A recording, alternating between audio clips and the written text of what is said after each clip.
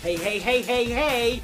Part 2. Good afternoon, good evening, good night, or good morning, or middle of the night, depending on where you are in the world. Welcome to part 2 of the Q Corner Convention 2021. Wowzers, we've made it this far. We have indeed, and if you look behind us for part 2, we've got an absolutely fantastic array of instructors. Look at all these guys. Look at that, we've got nine instructors during part 2. This is a section where we got got to be missed. We've got Stephanie Morace from the USA. We've got Mayra from Mexico. We've got Zoe from Australia. Jessenia from El Salvador. Dylan Rowe from the USA. Garlis Bolivar from Mexico.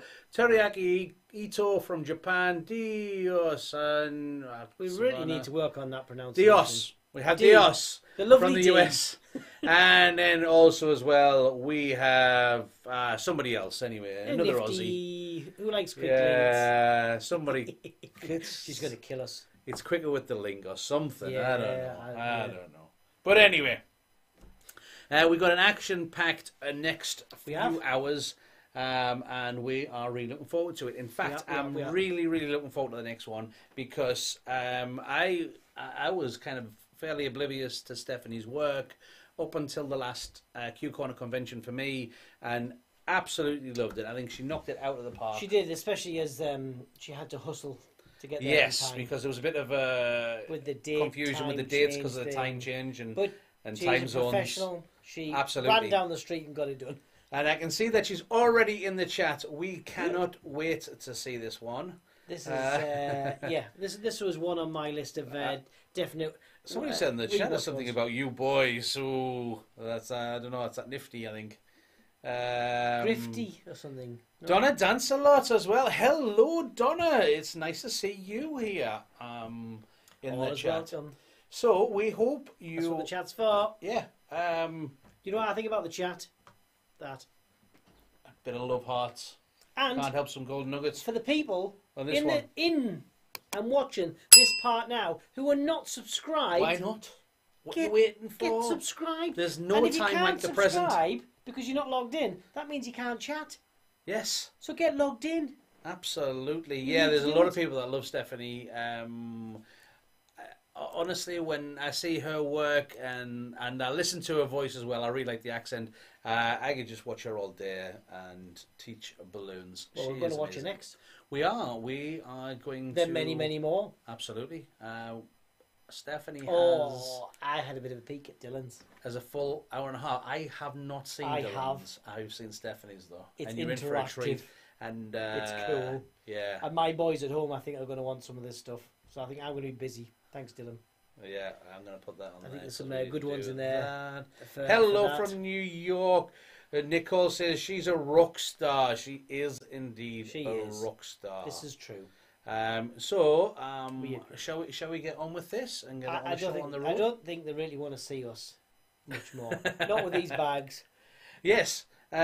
So just a guy on a bike riding around, keeping electricity going.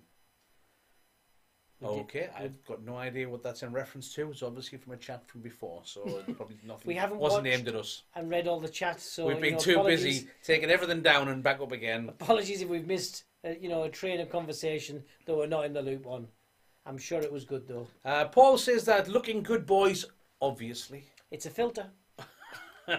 It's called the nighttime. We're going to throw some, we're going to throw some Photoshop at it. Donna Egan's on there. So excited! Hello, Donna. Pleased to see you on there. Cam's still in the chat as well. Some troopers in the chat. Iris is there for, she's translating. She's standing in for Marta. Thank you so much, Iris. We really appreciate it. Can't give you enough love. I can't even just write English in the chat that fast. No, mind you guys doing the translation. We've got Houston people. Evie saying Stephanie Morace is amazing. We agree. We've got an amazing lineup. You spoilt rotten. A good mix again. Some great twisty stuff going on in here. This session. This has got some good stuff for the twisters. Yes. Which you retailers and decorators. Teruaki Ito, if you don't know, from Japan. It's a short class from him, but it's a really nice design, not just for the twisters. I know. For the decorators. Definitely. I think this one's a very usable one. Very usable. Yeah, I'm going to do that on there. Good. I tell you what I'm going to do is, Iris, I'm going to have to make you a mod when everything stops, just so that it's catching them. That's the thing. Yeah, it's easy to see when we have the blue. Iris, can you do me a chat on there to make sure that you are indeed now moderating so that you... Say hi, Iris, in the chat, and you'll be blue. Yes, there we go. You got a promotion. You got a promotion, Iris. Oh, highly translating. Thank you. We appreciate it. We do. You deserve your promotion. But remember, absolute power corrupts absolutely. So, with great power comes great responsibility. Use it wisely. Yeah. Hashtag Q Corner. I think we should disappear and get out the way because we haven't got enough time to fit us in. This is true. I've lined everyone up. We're all ready to go. Stephanie, we're going to be watching this, and I think we might be doing a bit of twisting along as well. I think so. Not that there's space in the studio this time, but hey ho, hey ho. Right. Are we ready, guys? Are we ready? Is everybody ready? Most of you guys managed to find your way across onto here. In fact, you know what? We're not starting. We're not starting. We need at least 200 people watching, and we're just not starting. Say nothing. Yeah, absolutely. We're just going to sit here. Find your friends. You guys. Get them on Facebook. Find out why we're not having it. We're not starting it. Stephanie's worth more than that. Yeah. It's simple as that. Where did you go? We're just not doing it. Are they making cups of tea? I think Were we we did. too fast? Absolutely. A few of them might have fallen asleep in the toilet. Because we were toilet. faster than last year. That's what it is. Yes. So we're doing all right, but we're not starting until we get over 200. Because our changeovers last time. Simple as that. We're slow, and we practice. We're like a Formula One pit crew. Absolutely. I changed the tyres on that laptop so much faster this time. I know. He did. We're not joking. We've rehearsed these changes. There's a lot to do. Yes. And this was well rehearsed, and we beat our rehearsal time for you. And what have you done? You've let. Okay. Yeah, we've done it now. Okay, we can start. Thank you guys for joining in. The lecture can stop. Yes. Nobody leave. Oh, that's it. We stopped again. 199. That's not right. We're not doing it. Who was it? It's not Hands for Stephanie. up if you left. She's worth more than this. It's simple as this. We're not doing it. Better come back. Who's coming? Who was it? Cam? Was hands up if you're not here. Yeah, that's that. They didn't answer. They don't go. Ignore me. There's a few people that are saying that they're here. There we go. Kerry says that she's here, but I don't think she's all here. Are you, Kerry? Not always. She invited me out for a fight. No, we were going out for a meal in Hamilton, apparently, but apparently the message went to the wrong person. She was actually talking about the prizes that Click were sending for the competitors. Thank you, Click. And I was the last person she messaged, and then she was inviting somebody else. Listen, we've all done it. We've all invited him by mistake. Okay, there we go. We're well above 200 now. Right, we can start this show. We've regretted that decision. Stephanie, over to you. Guys, enjoy this. It's a real treat. It is. We're going with one of these. Q Corner Convention 2021.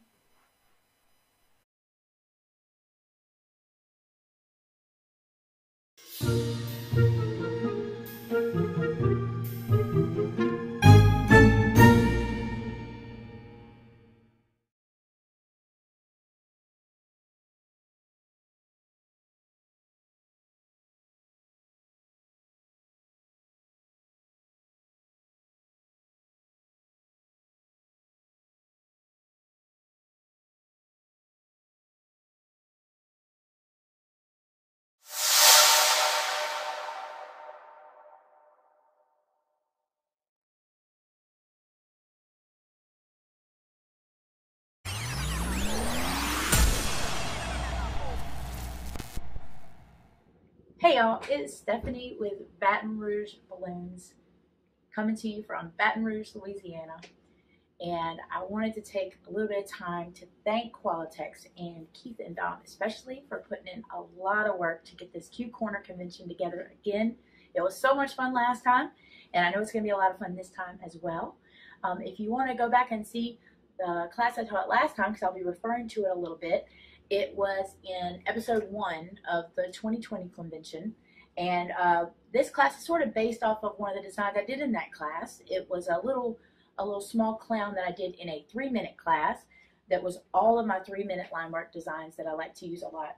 So I wanted to show you some different variations of that modular design that you can use for different characters. We'll do a couple humanistic characters, and then we'll do some animals as well, and these are some things that I'm going to show you how to make them in different sizes and even how to scale them up and use them in larger decor pieces. So again, thank y'all for having me back, and let's get started. The first design I want to go over is a chef. The first few designs in this, I really wanted to pay tribute to a lot of the people that kept us going during the pandemic. And one of them was the food service workers and the people that kept us fed and the restaurants that stayed open. So I wanted to pay tribute to that. So we're going to start with a cute little chef. And I'm going to start with a 350. Won't need much for these. This is going to be the smaller version. And then I'm going to show you a different modification where we can make him a little larger. But we're going to start with a 350. We're going to do 3 small pinch twists at the top of this 350.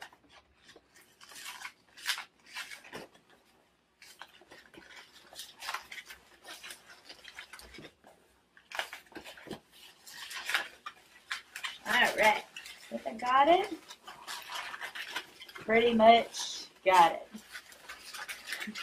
So you want the pinch twist to kind of lay flat. So this will be the top, the little poofy part of the chef's hat. I don't know what it's called or even if you have a name, but it'll all make sense in a second. You just want to get it to lay kind of flat. You could put another bubble on top if you want to make it lay flat, but usually I can get it to work just like that. So we have 3 pinch twists, and we're going to take and inflate the face of the chef. So I've got a Mocha 260. We don't need much of this at all. We're going to start with a pinch twist. That's going to be his ear.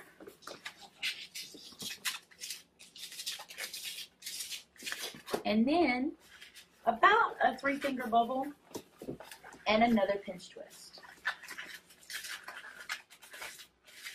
All right. Now I am going to go down. I want this to be probably about a 3-finger bubble. That's going to be that top of the chef's hat. Then I'm just going to take my 260, go in front and behind of that twist. And I'm going to twist it into the first pinch twist. So now, I should have them all wrapped up. All right, so I want to save just a little bit of this 260 because we're going to use that for his nose. Now, just like with the clown, if you remember, he won't have eyes. This is one of the things I do whenever I'm making really quick people characters is I try to minimize the amount of artwork or extra pieces that I need to add. So I've taken and I've just inflated a little bit at the end. That's going to be his nose. So you're going to put it between his face and his hat. Just wrap it in lightly. I usually go back around the nose and then just tuck it in. You're going to, all this is going to be covered up in a minute. We're going to use a 160 to cover all that up. But that's where I am right now. So I'm going to inflate a white 160. And we're going to probably, a little bit past halfway, we're going to tie this into one of his ears. Just wrap it in there. And then you're going to go across between the hat and the nose. That's going to push the nose forward. And you're going to go behind the hat and wrap back into that pinch twist. So now I've got the chef's hat and I've got his face. From here, I'm just going to do 2 quick arms. And again, one of the reasons why I like this design, now I'm trying to minimize the amount of times that I'm going to actually break the balloon so I can make this as quickly as possible. So I'm just going to make about a 4-finger bubble, another 4-finger bubble, twist it into his ear, and I'm done with that. I mean, if you want, you can give him white shoes as well and use the rest of this if you want to save that. But I'm going to use a black 260 to make his shoes. So I'm going to go down right below where his hands hit. I don't want him to be too tall. I like this to be really short and cute. So I'm going to twist off there and break off the rest of the balloon. I'm done with that. I can dispose of that. Save it for something else later. Now all we got to do is add a little bit of artwork. I'm going to add his shoes. So I'm going to use a black 260. Now, most of these designs are just going to scale up. I'm not going to go through each of them on how they scale up, but I do want to show you a different version of this chef, a little larger version. So I will show you that. But I just basically did 2 flower petals. It's hard to see because that is black on my black dress. 2 flower petals and a pinch twist. And that's pretty much how I'm going to do the feet for all of these designs. And then I'm just going to wrap that into the bottom.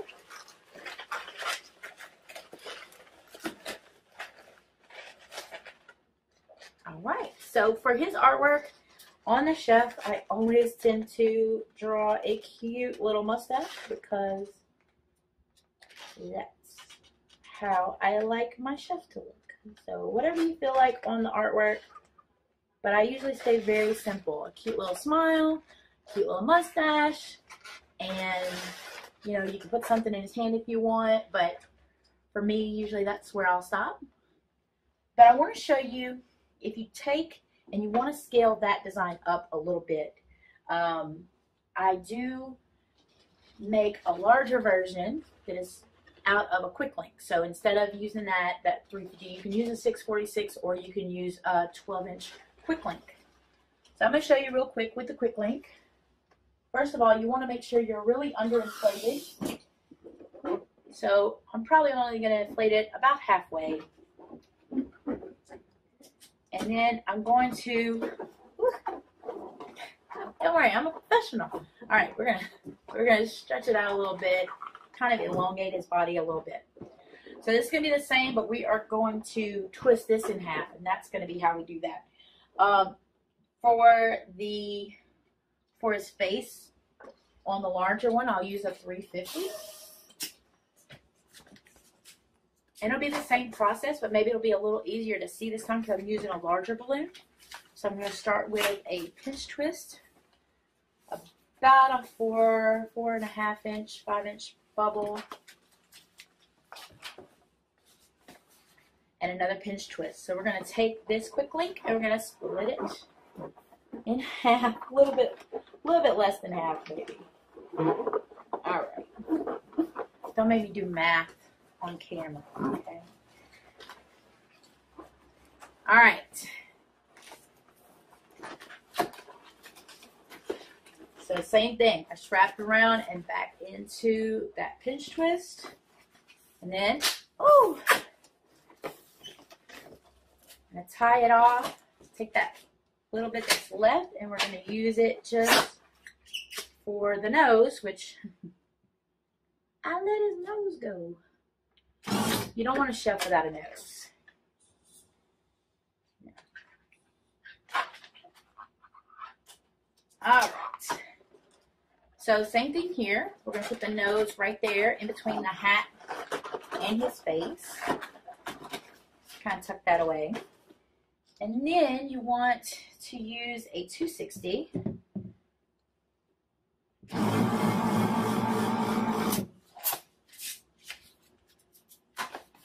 All right, so we're not going to use all this 260, so it really doesn't matter about how much you're going to use there. Main thing is you want to tie that into the ear, just like we did with the 160. Go across the front, wrap into that ear, across the back, wrap in, and then sometimes I want the hands to be a little offset. Instead of them being in front, I want them to kind of be to the side. Maybe I want them to hold something like a heart or some sort of balloon that says something. Those I want to make sure I'm offset. So the way I do the offset is instead of going from one ear down and then back to this ear, I'll actually kind of wrap it around the balloon. So I come over a little bit to the side of his body, and then around the back, and then back into the first ear. So depending on how I'm positioning his body, it'll be a little different on where I go. Okay, so I take, for the top of the chef's hat, you want to make, if you're doing with a 646, you can just do the pinch twist on top of that. But for the quick link, we want to use 2 5-inch rounds, and we're just going to split them, and we're going to pop them. So, look, I haven't gotten a manicure, okay? Haven't gotten a manicure. I need to. You guys didn't need to know that. I could have lied to you and told you I did get a manicure. And that I have been out of my house. All right. Same thing. We're going to go here. We're going to split that 5-inch round. And we're going to split the other 5-inch round. And that's going to give us 4 bubbles. We're going to tie right into the quick link. Go. So, same thing here. Go in, add some 260 feet. Add his little mustache, and you've got this cute little chef. And this is a great thing if you want to go bring it to a local restaurant and just say, hey guys, thank you so much for staying open. Thank you for keeping us fed. And by the way, my name's Stephanie. I'm the balloon lady, and I can come do kids' night whenever you're ready to start kids' night back. And it's just a great way to say thank you and also show them what you can do. I also did a similar design. I'll just show you. Won't go through it, but I did a similar design with a little nurse with, let's see if I can show you without that light being a little too bright. But it was a similar design. Added a little heart. You know, I'm doing a lot of work right now with nursing homes and different healthcare workers. So this would be a cute thing just to hand and make it a little bit larger and just give it to them and tell them thank you for all their hard work and everything that they've done. Let's see. The next one I want to go over is the fireman. Now, if you go back to episode 1, like I told you, the last class I taught a cute little fire truck. And this is the little fireman that I make that accompanies the fire truck. So I'm going to show them to you with a larger balloon. I'm going to show them to you with an 11-inch round, but also this one I often make with a 5-inch round. I just think it's going to be a little easier to see with that 11-inch round. So you're going to start with an 11-inch round, red 11-inch round, and you're going to make it probably, what, about 6 inches. You just want to be able to split it one time. All right? And then you want to grab a 350. Again, just like with the chef, we're not going to use much of this. So we want to make sure, you know, we don't want to overinflate it. Pinch twist. Bubble and another pinch twist. And now we are going to go in and split that 11-inch round. Not completely in half. Like I said, I want the hat to be a little bit smaller than the body. We'll go around the front, and we're going to wrap in. Now, even though this is made with a larger balloon, it's really a fast design. I mean, the small ones that I do, you know, you're going to be able to make on with a little practice, especially. Definitely a two-minute design for most of these characters. So a little bit of practice on any of these. And next I'm going to show some of these, some of the designs I use around the holidays. And we use those a lot in our line work events. So this design is definitely something we tried a lot, and you can really crank these out. So here I'm going to do the same thing. I'm going to put the nose in. And there we go. Now I'm going to take a red 260. Obviously, if I was doing the 5-inch, I'd be using 160s here. But for this larger one, I'm going to use a 350 for the face and 260s for the arms. So on this guy, you're going to wrap in, go over the face.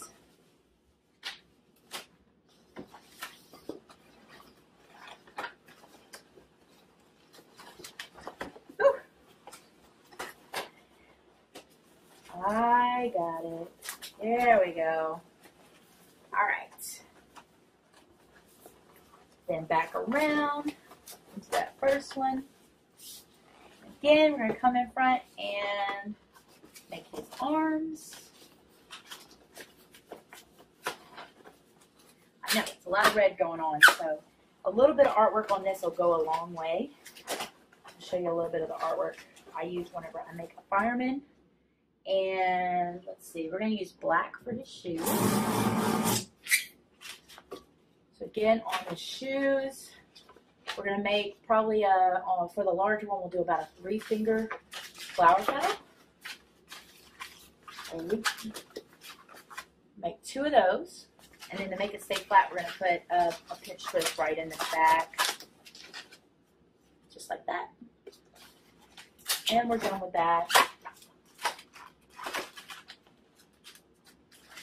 So it's the same basic body structure as the rest of them, but we're going to add some artwork to make him look more like a fireman.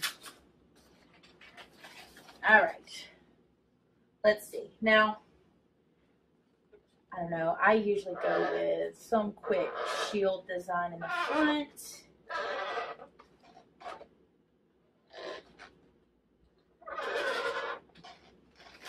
Is that visible? Oh, it's a lot of light. Let's see. Let's turn that light down a little bit and see if that's a little easier to see. There we go. So anyway, that's the shield. Give him a little quick half smile. And I also love drawing suspenders on my firemen. So I just do a line going down.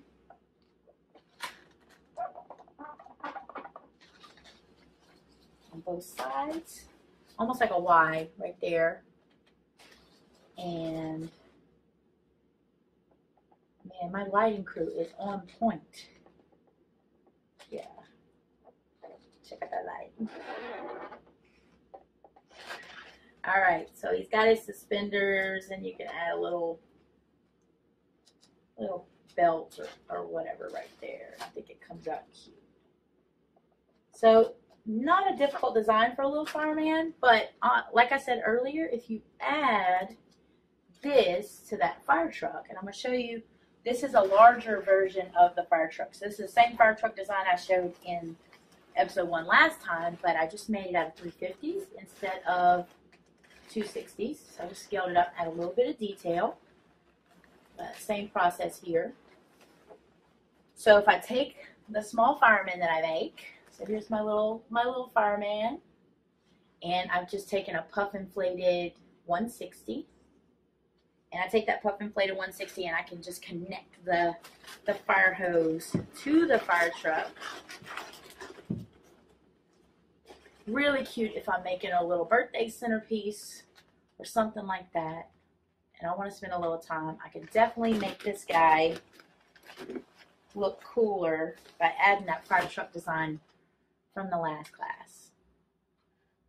See? All right.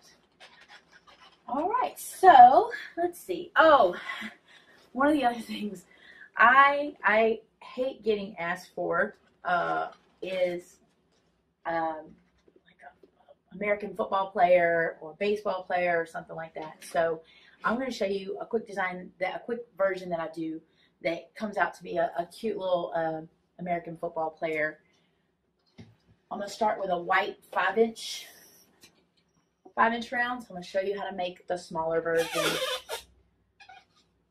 So 5-inch round, but you're going to make it about, what is that, about 4 inches, 3 inches, 3.5 inches, somewhere in there. All right, so that's it. Make sure on this to keep that nice round shape at the bottom. Don't tie it too close to the end of the nozzle. Really tie it and make this nice and round, because whenever you twist this, you want the bottom to be round to have that look that I'm going for here with the design is more like a short, kind of chubby character.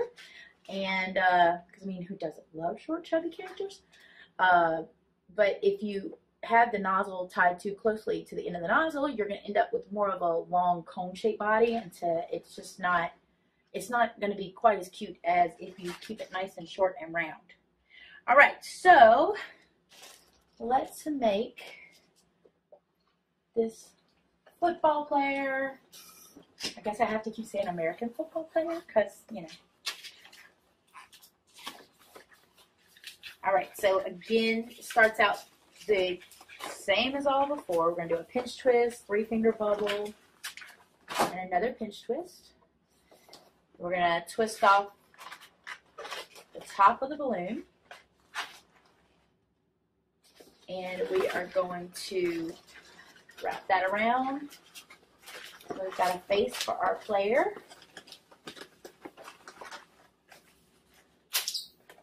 Now sometimes you'll see when I tie this off, I tie it off, but just for added security, I often go back through to the first pinch twist and wrap that in. And that just helps to kind of, first it helps to squeeze the face and make it a little more, you know, more almost like a pinch twist, pulls it in. But also it keeps it from coming undone when the kids are playing with the balloon. So now we're going to go and take what's left of that scrap and make a little nose for my guy. There we go. All right, I know it's broken record right here. Same thing, right? But I'm going to show you, get a totally different look with just a few different steps. So I put my nose where my nose goes.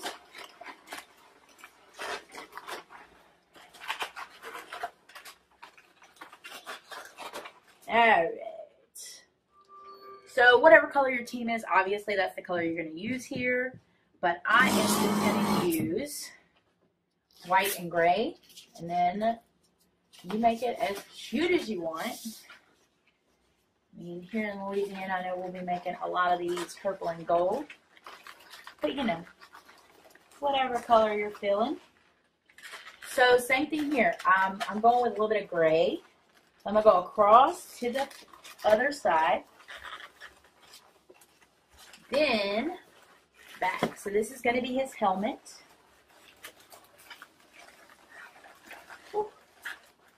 Now, let's see if I can get it all out of one. I usually can.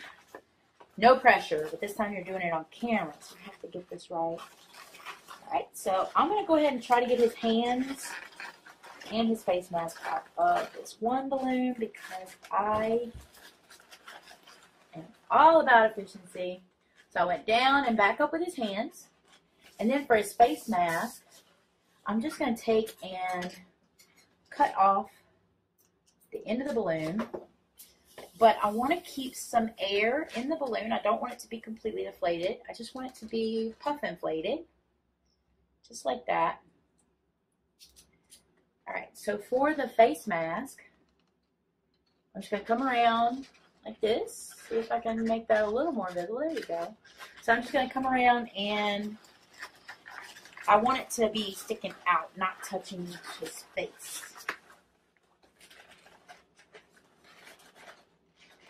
Just like that. And then let's add some shoes, or some cleats in this case. Again, I guess one time I can make your shoes not black so you can see a little better, but if it ain't broke, right? There we go. So his shoes one more time.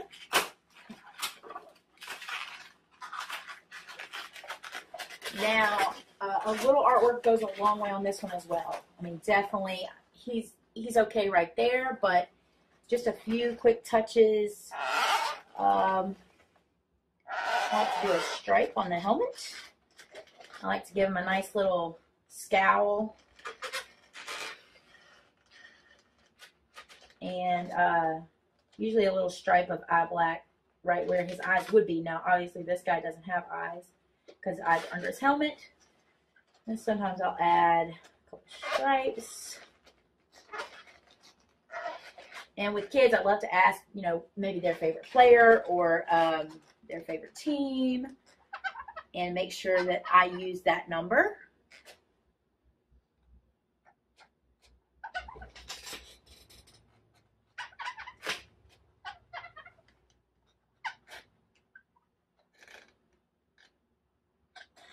And he plays for the Balloon Dogs, and we'll give him number 1 because Balloon Dogs are the best.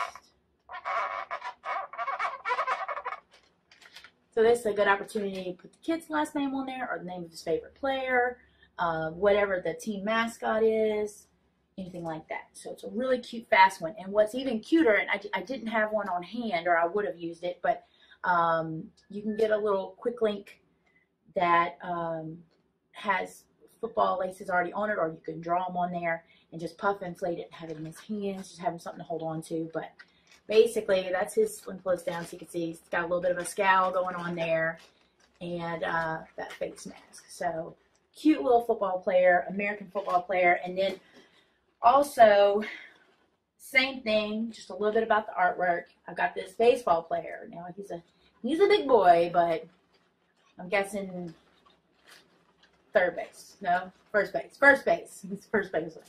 But anyway, so a little bit of, gave him some pinstripes. Again, come in, put the child's number on there. Make sure you put the logo for the hat. And this is just a 160 that I used for a baseball bat. So another cute version of the same design. Okay, so in this section, I'm going to go over some of our line work that we do, especially around the holidays. The last class I taught, I showed you a Santa Claus that I use a lot around Christmas. So if you want to go back and check that one out, that's good. But for now, I'm going to show you another popular design that we use, which is our small elf. The elf is going to use a 321 and a 260 and a 160. So we're going to start with a green 321. I often use yellow for this as well. And I'm going to inflate the tip of the 321. And then I don't want to do much past where it kind of gets round. I only want it to be a little bit there. And then I'm going to tie it off. We're just going to need to be able to twist this one time. So I shouldn't need much room. We want to keep the end of the 321 inflated. So that's going to be the tip of the elf's hat. Now, we're going to take a 260 and we're going to make the ears and the face. Now, for the elf, I do the ears a little bit differently. I started the same. So there's a pinch twist. But then I do a really small loop so that it kind of has more of a, this is like a hand here, but it'll make sense once we put it on there. But it's definitely going to be more of like a pointed ear. And then a 3-finger bubble. And then we're going to do the same thing. Small pitch twist. And a loop. Elf was trying to jump out of my hand. Alright. Here we go. So we're going to take our 321, which has a little bit of red hair on it. And we're going to twist it right past where it starts to get wide here. We're going to twist that off. Wrap the face around. Also, if you want to make it a little bigger, it really does well with a quick link, a 12-inch quick link. Tie it off.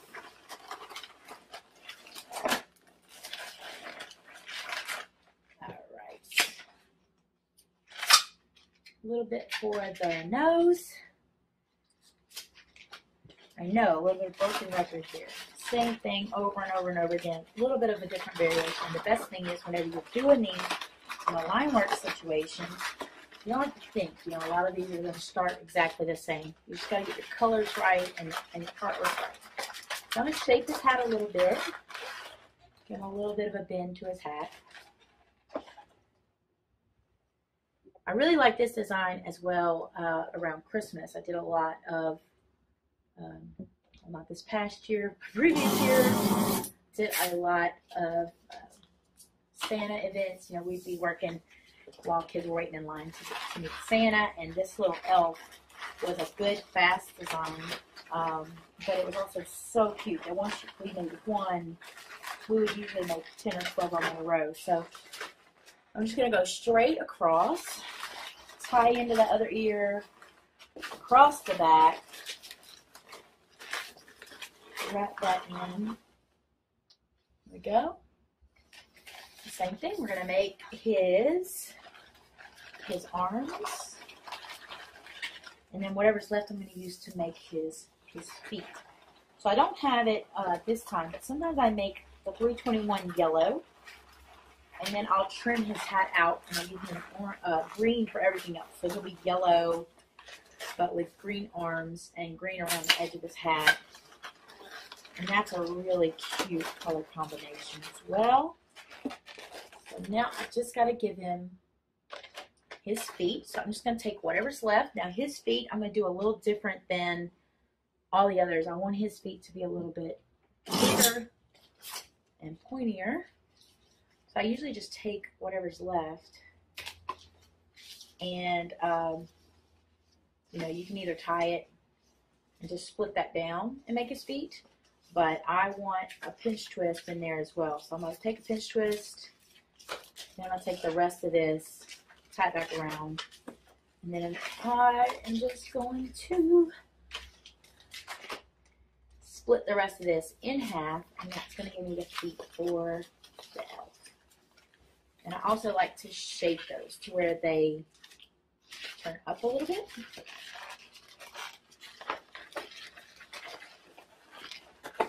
Now, a little bit of a modification, you can add a beard instead of the arms and make a really cute gnome. There we go. And again, some simple artwork, really, really fast artwork on these. So on these often, I'm just going to put a little smile. You can add buttons or anything like that. So this one's really cute with the 321. The next one I want to show you with the 321 is a really cute design around Halloween. And it's a small witch. So same thing, I'm going to start with 321, but this time I'm going to use black, or you can use purple, or you know, depending on the color palette you want to use for your witch. And I'm going to make her face green. So a pinch twist.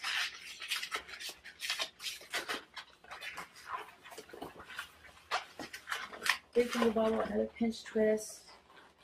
Push that into the end a little bit. Let's see, let's try this one.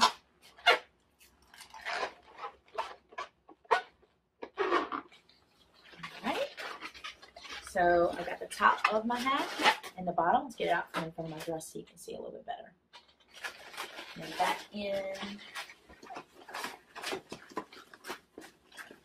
Now, one thing I also do different on the witch is instead of giving her the little round nose that I give the rest of them, I'm going to show you how to give it a nice little pointy nose once I wrap this together. Whew, there she is. All right. So at the end, we actually don't need any air, just a little puff of air in the end. And then I'm going to run my fingers up, and it's going to kind of form a little point, but with a little bubble behind it. And that's what we're going to use for her nose. So just like that.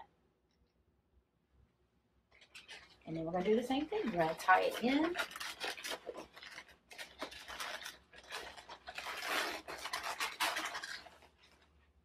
That. And for her, I like to give her orange hair. So I'm going to give her either orange 160 or orange 260, whichever way you want to do that. But I give her orange hair. So for the front of her hair, I do a small bubble. Not in the center, but a little bit to the side. Let's see. Small bubble, and then a larger bubble. Tie that into that ear. So she should have, let's see, something like that for the beginning of her hair. And then around the back, I just go back and forth a few times. So,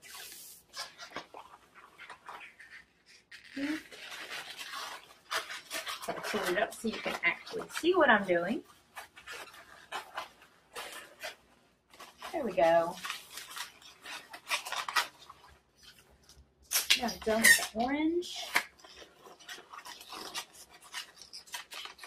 I usually grab a black 160, and I'm going to finish up with the black 160. So there we go.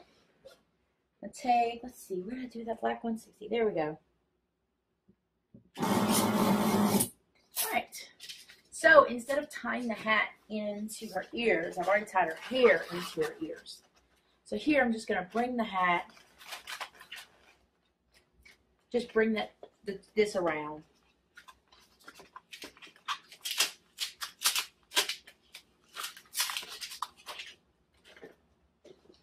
All right. So you just take 260 and you're going to do 2 pinch twists here. And wrap it around, back into it. So the hat, it's not actually separate. I mean, it's not actually tied into the ears. It's just kind of sitting on top. Then the same thing. Go back and forth for her hands, the petals for her feet, and a pinch twist. And that is your cute little, see if I can get her good in there, your cute little Halloween witch. I think she's adorable. Oh, and just, you know, I put a little black dot so she has a little wart on her nose. There you go. And let's see. Next, I'll show you the one we do around St. Patty's Day, which by the time this airs, I know St. Patty's Day will be over and done, but still a cute one to keep in your hip pocket. So we're going to start with a green 5-inch round. And we have a blush 260. And it's going to be the same. So, you know, most of these have not had eyes, but, you know, if you go back and look at the Santa Claus I did last year and this one, anytime the character has a beard, the nose is a little different and the eyes are drawn on. So far it's the same. Face, got the hat and the body, wrap it around.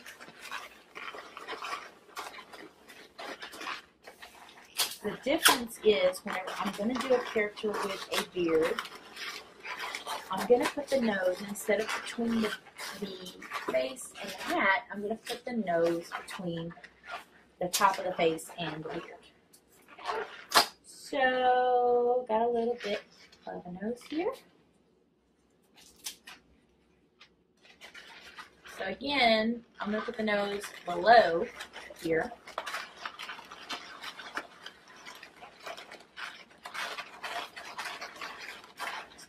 That out of the way for now. And we're going to need a green 260 and an orange 260 to finish this design.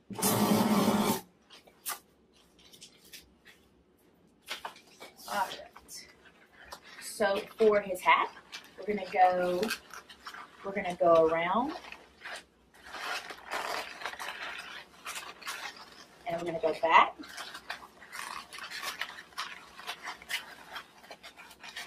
And then if you want, like again, if you're at a line work event, you want to save time, you can give him green shoes as well. Or you can go straight into his arms, which I just tore off enough to where I can still tie off his arms, because I didn't do his arms before I broke the balloon. But anyway, so we'll leave that on there for his arms later. All right.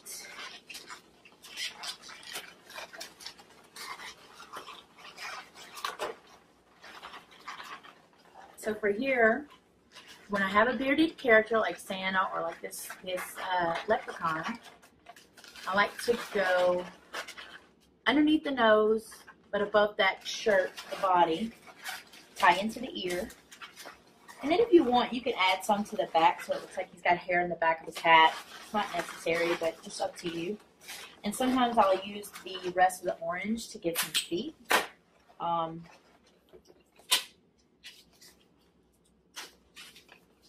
just do a flower petal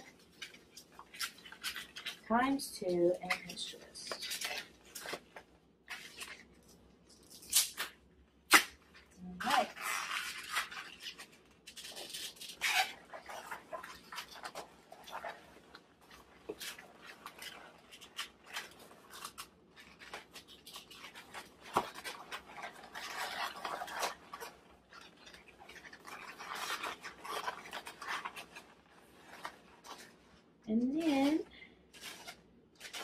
all you need is some quick eyes and a smile, and he is ready to go. You can add a little shamrock in his hand, but it's also good just like that.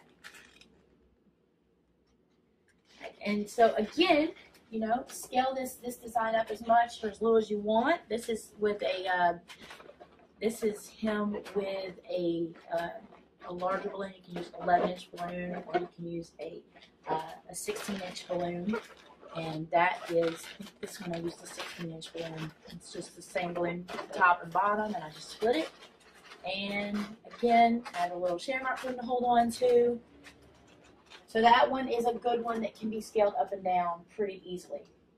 All right, so another one, and I guess this one's not really holiday related, but he is a fun version. So I'm going to show you a little bit of how to make an adorable little pirate. I think there is actually a day, I don't know if you'd call it a holiday, but Talk Like a Pirate Day or something. I don't know. I know one time I was at a restaurant and it was Talk Like a Pirate Day, and the kids all wanted a pirate, and I made a pirate, but it had so many pieces and took so long, and that's why I love this one so much. Especially if you make a cute little pirate ship to go with them. That would be adorable. Alright, so for this one, we're going to start this same thing over and over and over again. And one thing, you know, you can have multiple designs in the same. Something Anne was all about to show.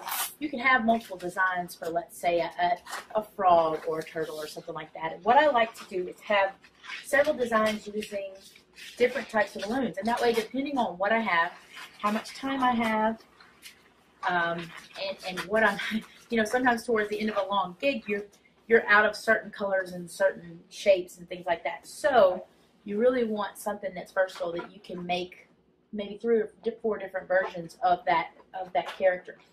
So again, here I'm going to take that black round, small, still really squishy, split it.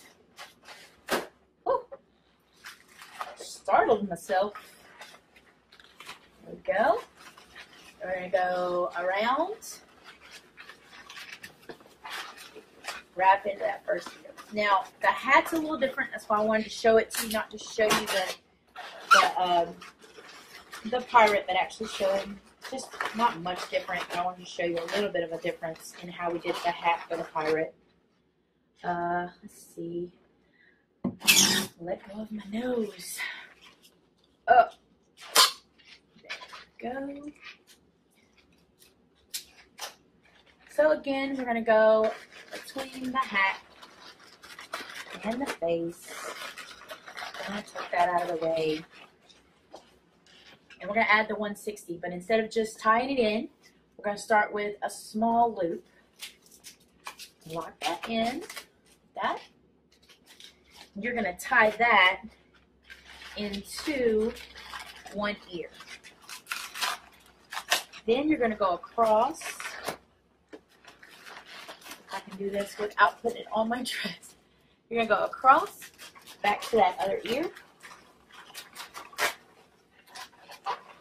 Make another loop and twist it into that pinch twist. That's starting to make sense. There we go.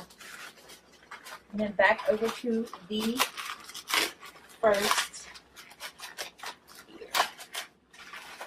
Again, go straight down into his hands. There we go, just like that. Bring him across his body. And then whatever's left, I will use that to make his shoes.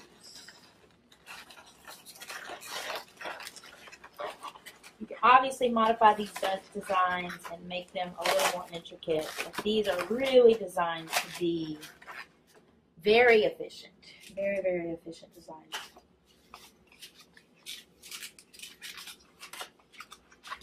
So 2 loops again and a pinch twist.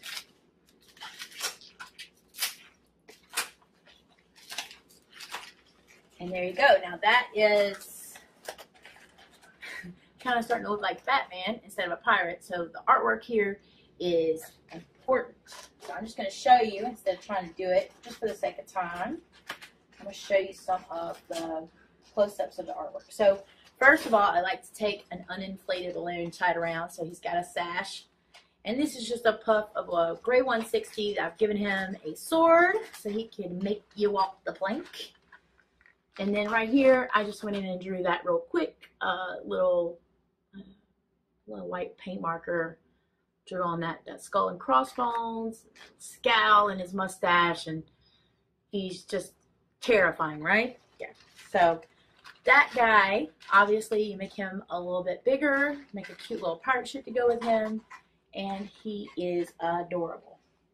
All right, so that is pretty much all of the characters. Now I want to move into some of the animals, the animal designs that we use with a little bit of a modification of this design. And the first one I'm going to start with is a frog. And like I said earlier, you can make this frog with a 5-inch round, but for sake of visibility, I'm going to go ahead and make it with the 11-inch because I think it'll be a little bit easier for you guys to follow along with the 11-inch balloon. But definitely, making this out of the 5-inch, it still has a really, really nice impact. So I'm going to start with a lime green 11-inch, which I'm going to blow up about halfway. This frog is super fast. I think this is one of those designs where I have several frog designs. So, sometimes I'll want to make one that just takes 260s or that uses a round or a quick link or something like that. So depending on the situation, how much time I have, I'm always going to do things a little differently. All right, so this one's going to be a little different. We're going to split it just like we did with the other characters. But I did make it a little bit squishier because we're going to split the top again. And I started doing this, I call it a mouse head. I guess it'll be kind of obvious why I call it a mouse head, but not a mouse head. But basically, you split the top of the balloon. So this top bubble, what previously we were making into a hat, now we're going to twist that in half. So once you get used to doing this, it'll be a lot easier. Especially with the 5-inch balloons. It's just about remembering what size you need to inflate it to, okay? So you want to make sure you're leaving the balloon nice and squishy. And so now we have this shape. All right, so now I'm going to take a lime green 260, and we're going to go across the front and around the back, kind of like we did with those other characters we just made. So again, we'll start with a pinch twist. Do about, I don't know, about that big 6-finger bubble, and another pinch twist. All right, so we're going to go around this part. These two bubbles on top are going to be the eyes. We're going to go around the back, twist it into that first pinch twist. So we have something like this. And then I like to come back and give him a bottom lip. Like that. And then I'm going to take the rest of this, kind of stretch it a little bit. And I'm going to twist his front legs. I want to make them kind of even.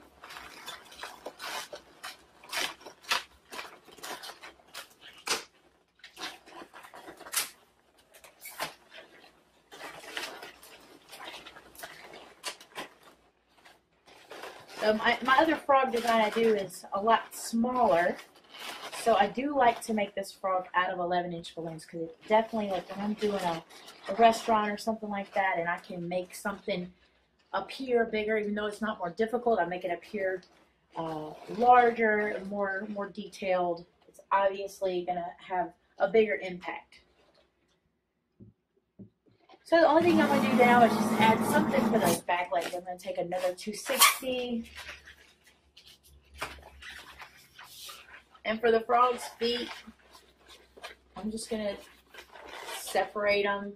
So 2 bubbles instead of just doing the flower petals. There we go. Just like that. And a pinch twist to help me keep the feet nice and flat.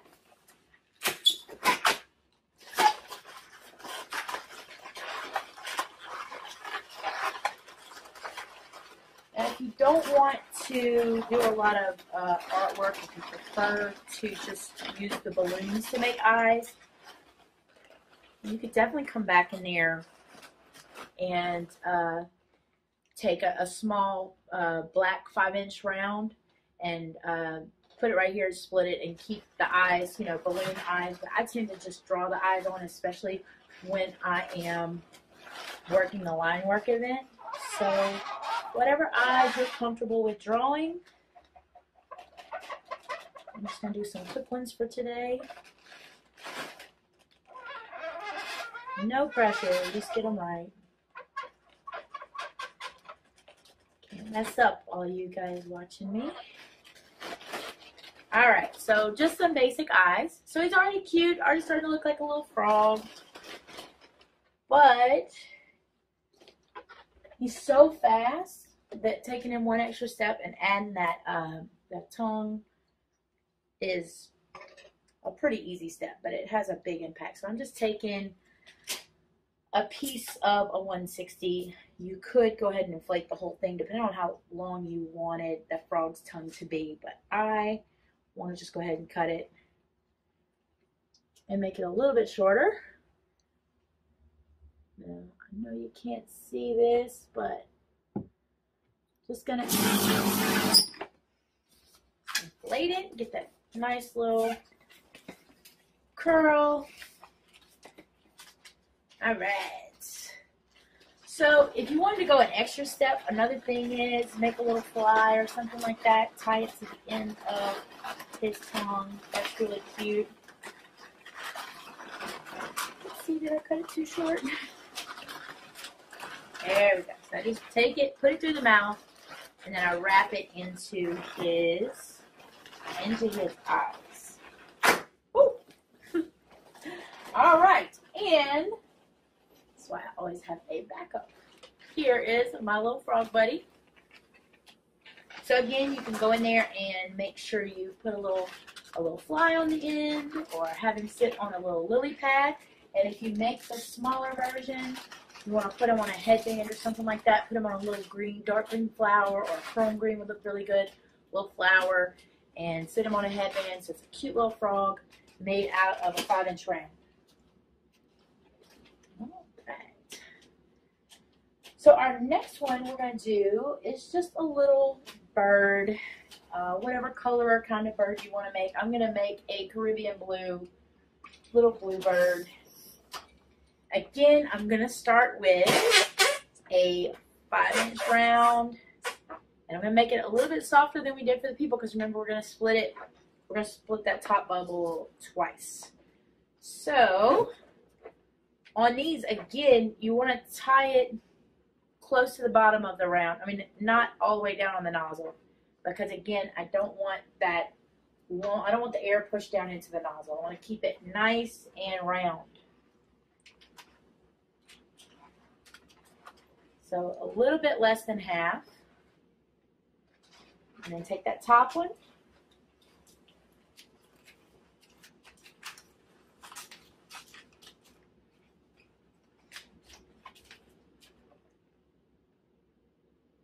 That's where I'm at right now. All right, so I'm going to inflate a Caribbean blue 160. Love this color. Plus, ooh, it shows up really well on this screen, so I'm hoping you guys will be able to see that really well. So I'm going to start with 2 small loops. It's going to be kind of like the bird's cheeks. So 2 small loops. And you're just going to position those underneath that split bubble on top where the eyes are going to be. All right. Should have something like that. All right. And go over top and twist that in.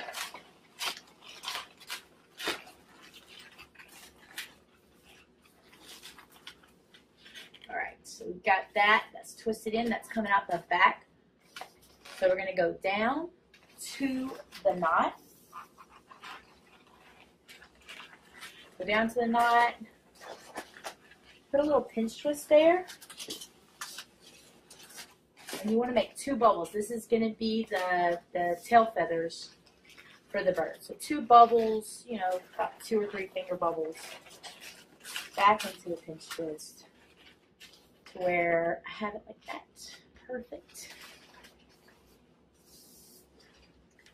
All right, now all we're going to do is we're going to go up and down and just kind of fill in the back of the bird a little bit.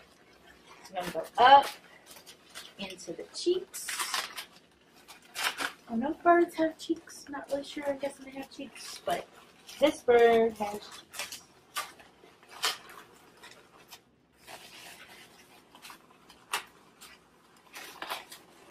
All right, so back down, back up. I think that's a good amount. What do you think? That's about a good amount for the back of a bird. I'll just get rid of the rest of that for now. All right, so kind of see how that's coming together.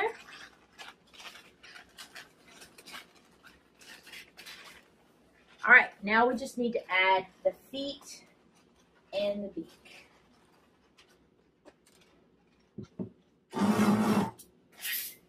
And for the feet, depending on how I'm going to attach it, if I want this to sit on a headband, I would do, you know, obviously I would do larger feet, but if I just want it to stand alone, I just do some really small pinch twists. There we go, just like that. So I'm going to tie that on to the pinch twist at the bottom. Well, I can use the nozzle, honestly. I'll probably just use the nozzle here. Tie that on.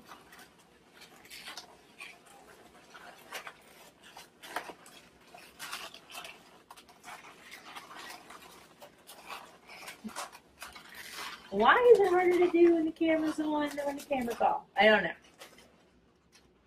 There we go. It's got some little feet, and we just want to use a little bit of the rest of this to make the beak. Woo. So I leave a little bit of a tip on the end of the balloon. So my beak has a little bit of a point to it. That is a lot of extra, so I'm just going to cut that. All right. Place it right there in the front between the 2 cheeks.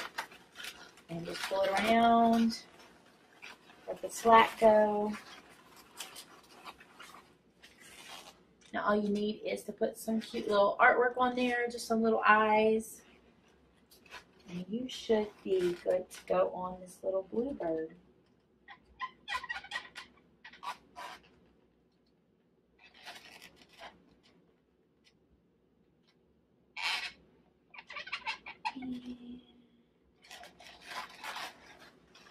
There we go. All right, so another bird that I get asked for often is an owl. So that's another one that I have a few designs that I use. So this is just another design to add to the designs you already have, or if you don't have one, this is a good one to use. I'm going to show you this one using an 11-inch round.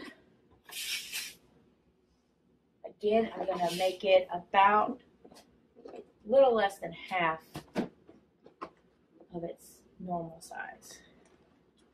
There we go. So it's still nice and squishy.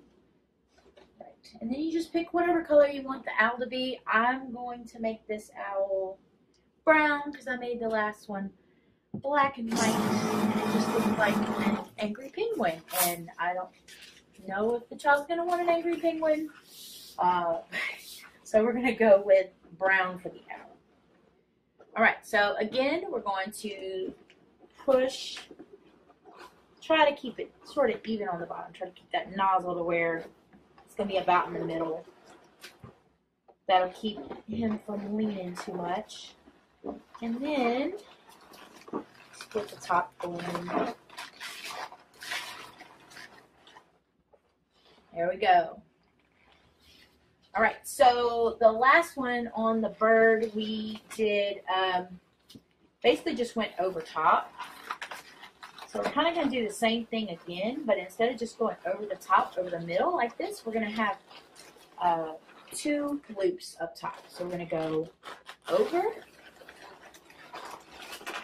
and down, and it's going to be a little bit big because we want them to stick out to the side. So we're going here, and then we're going to come back to this side,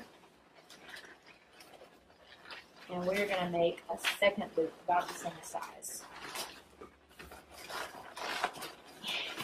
And I'm not going to lie, this guy comes out looking a little grumpy, but I don't know. I don't know. It just looks very owl-like to me, so that's what I'm going to go with.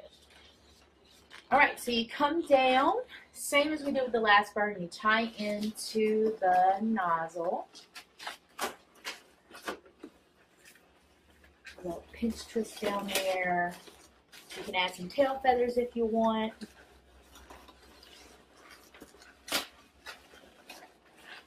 I might have enough to go back up to the top one time. Goody goody. All right. So you kind of see what we're doing.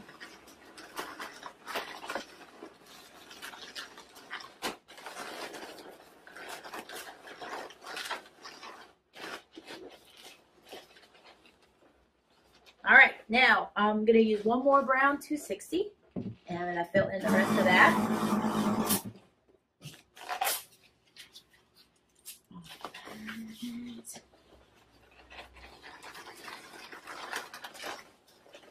Go down to the bottom, back up to the top. Probably one more pass was about all I needed, but I'm going to do 2. Tie that off, and then all we got to do really is add the feet and the beak. So I'm going to use an orange 260. Make the feet a little bit bigger than I did with the bird. Probably more like I did with the frog. A little bit bigger. And then I don't need to make a pinch twist in the back. I already have a pinch twist on the bottom right here. And these are just going to tie in.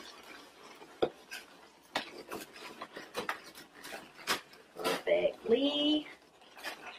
Should allow him to sit really, really flat. There we go. And last but not least, we're going to take the beak and put it right in the front, just like we did with the last bird. So just a simple owl, you know. Nothing too fancy, but I think he gets the point across. There. And you can add some artwork.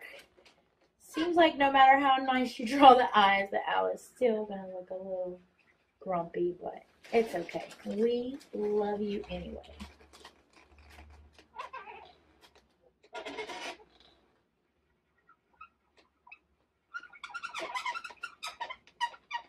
Okay. Da-da-da. Don't worry, I will not sing. I promise I'll not sing. Mr. E is here just to make sure I do not sing at all. All right. Look at that cute guy. Okay. All right.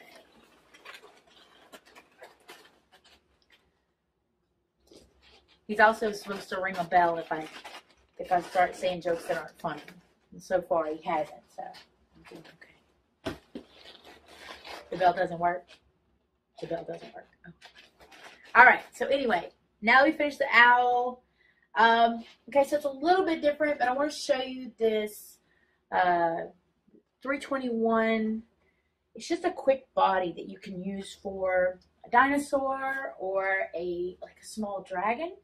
So I'll show you guys what he looks like first, and then I'll kind of walk you through how to make the body. But this is, I haven't done the artwork on these yet, but just a little 321 dinosaur, or you can turn him into this little dragon creature. But I just wanted to walk you through how to make that body. Start by, you're really going to want to inflate the tip of the 321, and then not all the way up, because you're going to basically start from the back and work your way back to the nozzle. So you want the nozzle, tied as close to the end of the nozzle as you can. That gives us some room to make some pinch twists in there. Whoop. All right. So you start by at his tail. You just want to make 2 small pinch twists.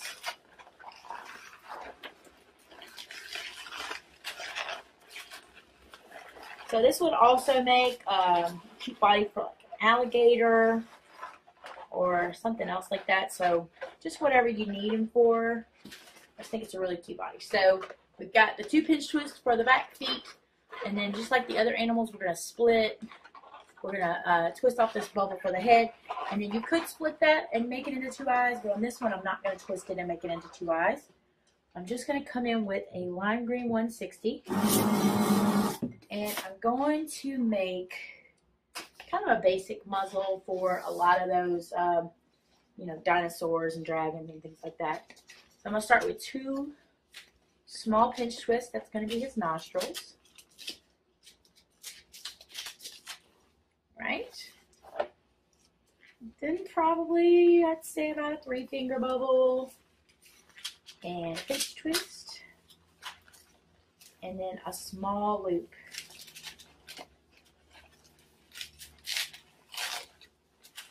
Now for that loop, we're going to take the 2 pinch twists, and you're actually going to tuck that into the loop. And that's going to make a little mouth for the dinosaur. Just like that. Right? And then we're going to make 2 small cheeks.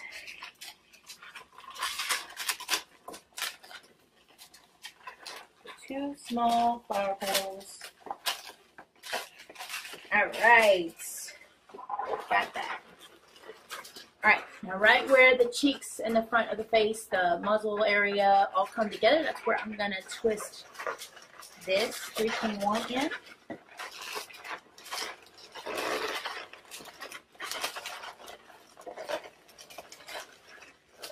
Now if I want to keep it really simple, I can just go straight into the arms here, just like the other animals that we created, and the other creatures, and the people that we created. Just go down, twist an arm, go back into the neck, and twist that off. And then if you don't like that nozzle on top just being open like that, you can come back up, especially if you're going to do the dragon. You can come back up and twist into that. And make a pinch twist on top of there.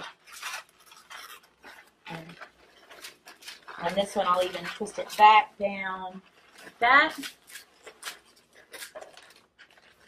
And make some bubbles going down his back. So again, it's kind of like a quick little T-Rex, or depending on how you position him, you can probably turn this into an alligator. We're going to add a little bit of fire to him and turn him into a little, kind of a cute dragon.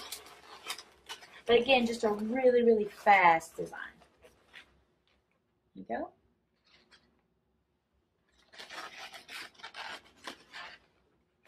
And for the dragon, basically, we did the same thing. I just added some wings on there, a little bit of fire coming out the front, and some eyes. Get it? All right. So there is that. let's see. I think that is all we have right now for the animals. So I'm going to go get everything ready for the last piece we're going to do, which we're going to really show you how to take this and make it a little bit bigger, go on a larger scale. Okay, so for the last and final, it's last and it's final section of this video, I'm gonna go over making these supersized. Some of these characters that we have. I just want to show you an actual application of how you can take this and make it into a large scale decor piece. So I'm gonna go back to the clown that we talked about a few times, and if you haven't seen the first episode, you haven't had a chance to go back and watch the first episode from the 2020 season, this is the clown I was talking about. So just a little tiny clown, the same little design that we have been doing for all the other characters, but it was a little clown, and I showed him in a 5-inch round, and I showed him with an 11-inch round, and now I want to show you how we can really make a big impact piece with a very similar design. So since it is such a big balloon, I'm going to need a little more muscle for this one, so I'd like to introduce you guys to Mr. Ernest McGee. Ernest is the other half of Baton Rouge Balloons. He is the half that does all the work. I'm the half that does all the talking. So Ernest, as you can tell, can't speak. He just waves. So hi guys. Hi guys. So Ernest has already gone on ahead and blown up a couple of the round balloons that we're going to use to start with. So we're going to use a 3-foot lime green balloon. Ernest has blown this up to, I think on our pump it was set at about 9. It comes out to, I'd say about 22 inches, somewhere in there. And for time purposes, we've gone ahead and had put a large raisin in the bottom of this one. So I've already grabbed that raisin, tied it off. So I already have this tie point. If you don't like doing that, if you don't feel like doing a raisin, or if you're not comfortable with it, maybe you're just not at that point that you feel comfortable doing a raisin in a 3-footer, just you're probably going to be able to just take and glue this on, depending on what you're going to be doing with it. You'll probably be able to glue this on at the bottom as well. So what we're going to do is, and then for the hat, instead of doing a 3-footer, we just did a 16-inch round. Numbers, 16-inch round, but it's inflated pretty much all the way. I mean, it's still got a little bit of give to it. So we're going to go ahead and take these two. We're going to tie them together. Seeing that I can tie these two together, I think I can. All right, so we're going to start here. Now, from here, we're just going to do the same thing with the face, but we're going to do it with, instead of a 350, this time we're going to use a 646, or in this case, we're actually going to do 2 646s. So we're going to start with 2 646s. We're going to break off some of this. You can try to get this out of 1 646, but I don't know. I just feel like you really got to push it to get, to get it out of 1 646, and I think that it's just going to make it a little bit. This way you can make it a little longer if you want. I mean, if you want to try to get out of 1, go ahead. I just don't mind using 1 extra balloon for this. So we've got 2 of these, and what we're going to do is we're going to take and make one of these about a 12-inch bubble, I would say. Maybe a little bit longer. We're going to wrap it into the other one. There we go. And we're going to take that and we're going to wrap it right around the front of our clown. And we're going to twist that off. Luckily, Mr. E's not the only one with muscle. All right. Go ahead and tie this off.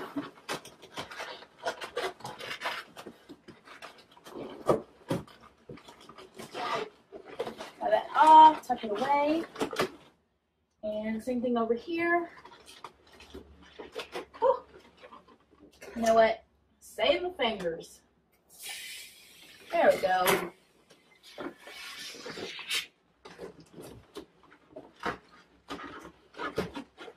Where did I wrap this in? Alright. Now, just like the other one, we're going to go ahead and make some hair. We're going to make some hair using 350, whichever color you're wanting to use. So we're just going to add some hair on there. I'm going to use yellow 350. I'm going to make 7 bubbles. Just round bubbles. What is that? I didn't count. That was 7. I got it right first time. Mr. E says I can't count. Proof that I can count. Right there. So I'm going to grab the first 4 bubbles. And I'm going to twist. And then I'll have 3 bubbles at the top. So that just gives me a little tuft of hair that's going to go on each side. Here.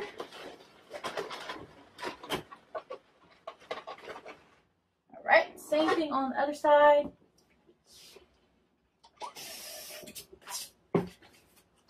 Now I bragged about being able to count, so I can't get this one wrong. 2, 3, 4, 5,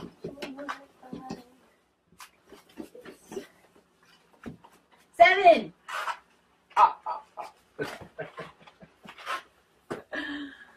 All right. Did I get it right? I did get it right. Double checking. Double checking. Oh, I got it this time. You want to put that on there? Okay. Now for the nose, just a 5-inch round, and I went ahead and tied a little bit of a 260 on there so we can tie that on. So, let's put those right here. How did I do it there? Boom. Alright, got a little clown thing going on here with that red nose. Starting to come together. What do you guys think? Now, across the top, we've got a 350. So we're going to go across the top of the 350. You can do a corresponding color, contrasting color. I'm going to add in a little bit of blue. I'm going to twist that in on that side. May I hold it? Sure. I get to be the attention now.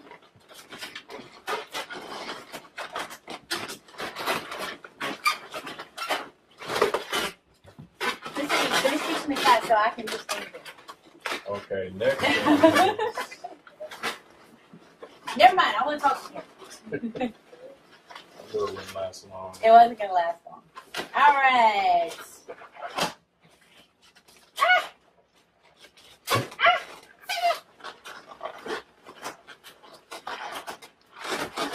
All right, starting to come together.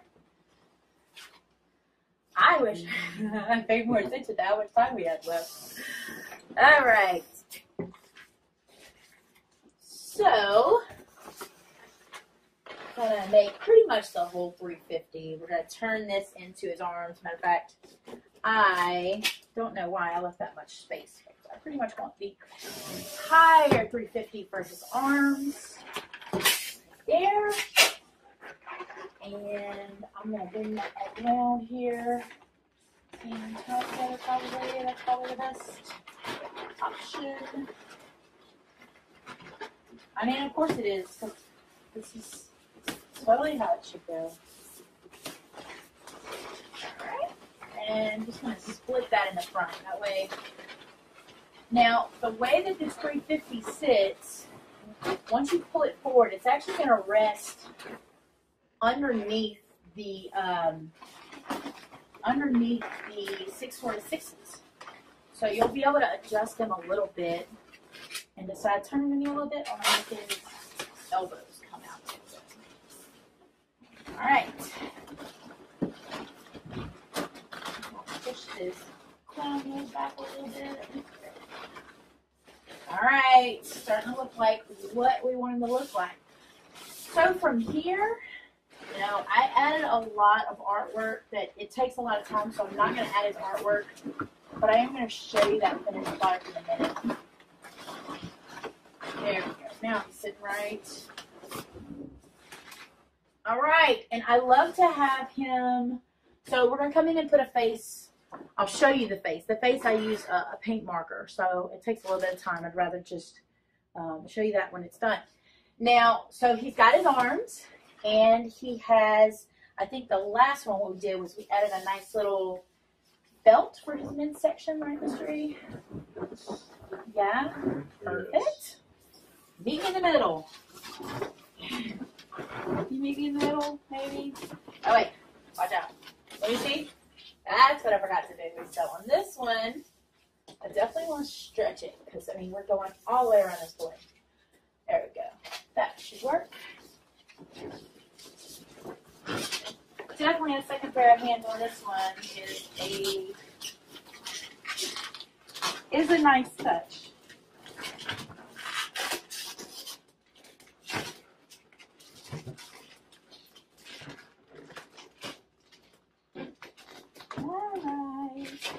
Alright, so he has his arms, he has his waist, and let's see, let's put that on right. Why? I made his arms too short. I think it's gonna work there. Perfect. Alright, so usually I'll have him holding something, so usually we'll do a balloon dog or a flower or something like that.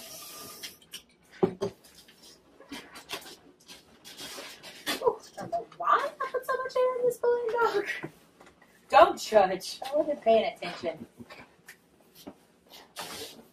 Mr. E, can you teach me how to make a balloon dog?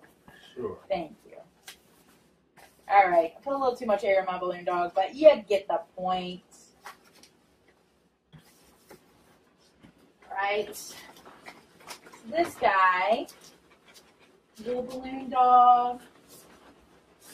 I made his arms a little bit too short this time, I think, but I think you'll get the point, especially when I show you the finished product. I guess it's a little harder doing this when he's facing the camera, not me.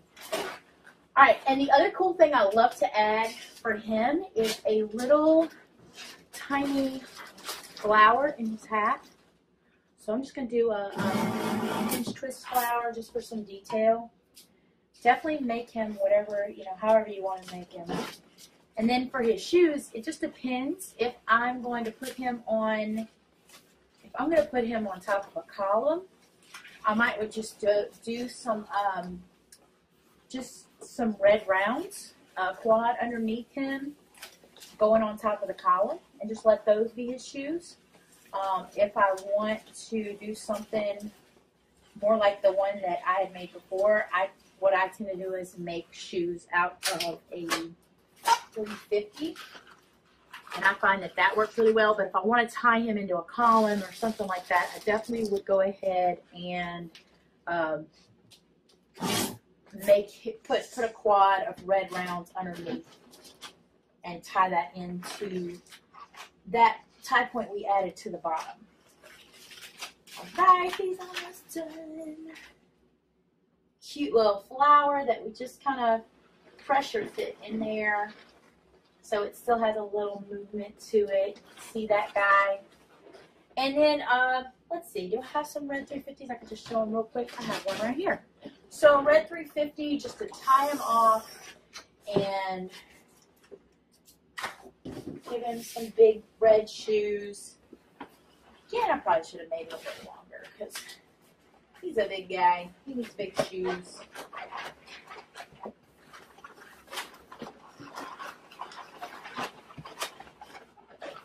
So again, all the designs we showed you, most of those designs I would say could be scaled up to some extent, but I really feel like,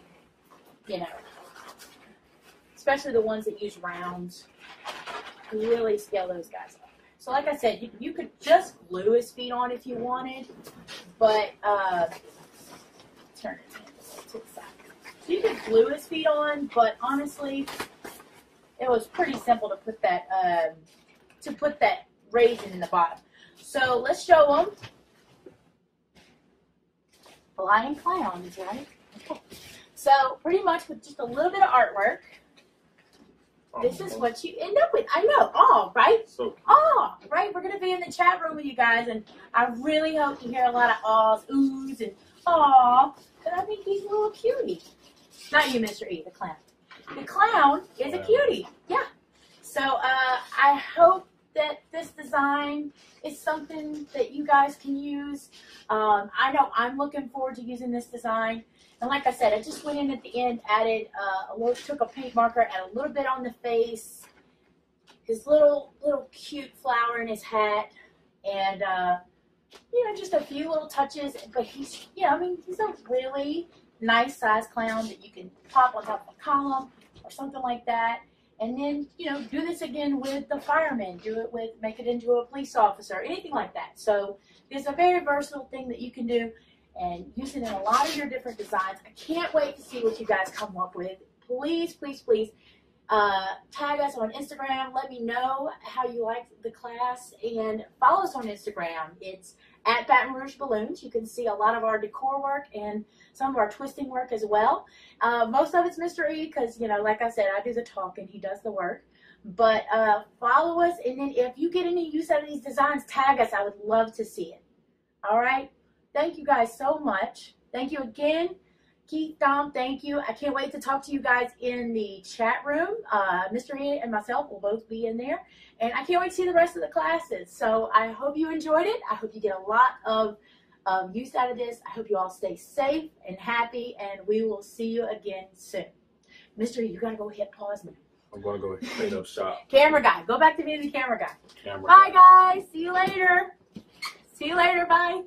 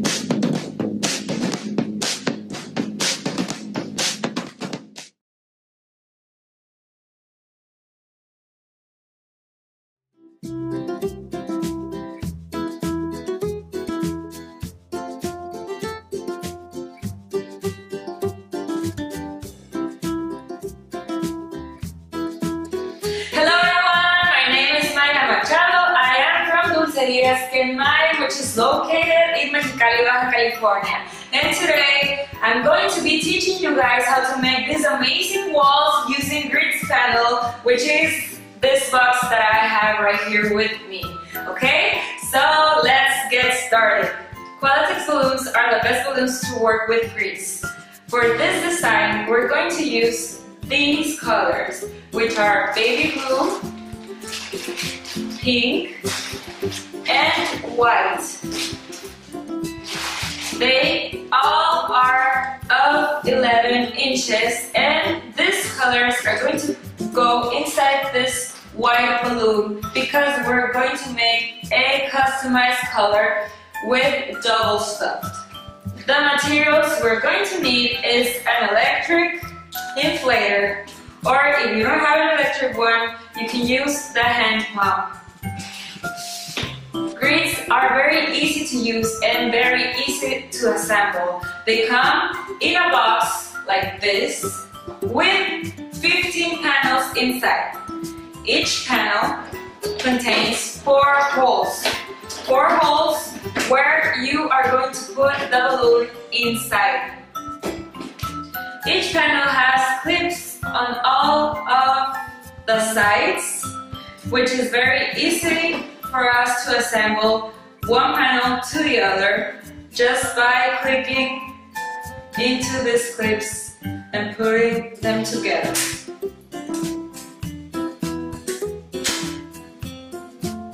Like this. We are going to use a heavy base with a PVC tube to attach our grid wall and just be very steady wall. Our grid boxes come with these ones that are easily inserted into our PVC tube and then into our grid wall. Okay, this is one way we can easily attach our grid wall to the PVC tube, and the other one is by simply attaching it with a 2/6. Now I'm gonna show you guys how to insert our balloon inside our grid panel. We're going to use the neck of the balloon as our guide. We're going to put it against the plastic line that goes under or above, it doesn't matter. Just put the neck in one of the corners and just simply insert the balloon just like this.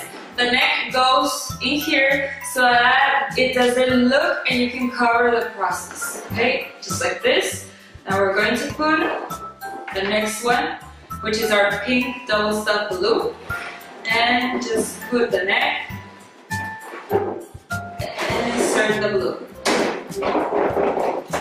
Okay, just like this. Now that I showed you guys how to insert your balloons into the Gridz wall, we're going to do it but in a large scale. This means that we're going to use 8 panels from up to down and 8 panels from left to right, which is like this wall that I have right here behind me. 8 panels long and 8 panels wide and long. Okay? This picture shows how we make our templates before an event. We like to do this previously to show our client how it's going to be done and the colors we're going to choose.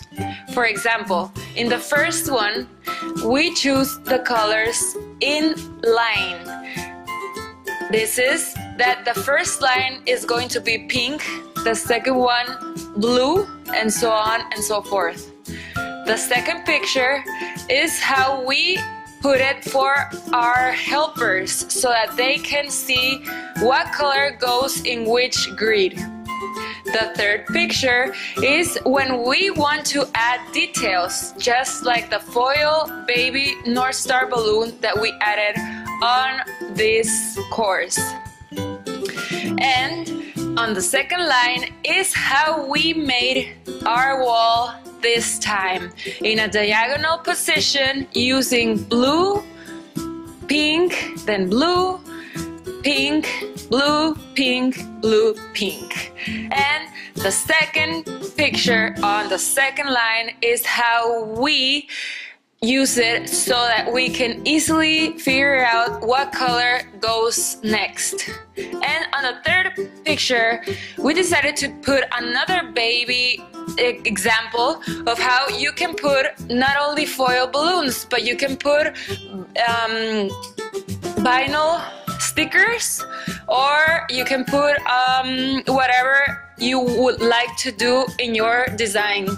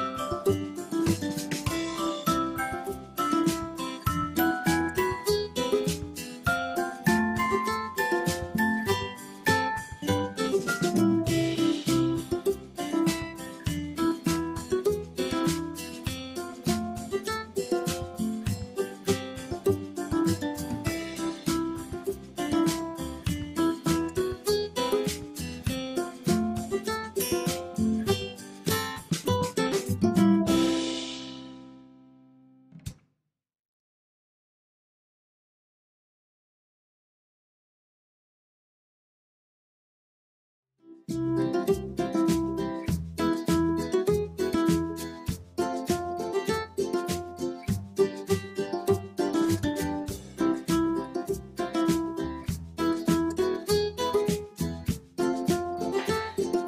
that I've done the first line, you can easily see the color pattern that we're going to use in the rest of our Gridz wall. We are going to first use our baby blue double stuck balloon, and we're going to use 4 holes and insert them into our Gridz. Then use 4 baby pink, then 4 baby blue, and the last 4 baby pink. And we're going to do them or inflate and insert our balloon in a diagonal position. This means that we're going to put just 1, then 2, then 3.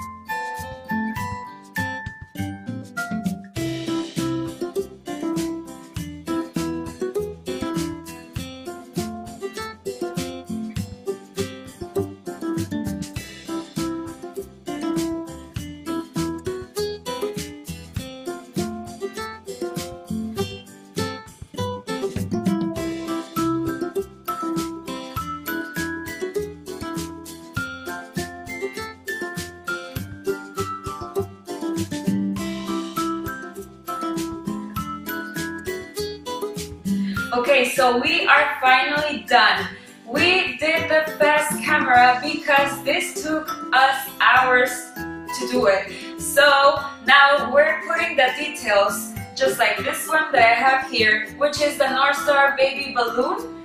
And it comes like this. We're going to inflate it, and then we're going to put it right here in the middle so we can take amazing pictures while doing a gender reveal. Okay, so let's inflate it.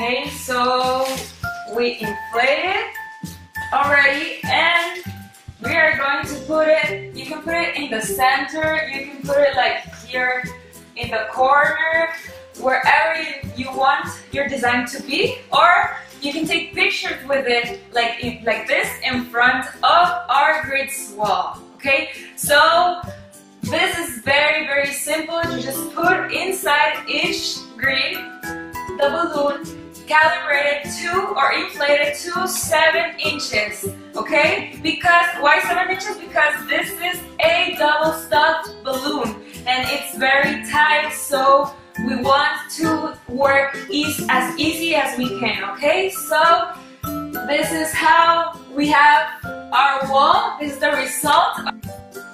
The way we're going to put our baby foil balloon in our Gridz wall is using this balloon bond tape. Okay, we're going to just put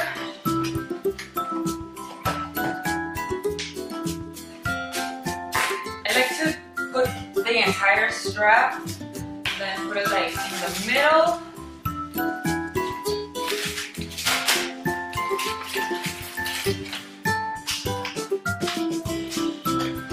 Take away this part, and we're going to put it right here.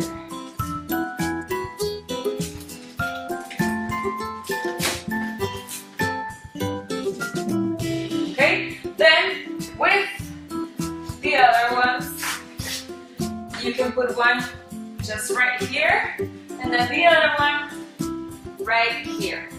Okay, so that's the way I put this baby foil balloon, and then I paste it. You can use tape or everything you want, but this balloon bond is the best to use with balloons. And we decided to do this in English so that more people can understand. But since we're from Mexico, we're going to say goodbye in Spanish. Adios!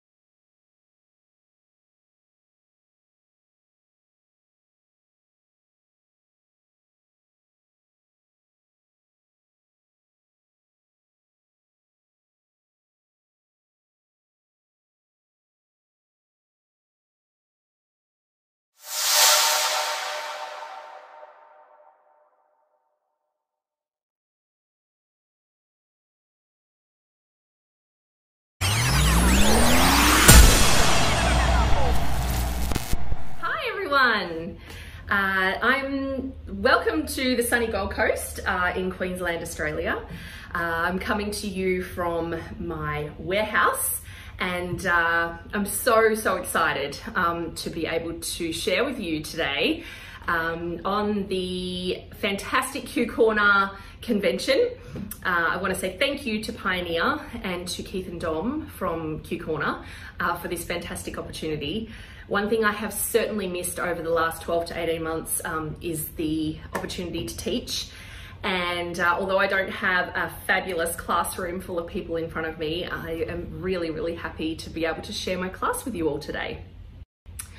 So today I'm going to tell you a little bit about myself. We're going to do my design, style and shoot class. So we're going to talk about what inspires my designs. We're going to talk about principles and elements of design.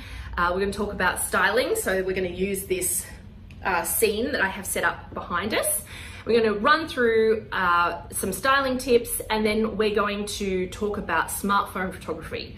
So we're going to use this scene to take photos using only our phones, and I'm going to show you my top tips on smartphone photography, editing those photos and creating what I call Insta-worthy images. So let's get started. I want to tell you a little bit about myself. I'm Zoe. I'm a mother, I'm a wife, I'm a daughter, I'm a sister, I'm a friend. I'm also a crazy balloon and flower lady.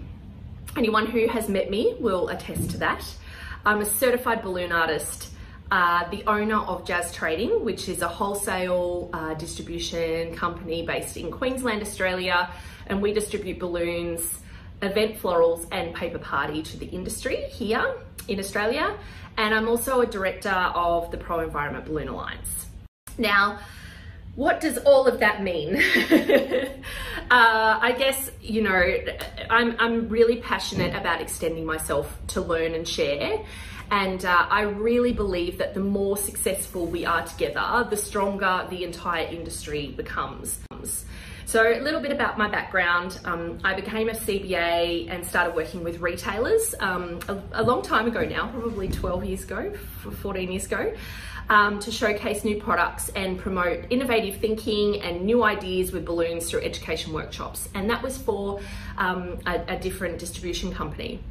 So I then took a leap of faith. And I went out on my own, and I was working with business owners to create a digital extension of their business. So I was designing and implementing websites that were achievable for people to then go on and maintain and edit themselves. But look, with a history as in corporate and in senior management prior to working in the industry, I realized that the corporate days were over, and I really wanted to stick with this sort of creative path So I was really lucky about 4 years ago to be, actually it's nearly our 4th birthday, I think next week is Jazz's fourth birthday. So I was lucky to have been given the opportunity to set up a distribution business, and at the start it was just primarily for Pioneer and Qualatex balloons. So during the last 4 years that I've been a distributor, this industry has given me so much more than I could ever give back. It's my livelihood. It's a community of creative and brave small business owners that inspire and challenge me, and I've made friends from all over the world. It's for those reasons and so many more that I feel compelled to give back. And I do that through education and training, and I also do that through my position as a director of the Pro-Environment Balloon Alliance. So I think I just want to touch a little bit on that before we get into the design side of things, because we're all being called upon as citizens of this planet to be more responsible, be more sustainable, and think about our actions and our behaviours. And as an industry, we have to move and change with the times. How we do this, how do we do this? By accepting responsibility for our past practices that no longer serve us or our planet, and by changing what we do in our business, and by educating our customers and the public. So not only does teaching in the industry fulfill my passion to learn and share with others, but it also enables me to inspire business owners, balloon artists, suppliers, manufacturers to be a part of this change, and to look after the planet and ensure the success of our industry long into the future. So how do we do that? One of the ways that we can do that is to follow safe balloon practice guidelines. So here we have safe balloon practices that the Pro-Environment Balloon Alliance have put together. It's in line with what the European Balloon and Party Council have been working on, and also the Balloon Council in the US. And the safe balloon practices are really easy. It's don't let it go, pin it and bin it, inflate safely, supervise children, and be latex allergy aware. So really, primarily, at the end of the day, if we can stop the release of balloons into our environment, and we can be responsible with the use and the disposal of these balloons, then our industry is going to be here for many generations to come. So I encourage you to visit piba.com.au and find out what we're doing to unite the industry and to represent the industry and to be the change that is required to take this industry forward in an environmentally responsible way. Okay, so that's my little PBAR introduction. I want to now talk to you about what inspires my designs and how this can help you. So I want to talk about how I use social media and the principles and elements of design to inspire and form my designs. Then I want to create, we're going to talk about this Insta-worthy scene using balloons, flowers and other mediums, and how the principles and elements of design apply to what we have created here. And then we're going to take photos of this creation and give you those tips for using your phones to create great images and to be able to really easily use the editing apps. All right, so let's get into it. What inspires my designs? Number one would have to be my heritage. I come from a family of art. I've always dabbled in design using different mediums. My grandfather, my mum and my auntie were all professional artists, and they paved their way differently but as painters. My creative passion really came to life when I entered the balloon industry. And it allowed me the opportunity to combine my love of colour, texture, movement, creating atmosphere and fun with another true love of mine, which was design, or is design. So I've not been a professional balloon decorator. However, my family heritage and my background in design, my creativity and my eye for colour have all transferred perfectly to this medium. And when I say I haven't been a professional balloon decorator, as a distributor, I don't actually sell my work. However, I am passionate about inspiring people and growing their design skills in the industry. So, number 2, what inspires my designs? Other balloon artists, most definitely. So pick the artists that you love. Some of my favorites are Sue Bowler, Cam Woody, Sarah Thorne Mayra, Alex and Nelly Hernandez, Rudy Gridzinski. They're just to name a few. Okay, so pick the artists that inspire you and follow them. Follow them on the socials. These guys, you know, why do I love these guys? I love their attention to detail, I love their style, and I love their use of color. And all of those things influence who I am as an artist. And we're not talking about copying their designs or copying what they do, but influence and, you know, being inspired by these people will create, I guess, get those creative juices flowing and inspire your take on designs. Definitely find some artists that you love and follow them on the socials. Instagram and Pinterest, definitely. You know, these are amazing resources, not only that we have, you know, to advertise our businesses and inspire our customers or our clients to use us, but they're also incredible resources for inspiration for our own designs. So another thing that can be really great to provide inspiration is Google Images. So, you know, when I do get an opportunity to decorate at a venue, whether it be for a, you know, family event or for some sort of, you know, expo or convention, I'm really super visual. So although I may have had an opportunity to visit the venue might also be in another country or in another state. And so therefore, you know, pictures of the venue really help me to find the vibe and the creative, you know, sort of focus that I'm going to put into the designs for that particular space. So by all means, take photos of the venues when you're out there doing your site visits. However, most venues these days have fantastic professional photo shoots and professional shots of their spaces online. So definitely Google search and see what you can find. Here's some examples of some venues that I have actually worked in, and you can see that they're very different, and their photos are much clearer and more professional than the happy snaps that you can probably get while you're walking around with your event coordinator and you've got 5 minutes. So yeah, definitely jump onto their websites or do a Google image search and see what you can find.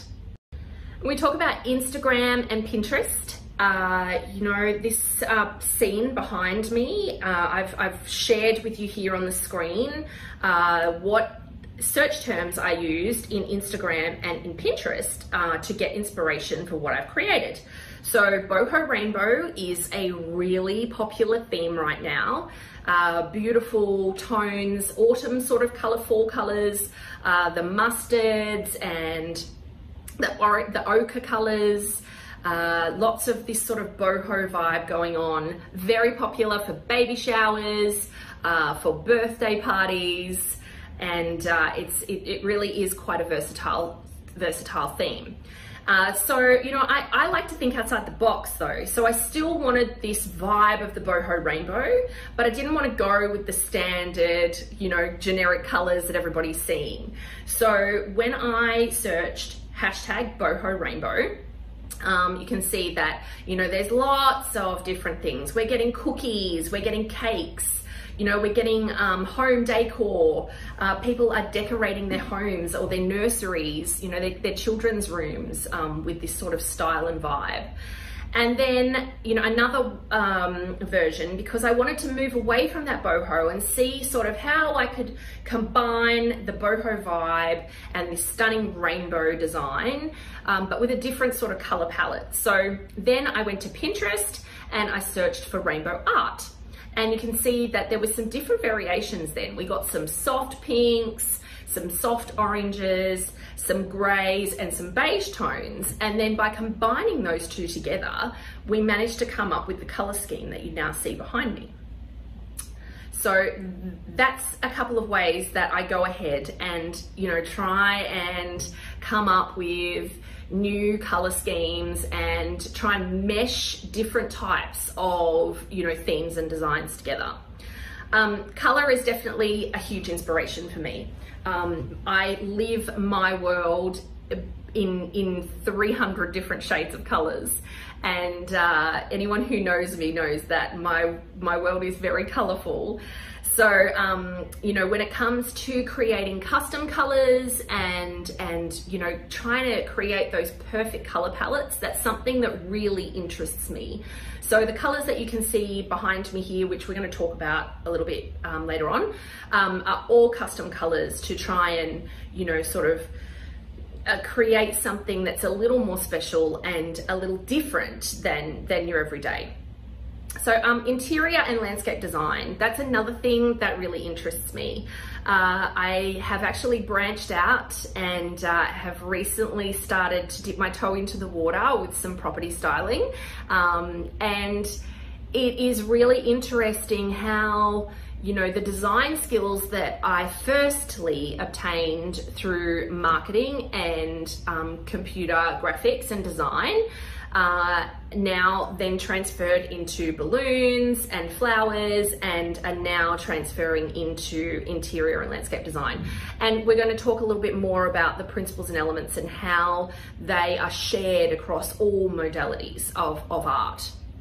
And I think the other thing too is that themes, you know, for events are very heavily influenced by you know, current trends and, you know, interior design that you see. So, you know, the boho rainbow didn't necessarily start out as a balloon rainbow as you see behind me. You know, it started out as a pot, you know, or a planter. It started out as wall decals or the design of fabric, you know, on somebody's bedspread. And so I think you can see that, and if you pay attention over the seasons, you'll see that, you know, tropical luxe was very, very in 12 months ago, you know, during our summer last year. And it was very popular in interior styling, and it was also very popular in events.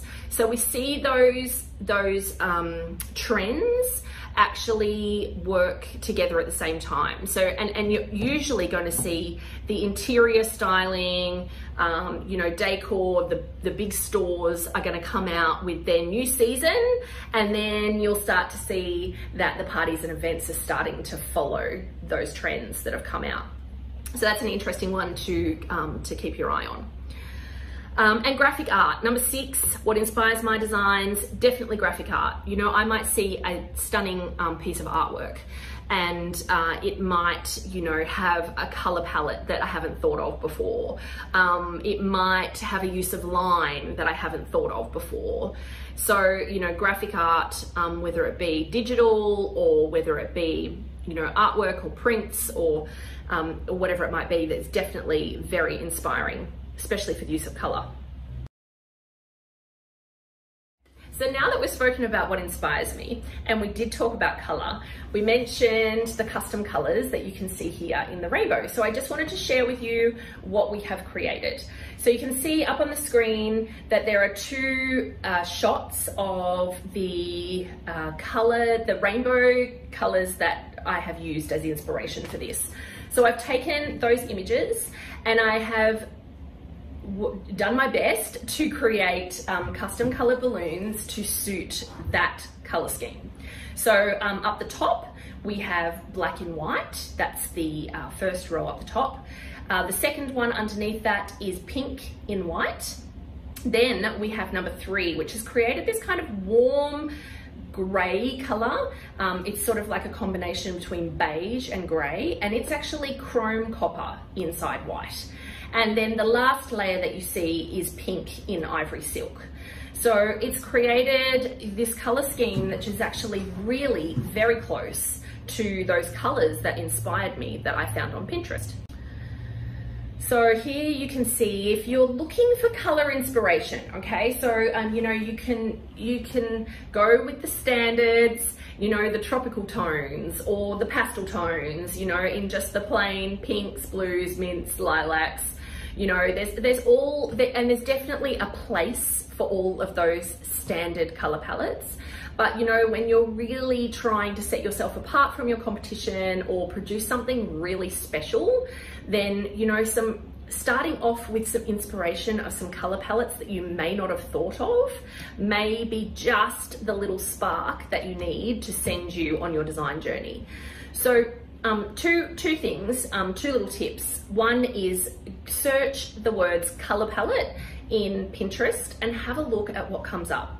Now, being such a visual person, you know, I'm really inspired when I see these beautiful photos and the colors that have been drawn out of those images. And you're going to see color palettes and color combinations that you have never thought of combining these colors together. So I definitely encourage you to have a look at, color palette on Pinterest. Now, the other one that has come out in the last sort of 6 months or so is a great Facebook group called Custom Balloon Colors. And it's there for balloon professionals. You can jump on and have a look. And, you know, if you're stumped on a color, and, you know, there's a specific color that you're trying to come up with, then firstly, go on there and search through all of the fabulous recipes that our fellow balloon professionals have shared.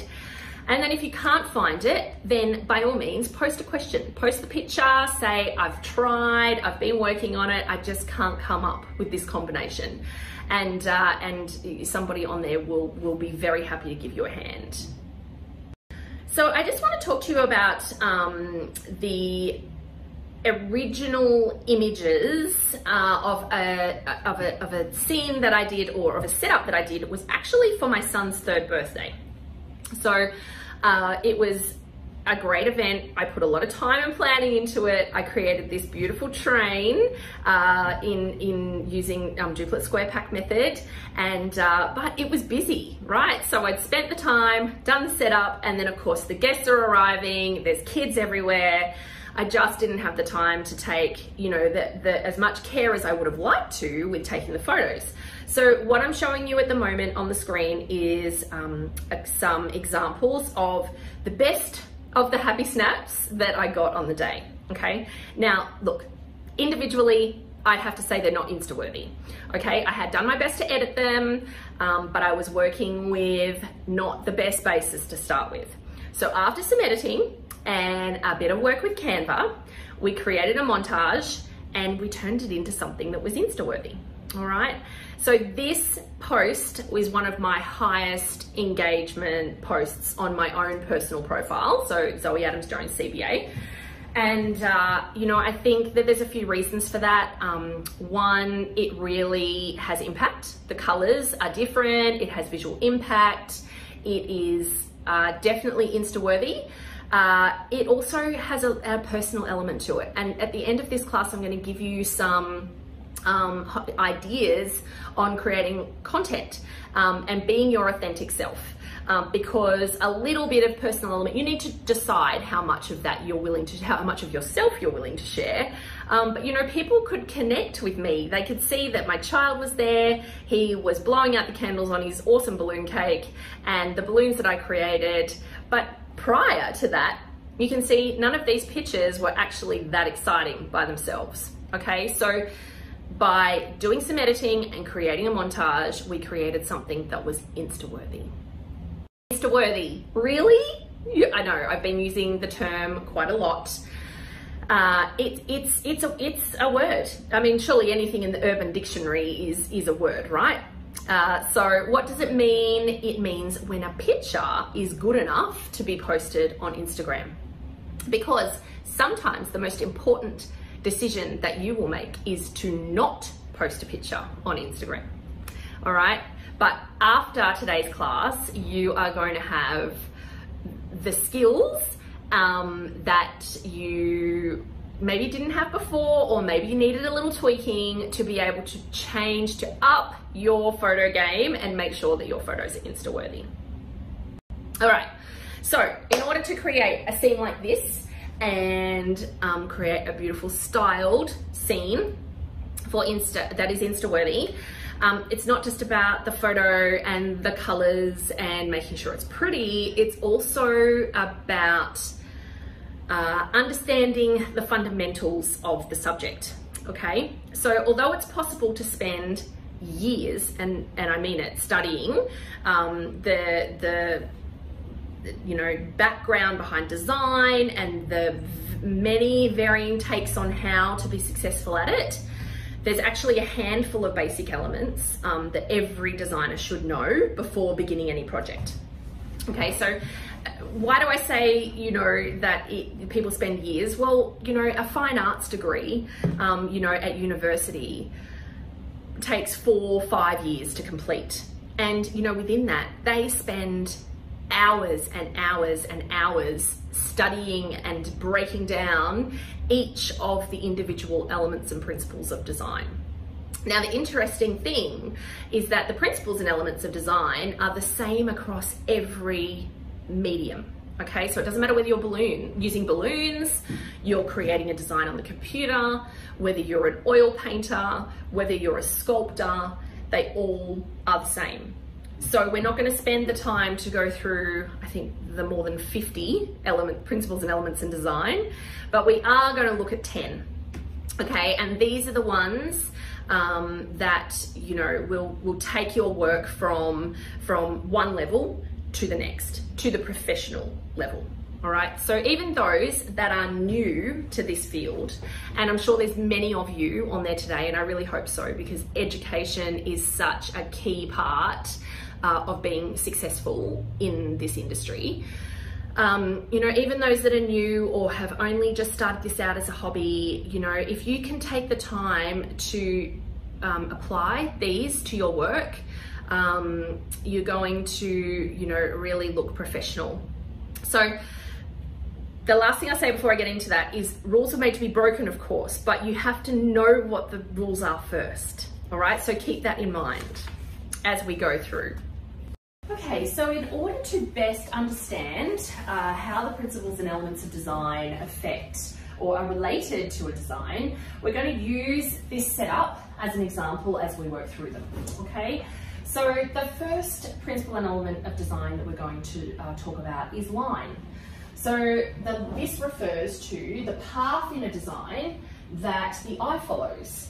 It can be one line, or it can be a combination of lines to bring the eye to the place that you want people to focus on. So here we have the rainbow is a definite and distinct line. We also have the streamers behind it, which are a definite and discrete and distinct line, and that's bringing the eye down to the focal point in the middle, which is our cake on the cake stand. So the second principle and element of design that I want to talk about is color. So we spoke before about color and getting, you know, inspiration for different combinations through, you know, palettes on Pinterest, also, you know, through groups and through inspiring other, you know, designs and art. We have to make sure that when we are selecting those colors, that they actually all do work in harmony together.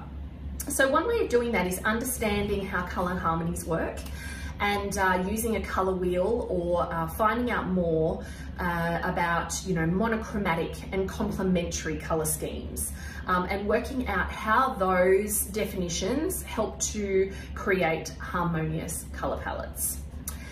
Just a little tip.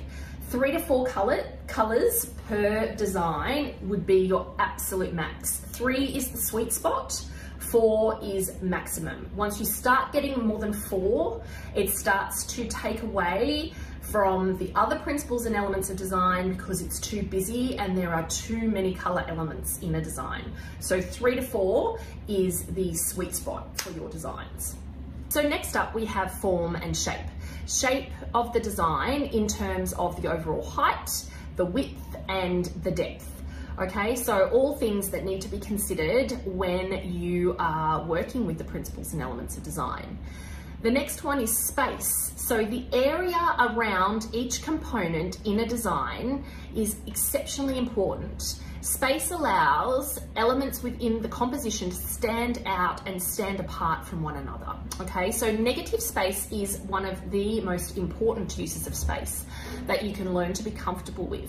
And when we're talking about negative space, a perfect example is the blank space or the blank wall that is behind the rainbow, and also then therefore behind the cake on the plinth. And that allows the cake and the plinth that it's on to stand out from the rest of the design. If we have balloons, like a ball behind it, then we wouldn't actually be adequately using negative space to make sure that each element can stand on its own within the design. Texture. Texture is the surface or the finish of the materials that are used. Okay, so I am a bit prone to over texturizing a design. I'd love to, you know, have different feels and finishes and textures within a design, but I think that's probably one of the reasons why I really love working with balloons and flowers together, because the two textures work so incredibly well.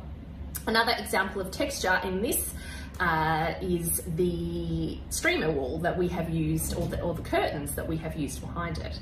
But none of them are taking away from each other, so it's really important to choose textures that work together in harmony.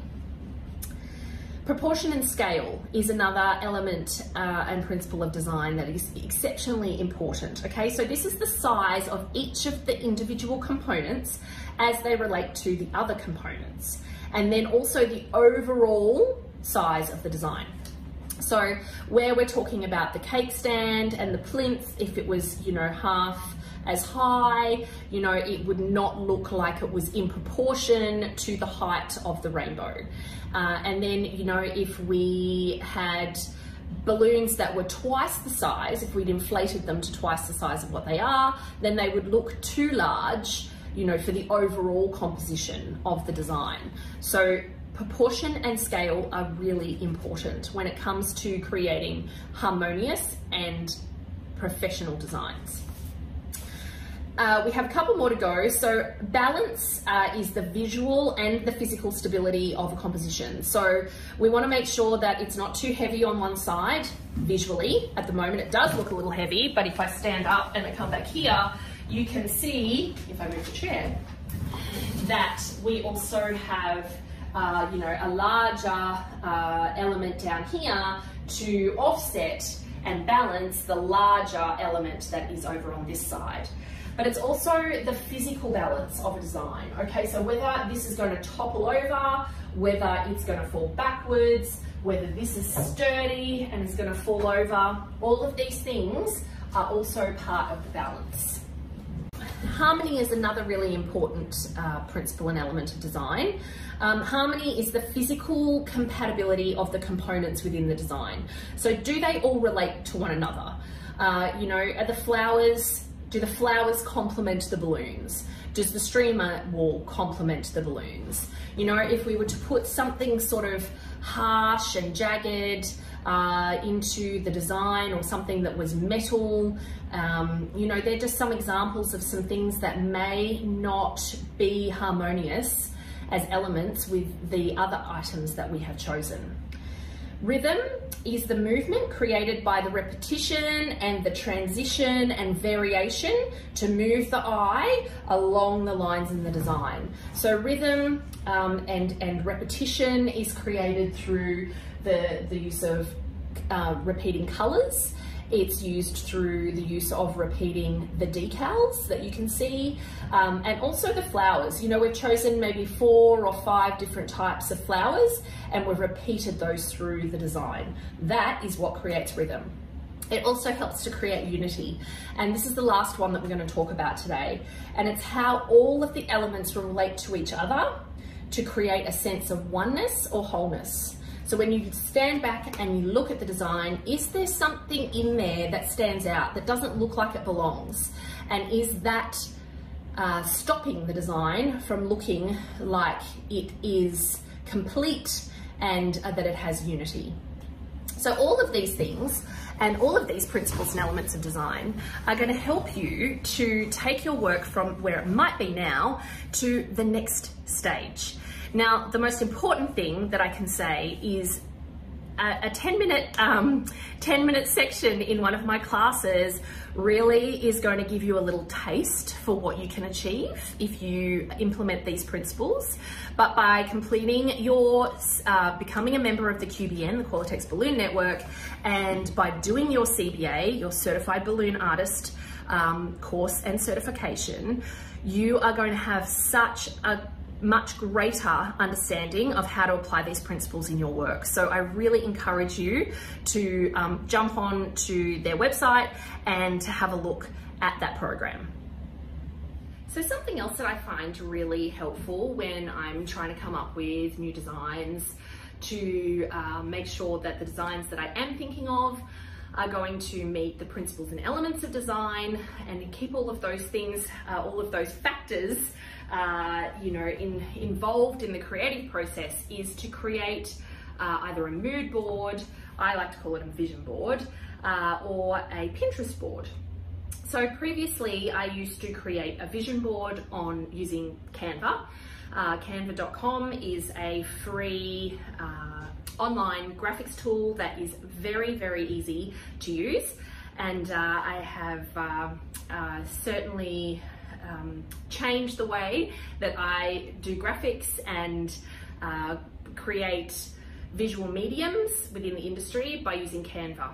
So if you haven't already checked it out, definitely go on and have a look at canva.com. So I used to create vision boards, and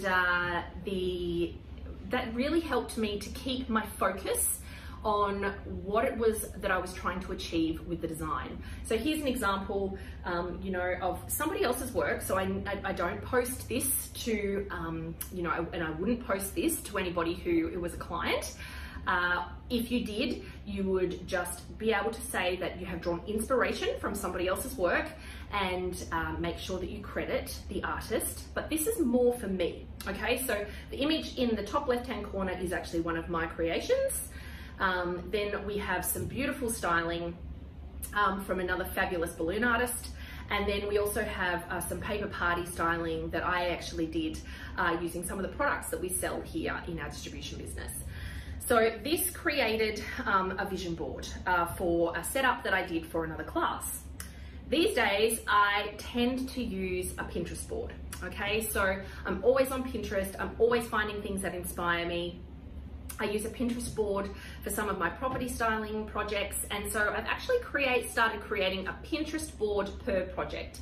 So this one is my Pinterest board for my boho rainbow project, and I've combined everything on there that inspired me. So you can see here that this cake that you can see on the board actually is what formed the inspiration for the design in my rainbow. So I've used a higher pillar on one side and a shorter pillar on the other side. And I just, you know, look, there's a lot of alternate duplicate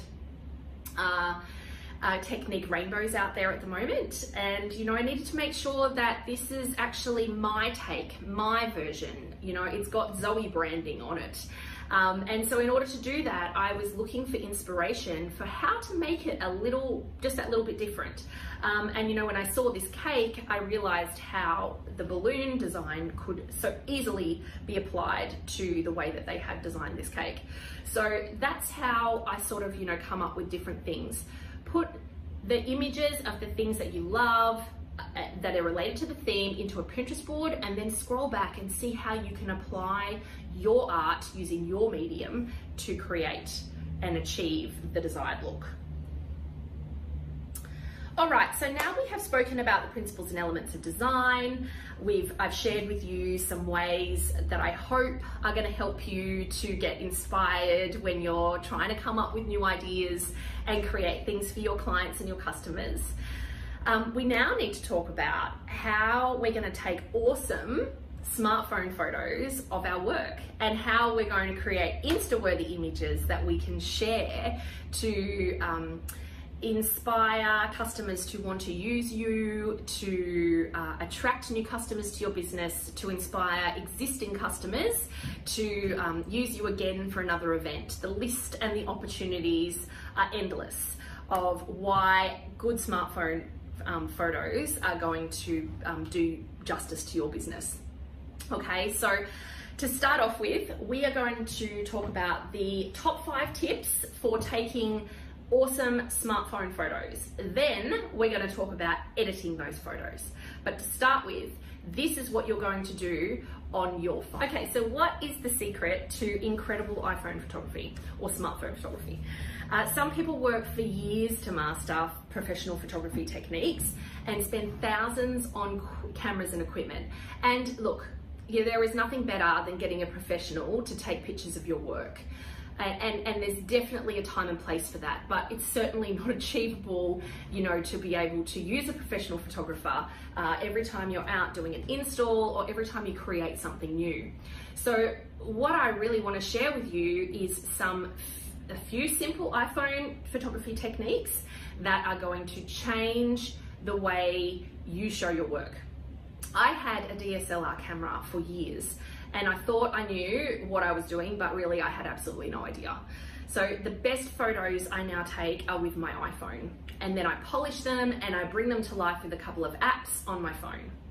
So between the amazing cameras on our smartphones, an app called PixArt, which I'm going to show you, and Canva, I hardly ever edit graphics in Photoshop anymore. And it's very rare that I use my laptop to do it either. Today we're going to go through the top 5 tips for getting great photos on your phones, and these are definitely enough to get you started, and then we're going to do some editing with some apps to make them look even better. So the first step is to clean off the lens of your smartphone. Okay, so every time you go to take a new set of photos, not between every photo, but when you go to take a new set of photos, you think about how much we handle our phones during the day. And you don't even realize that, you know, the lens on the outside of the phone and the camera has been touched, or it's got dust on it, or, you know, the kids have picked it up, whatever it might be. So just take a shirt or a cloth and just clean the lens on the outside of the camera before you take any photos. That's tip number 1. Tip number 2, make sure you turn on the grid setting. Now I'm going to show you in a little screen recording here how to go through and do it on your iPhone. The similar steps if you have a Samsung and an Android, you'll be able to go into the settings in there and find where you can set up the grid setting. Okay, now the idea of that is that if you can position the middle focal point of your image in the grid setting, in the middle of the grid, then we're already setting up to be able to, when we go to crop the photo later, we're already setting up with a good composition before we go in and crop. So definitely go and turn on the grid setting. Okay, so number 3 is adjust the focal point. Tap on the subject of the photo to bring it into focus. So where the center point or the focal point of the photo is, if you tap on that on the screen, you can actually create a little box, and it will make that part of the photo sharper and crisper.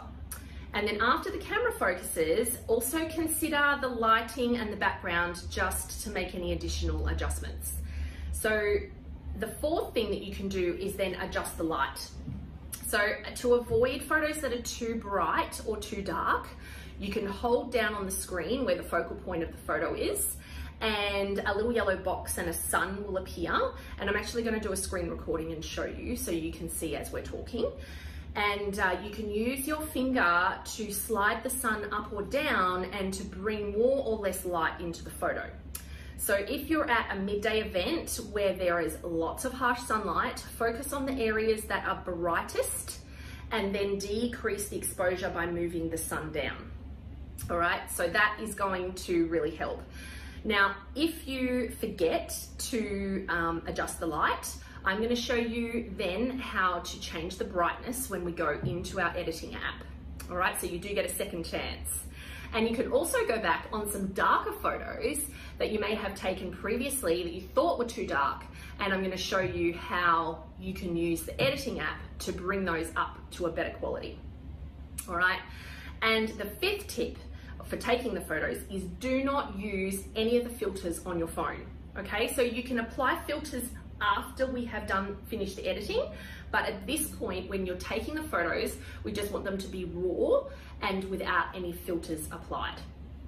And the last thing, sorry, this is number 6, but it is take lots and lots of photos. Okay, you know, you may take 25 photos and end up with 3 that are edited and you feel are Insta-worthy. So the key is take lots and lots of photos. Your focus is going to change, the light's going to change, your angle's going to change. You can then scroll through those 25 photos that you took and choose the best ones out of that selection to edit. Okay, but if you've only taken 5, you may actually find that there's not even one in that 5 that is going to bring you to an Insta-worthy image. So take lots and lots of photos.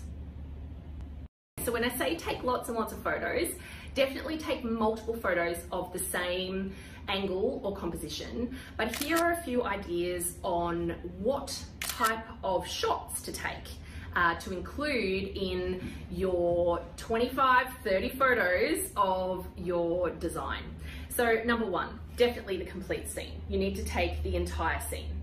Number 2, different angles and perspectives. Lay down on the ground, okay? So if the venue is appropriate for you to get down low, then definitely lay down on the ground and take some photos angled up, okay? Turn to the side, you know, take a shot that is focused over the side of the composition. So definitely, or even get up high. If you've got a ladder there, then get up high and take some photos. So different angles and perspectives. Number 3, your most successful elements. Okay, so if the cake is the hero in this, then definitely take a photo that is just the cake. If you love one particular side, or the rainbow is, you know, your most successful element, then make sure that you're getting photos of those individual elements. Feature a product, that's something else that you can come up with. So that's not in relation to necessarily this particular design. It could be of, you know, of just a product that you sell. But in saying that, I would also take photos of just a composition of my flowers, or just featuring a part of my hanging curtains, because these are products that I actually sell in my business. So this is not only an opportunity for me to be able to take photos of an incomplete design, but also the products that I used in the design. And you can do that too. Okay, so if you're adding, you know, different elements and using different textures, and these are all things that you want to feature, this is fantastic content for your Instagram and social media channels. Number 5 is a flat lay. It's a really nice way of composing or creating a composition, maybe of some of the products that you used, that you had in here, and you just need to be consistent with a beautiful sort of backdrop, lay things out in a interesting way, and then create a flat lay. And I'll chuck a couple of examples up here so that you can see what a flat lay is. And remember, take lots and lots of photos. All right, so now if we're going to edit these photos, we've taken lots, we've got lots to choose from, we're scrolling through our phone, and we need to come, I want to show you how to edit without over editing. Okay, so we have to be really careful that we don't over edit our photos. And especially in our industry, when you know, if we go applying filters, or we change saturation too high, or we make it too bright, then you're actually going to change the colors that are in the design, and so therefore then you're not really representing your work.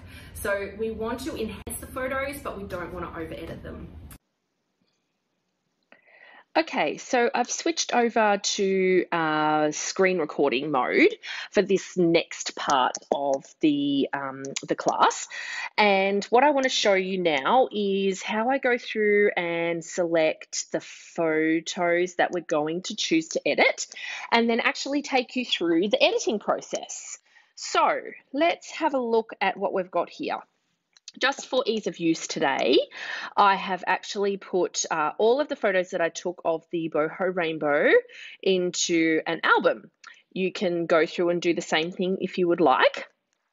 It saves scrolling through the 12,500 images that are on my camera roll. So what we're going to do is, you can see here that I've taken a variety of shots similar to the ideas that I gave you for compositions, and we're going to now go through and decide which ones we would like to edit. I'll just quickly show you these ones. This was part of the process during the build, and this was prior to us putting the cloud on the ceiling and the curtains, metallic curtains behind it. So you can see that it does definitely stand alone as a design. However, by adding the cloud on the ceiling, it certainly created more atmosphere and more of a space by having a top on the design, and by including the behind the design. If I flick through, you can see here. It's added another element of texture, it's added another element of line, and it's also created, harmony through repetition and with the colors. So there's certainly benefits to going through that checklist that we kind of talked about creating of your principles and elements of design, and seeing how you can add or subtract to the design that you're creating. Okay, so let's go have a scroll through and decide on a couple of these photos to edit.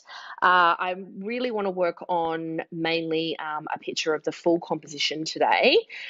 So we really want to have a look at the clarity. Don't worry about anything that's on the sides. Don't worry about any of the negative space on either side of the curtains, because we're going to crop this this image to create the perfect composition.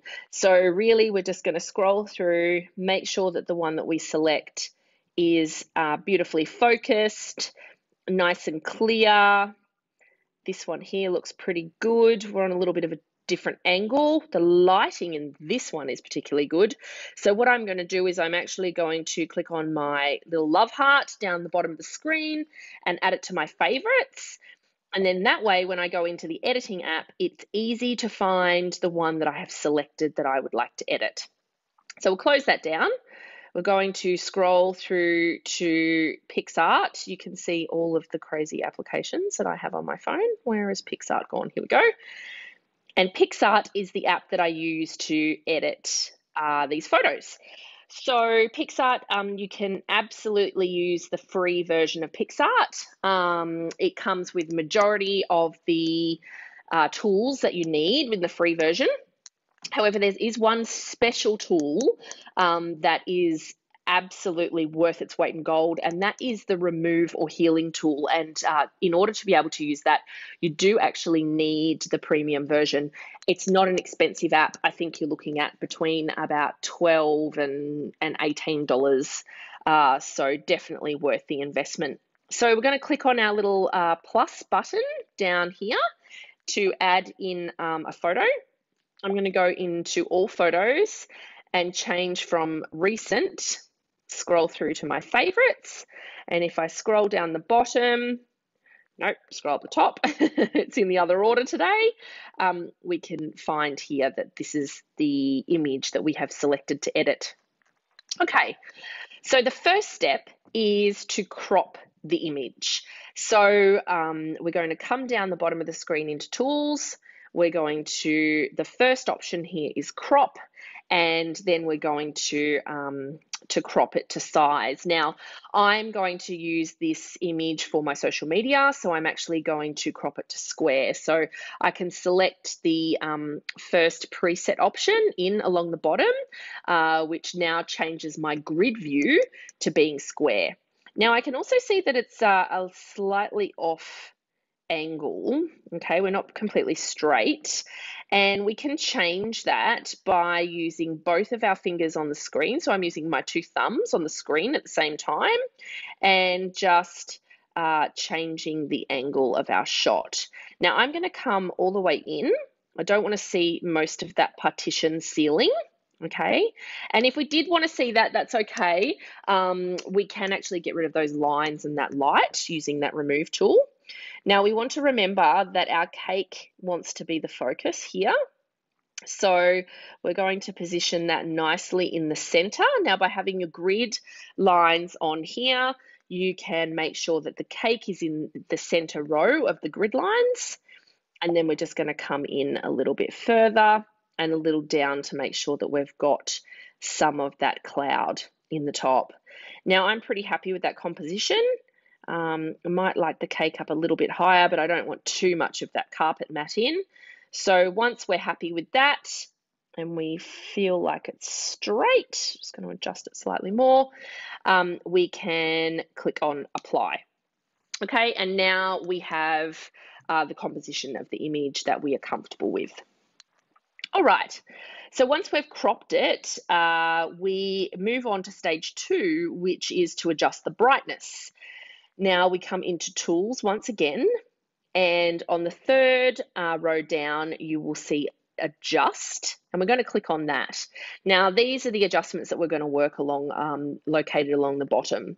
So the brightness is the first one that we're going to change, and it is slightly dull, although I did have quite a lot of natural light in the room, and I did have one shadow box light that I was using.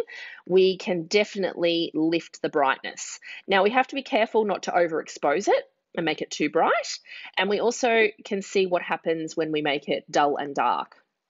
Okay, so we just want to lift it a little bit, and I'm thinking we take it up to about a number 8 on the sliding scale down the bottom. Now you will notice that we have lost a bit of the color saturation. So as you make an image brighter, it does actually take some of the color out of the shot, and we want to be sure to put that back in. Okay, so we are going to do that in step 4. So we're happy with the brightness. It's looking like it was taken in a lovely studio instead of upstairs in one of our offices, on the only blank wall that we've got in the warehouse. So once we're happy with that, we're going to move along to the next step, which is the contrast. Now we're going to increase the contrast a little bit. This just helps to create a bit of shadow between the elements. Between the balloons, between the flowers, and I find that it helps the image pop. There are a couple of things that love contrast, and one of those in particular is chrome balloons. So if you really want that beautiful chrome solid finish, then increasing the contrast on your images that feature chrome is certainly a really great way to go. Now I'm just going to take it to the extreme for a minute. We certainly don't want this much contrast and shadowing in between, but then if we take it right down, you can see that everything is quite pasty and a little blurred. So we'll bring it back up to the middle, and then we're just going to increase it maybe up to about an 11, which I think is creating some beautiful contrast between the items or the elements. Okay, so we're going to skip clarity. It is something that you can play around with, however, not entirely necessary. And I am trying to keep this to, just easy editing tips. So you can have a play around with clarity, however, it's not necessary. So saturation, we're going to skip to on the next one. And saturation is 100% necessary in this case because we did actually increase the brightness. So we lost a bit of our color. So I'm going to take it all the way up, and you can see that it's oversaturated now.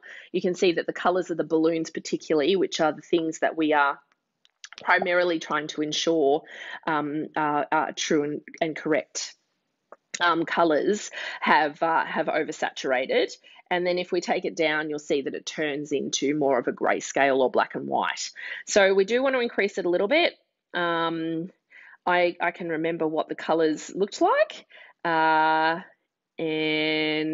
we'll take it up to about a 9. So we've got that beautiful soft pink back in it. We've got that amazing peachy orange color, but everything is still represented quite true to life. All right, so we're happy with that. The hue is not something that you need to play around with. It actually changes all the hues of the picture. So unless you're doing something crazy and a bit funky with your photos, we just leave the hue where it is.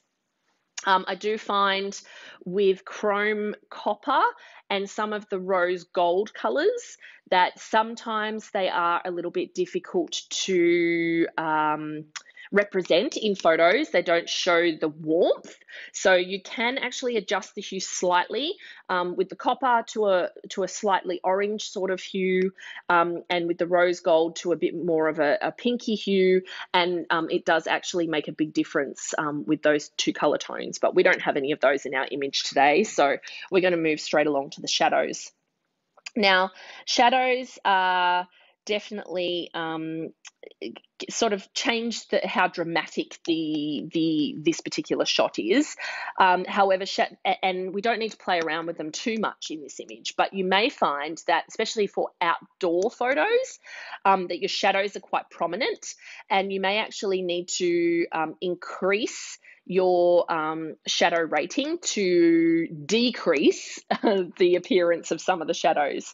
And then if you decrease your shadow rating, you'll see that we're getting some more sort of dramatic tones and shadows in behind our elements. Okay, but I'm quite happy with the shadows the way they are. And your highlights is actually your whites or your brights. So we have to be careful in images where we have white balloons that we don't take our highlights up too high, because you can see that they start to lose their clarity. All right, so your highlights is your whites. I'm just going to bring the highlights back to normal range, and I think we're quite happy with these particular edits. So I'm going to click apply up the top here. Okay, and then I'm going to show you one of my most favorite tools in this particular program. I'm just going to zoom in a little, and I don't have anything in particular to use to actually remove here, although there are a couple of dots here underneath these decals that I used. So what we're going to do is I'm going to click into tools, and I'm going to go to the remove tool, and you can see it's got a little crown on top of it. That just means that that's part of the premium or paid package. Okay, and so what we get here is this little slider down the bottom, and you can see that we can adjust the size of the remove tool. We're going to zoom in here using 2 fingers, and then I'm just going to paint over those 2 little dots. There's another tiny little one down here that you can't really see when it's zoomed out, and then we're going to click remove. Now, the other thing with the remove tool is that you need to make sure that you're connected to the internet. It is an intuitive tool, and so therefore it needs internet connection. Everything else in this app you can do whilst you're offline. Now, that one wasn't actually so successful. It's actually brought in some shading, and sometimes it will do that depending on what elements are around it. So we'll just move those out a little bit, and we'll get rid of those again. Okay, now there is a leaf down here which you may find, and we're just doing this look, you know, you really don't need to go into this much detail, but I'm just trying to show you the remove tool, and so intuitively it's going to pick up what's around it and it's going to blur it out so that when you scroll out we're no longer distracted by that dark spot. Now this is fantastic for things like tablecloths. So if you're taking photos of table settings and you know you've got decor on them or whatever it might be, and the tablecloths I find show up crease lines very, very prominently in photographs, you can actually just get your remove tool and you just paint over the lines, as you can see I've just done here, and then you click remove and it will soften all of those lines out for you. So I'll just undo those. It's quite an incredible tool. Now, the last thing I do want to show you, and it's actually not on the list, but it is something that I think is really quite a fantastic tool. I've just clicked on apply there, is that sometimes we've got, see, I've gone a little bit short on either side of this design with our metallic curtains, and we can actually soften that by blurring the background and bringing the foreground forward. Now, this is also a really great tool for if you have something in the background, especially when there's a venue or there's a person walking past or a car driving by, or there's lots of things in the background behind your design, then you can blur out the background and bring the foreground forward. So to do that, we're going to go into effects down the bottom. We're going to select our G blur. Now, it may not be on that setting for you initially, so you need to find the blur section down the bottom, and then G blur, which is Gaussian blur. It's set to a certain level for what I generally use, but you can change how blurred the background is, or the whole picture is. And then once you're happy with that, if you click up the top onto the little eraser, we can actually start to erase the part in the foreground that we want to come back into the shot. Okay, now the most important thing when using this erase tool is with balloons is that you get the outline or the edges of all of your design, because if we don't, which I will just leave that little bit there and I'll show you what happens when we don't, is it really starts to look like you've lost the edges of your design. I'll just bring my size up a little bit and scroll out. Also, I'm just gone a little bit crazy there. It also helps us to get rid of that matte so much in the foreground, which doesn't necessarily do it too much justice, but I was trying to cover up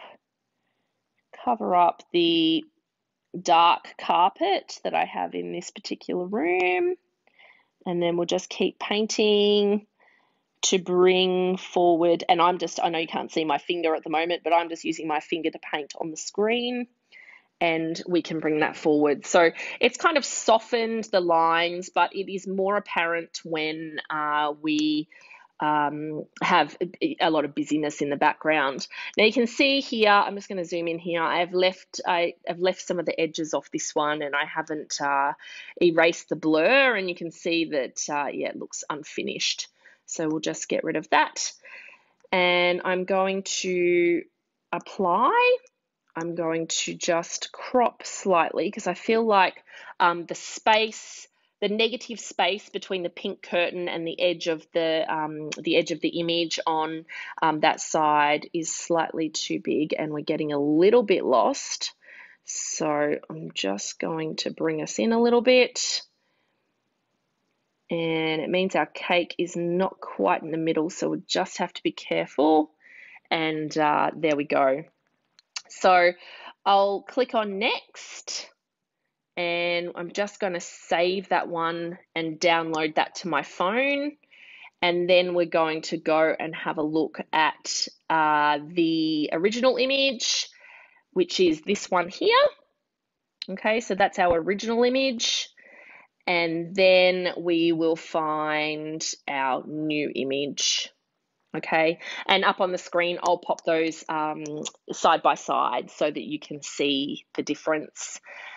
And then once we've done that, we'll upload this into Canva, and we'll do a quick little personalization to finish it off.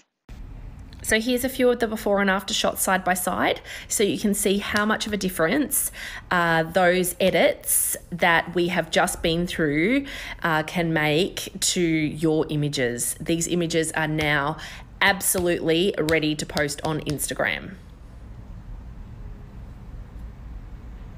Okay, I'm going to show you one last little tip before we move on to some content ideas, and that is to come into my Canva app we're going to create a personalized Instagram post using the photos that we have just edited.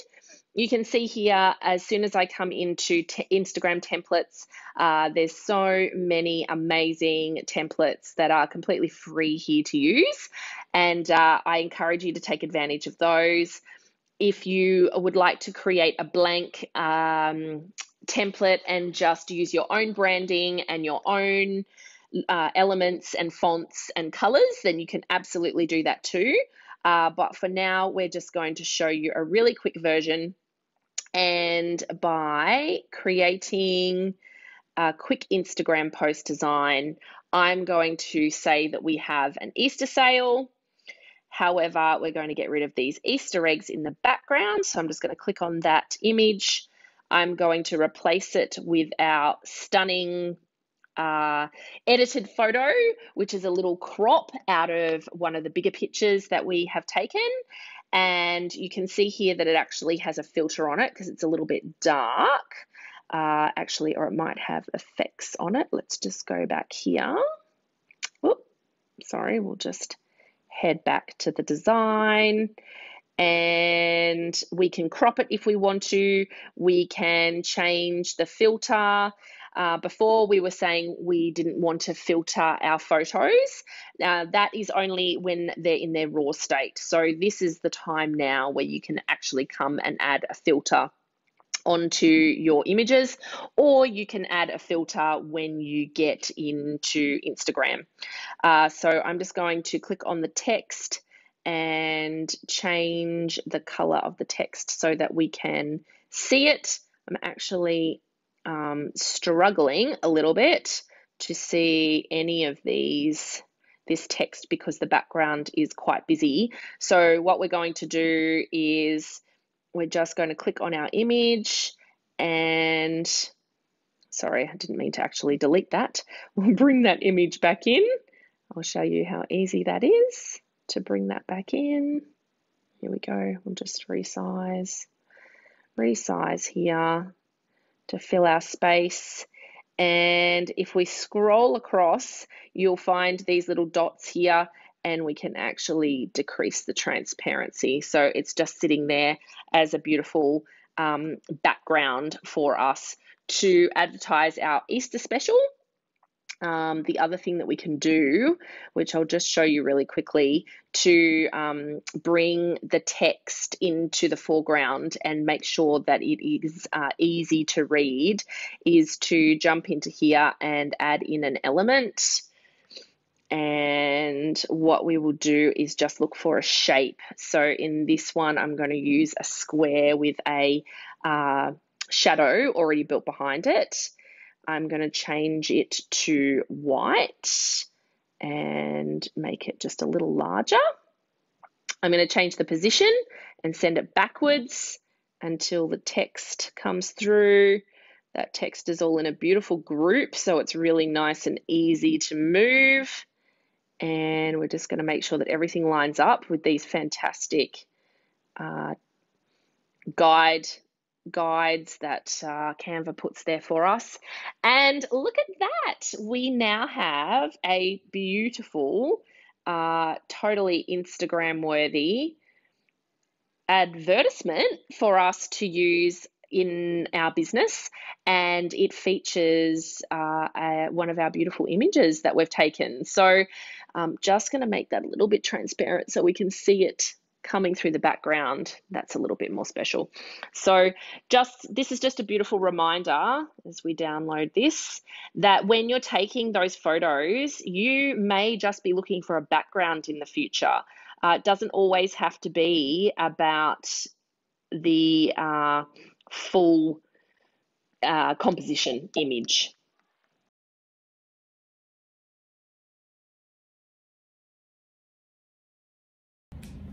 So now that we've got these fantastic photos and they're totally Insta-worthy and you're going to be so proud to share them, you know, we want to talk about the content that goes along with that. So my best piece of advice to you is to be authentic, all right? Because how you share and behave and relate to others online really demonstrates your values, your expertise, and your wisdom and character, okay? And it's going to determine how people make decisions about buying from you, or whether, you know, they feel like you're the type of person that they want to do business with, or you're the type of person that they have to have you decorate and design their next event.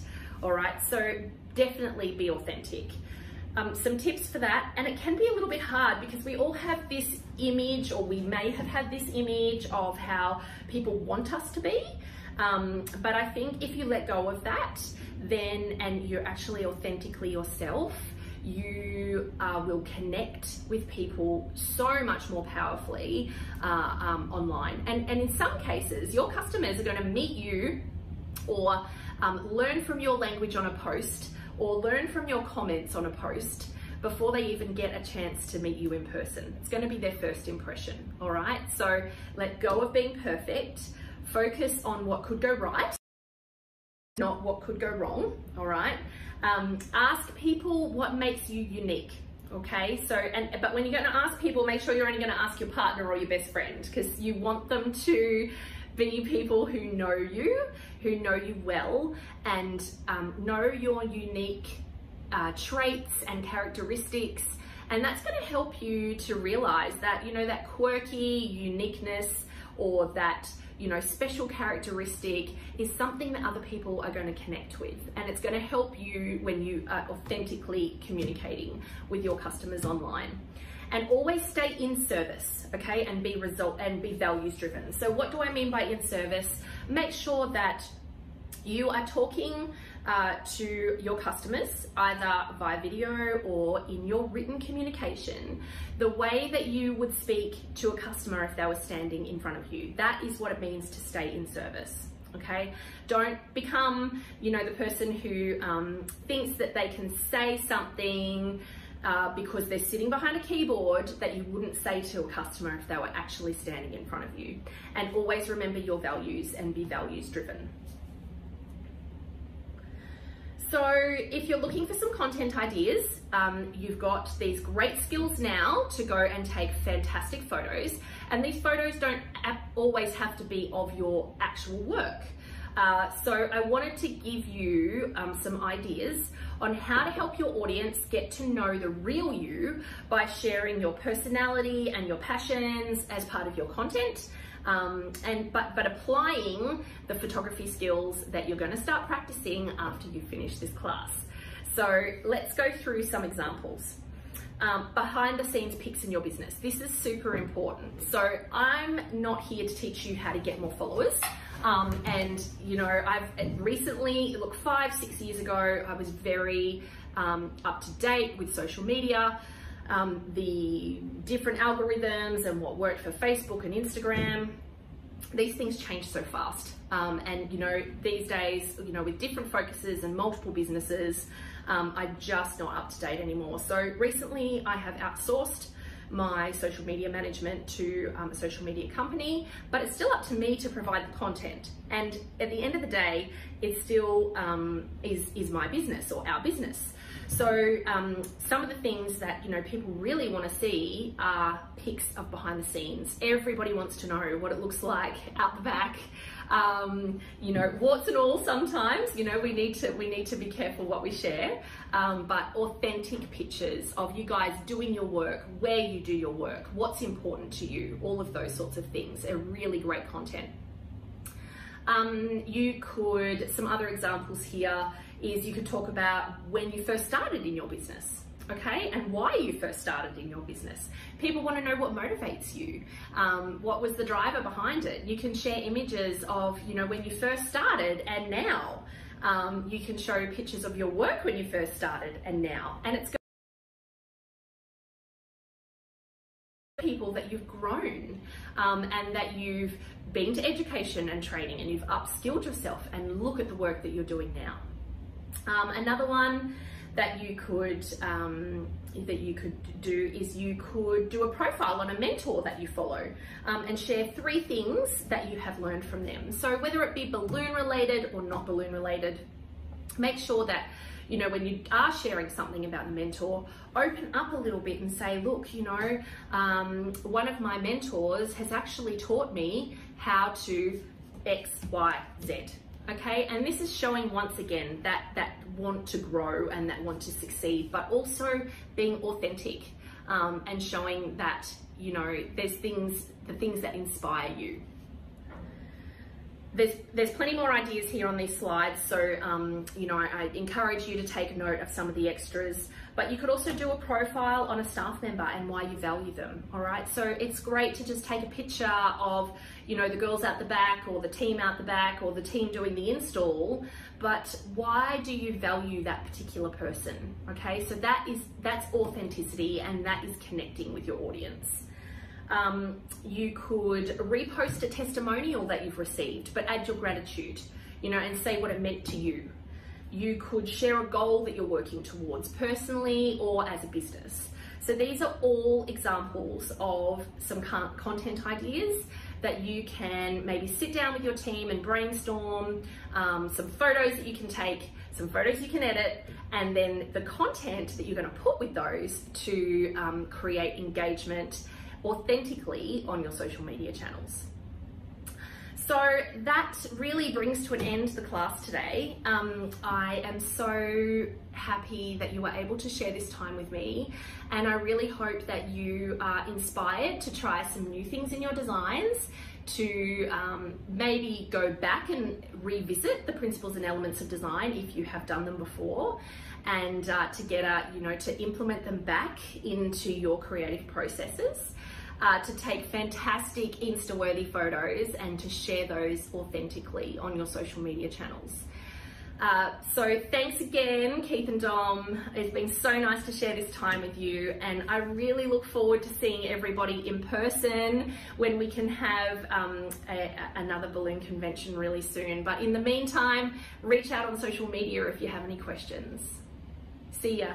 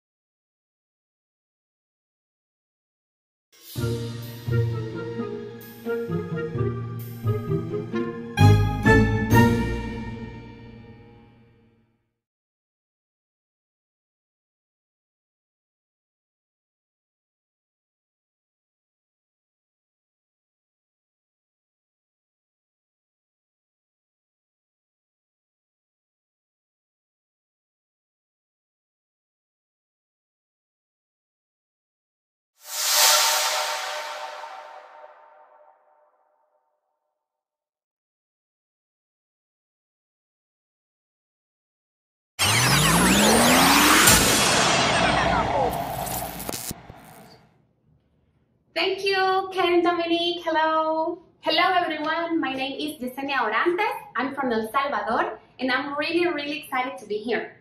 Since I'm from El Salvador, my class will be in Spanish. However, you can ask me anything in the chat. Hola a todos, ¿qué tal? ¿Cómo están? Yo no me estoy perdiendo ninguna clase, cada una está mejor, ¿verdad? Mi nombre es Jessenia Orantes y soy de El Salvador. Estoy súper emocionada de estar acá y de tener la oportunidad de mostrarles un poquito de lo que trabajamos en El Salvador con globos. Este día voy a hacer un arreglo de entrega, que es un arreglo pequeño que ustedes pueden ocuparlo para entrega, para sorprender a cualquier cumpleañero, o pueden ocuparlo también como un centro de mesa, el uso el que ustedes o sus clientes quieran darles. Quiero contarles que este es uno de los arreglos más vendidos en mi tienda.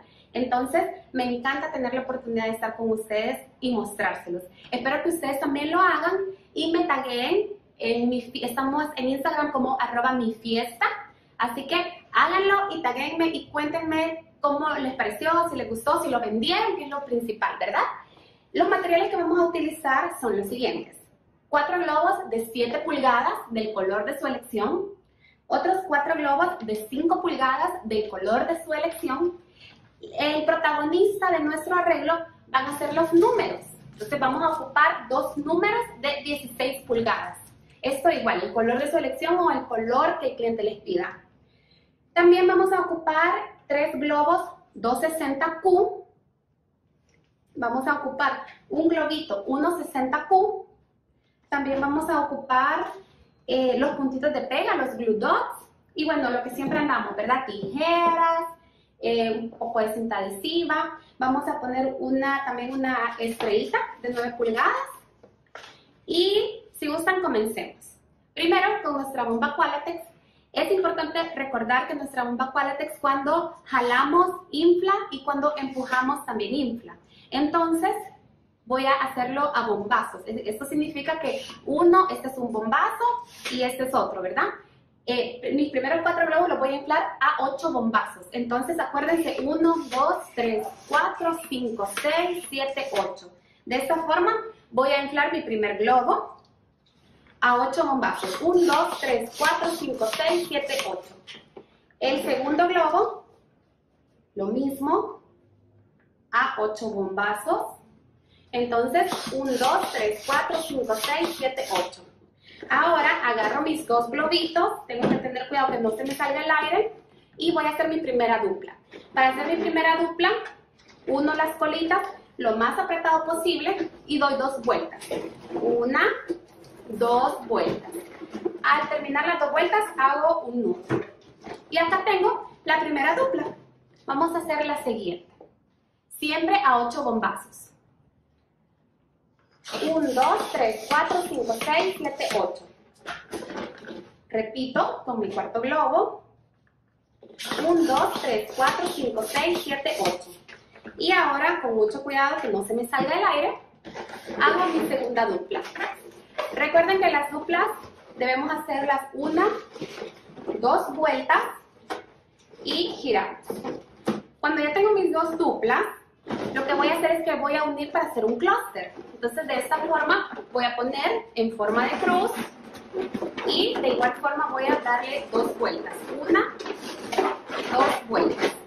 Acomodo. Y recuerden que un clúster bien calibrado es el que se cae, o ustedes pueden botarlo o empujarlo en la mesa y no se me desarma. Eso significa que está bien calibrado. Ahora voy a agarrar mi globito de 4 pulgadas y voy a inflar a 4 bombazos. 1, 2, 3, 4. ¿Verdad? Repito con mi segundo globito. 1, 2, 3, 4. Y hago mi dupla. 1, 2. Este color estoy ocupando rose gold y también estoy ocupando el dorado cromado. 1, 2, 3, 4. Y lo mismo. 1, 2, 3, 4. Entonces, ahora que tengo ya mis 4 globos inflados, hago la dupla con doble vuelta y uno mi clúster, ¿verdad? 1, 2 vueltas, acomodo y acá está mi segundo clúster. Lo voy a unir a mi primer clúster y para unirlo lo que voy a hacer es que voy a jalar las colitas del globo que tengo abajo, del clúster de abajo. Jalé la colita de un globo y ahora la segunda colita, ¿verdad? De esta forma las traigo para arriba y le hago un doble nudo, ¿ok? Entonces ya tenemos la base, miren, es una base pequeña de globitos. Ahora, para darle estabilidad a mi base, lo que voy a hacer es que voy a poner un globito con agua. Recuerden, siempre que ponemos los globos con agua, tenemos que ponerlo doble. De esta forma evitamos pues cualquier accidente, ¿verdad? Entonces el globito lo voy a poner acá.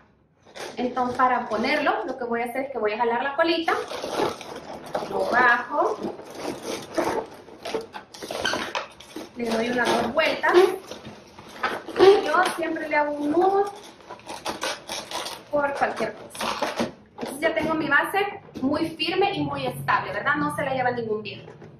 ¿Ok? Entonces ahora ya tengo inflados los números. En este caso yo elegí un número 25. Ya los inflé y lo que voy a hacer es que con un globo que tengo a la mitad, un globo 260 cortado, lo voy a unir girando la colita de mi globo y cuando tenga 2 dedos antes de llegar al final le voy a hacer un nudo, ¿verdad? Acá, ¿verdad? Esto lo voy a amarrar en el segundo clúster.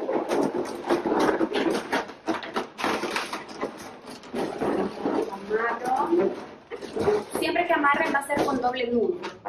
Y mi segundo globo voy a hacer lo mismo. Tengo cinta adhesiva porque quiero contarles que estos globos traen las colitas, ¿verdad? Traen para colgar, tal como se ve en la foto.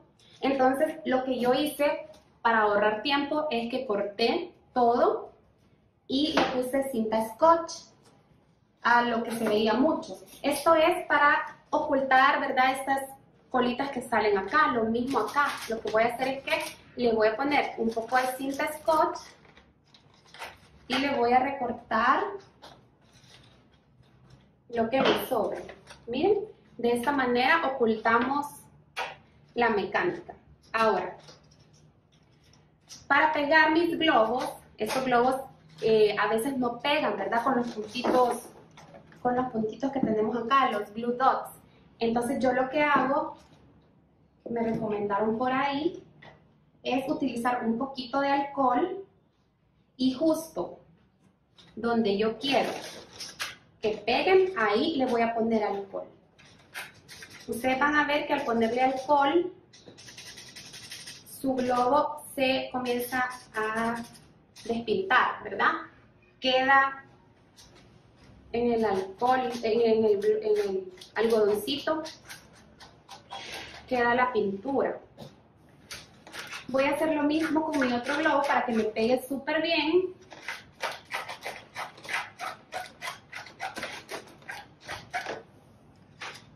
Ok, y ahora que ya está acá, en el algodoncito quedó, voy a agarrar otro algodoncito y voy a secar. De esta forma no tendré problema para pegar. Entonces, ahora que ya lo tengo, voy a agarrar mis puntos de pega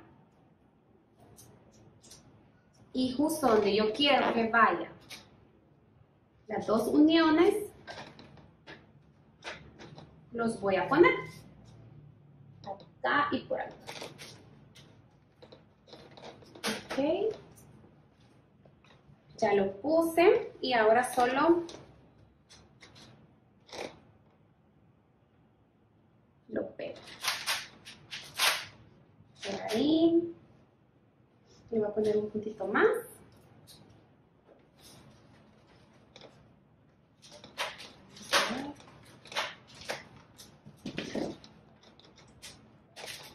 Ok, ahí está muy bien, miren. De esta forma ya lo pegué. Ahora lo que quiero es darle detalle, ¿verdad? A mi arreglo. Para esto voy a hacer una estrellita que ya tengo por acá. A esta estrella yo le puedo poner un nombre. Por aquí tenía el nombrecito. Bueno, ahí se lo pongo después. Tengo, aquí a esta ustedes lo pueden personalizar. Acá en mi país está súper de moda todo lo personalizado. No sé ustedes cómo... Ah, ahí me van a pasar el nombre. A ver, gracias. Aquí está, ya lo tenía. Entonces, en mi país está de moda todo lo personalizado. No sé ustedes cómo están allá, de donde nos estén viendo.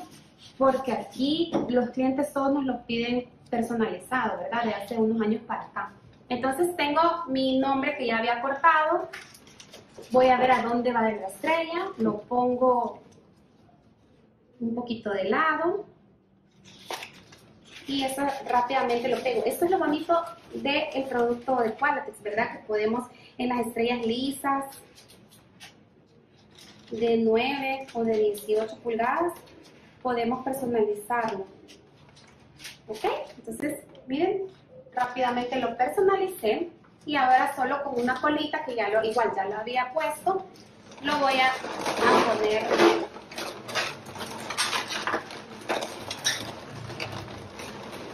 Le voy a hacer un nudito.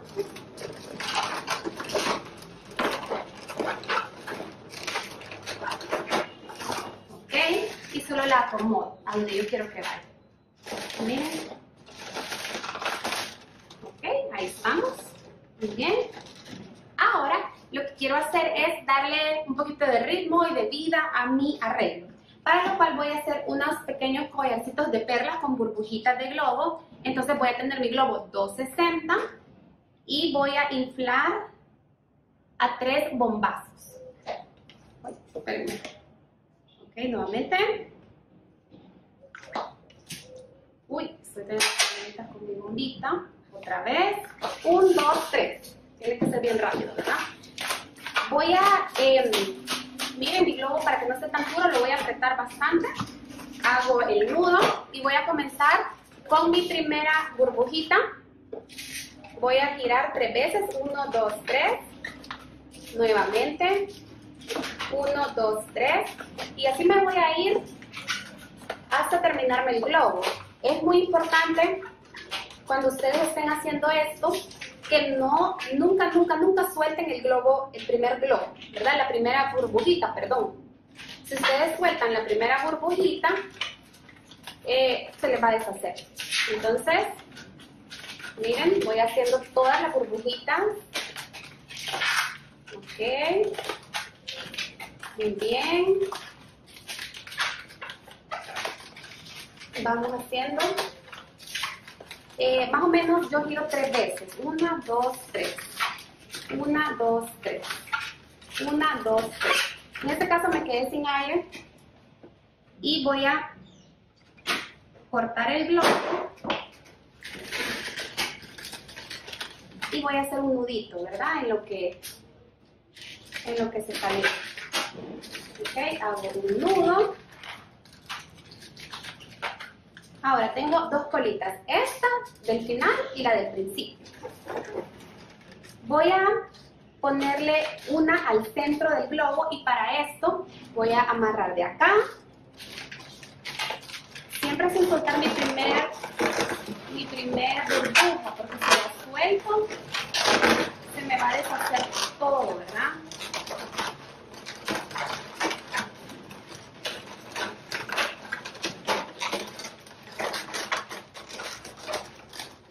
Entonces la pongo donde yo quiero que vaya y la puse del centro y esta me la voy a traer a un lado. A este mismo lado le voy a buscar igual otra colita.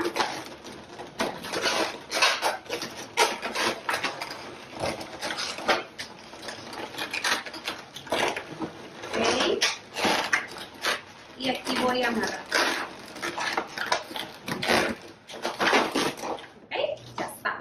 Ahora solo la voy a acomodar a como yo quiero que vaya. En este caso así. Porque yo lo que quiero es darle movimiento y ritmo a mi arreglo. ¿Ok? Bueno, una vez que ya tengo esto, miren cómo se ve, ¿verdad? Ahí ustedes van viendo cómo crea movimiento. Ahora voy a hacerle lo mismo nuevamente con otro globo 260, 3 bombazos, 1, 2, 3. Voy a hacer lo mismo. Fíjense que un tip que yo tengo es que cuando voy a inflar meto bastante el globo. De esta forma no tengo ningún problema porque tengo una colita bien larga para amarrar, ¿verdad? Entonces no tengo problema a la hora de estar, a la hora de querer amarrar el globo. Veo que muchos tienen problemas con esto. Bueno, voy a repetir, hacer mis burbujitas, la primera, la segunda. Siempre antes de hacer las burbujas, aplasten el globo. Tercera, cuarta, y así me voy hasta que terminemos, hasta que se nos acabe el aire, ¿verdad? Me voy en todo el globo, haciéndolo.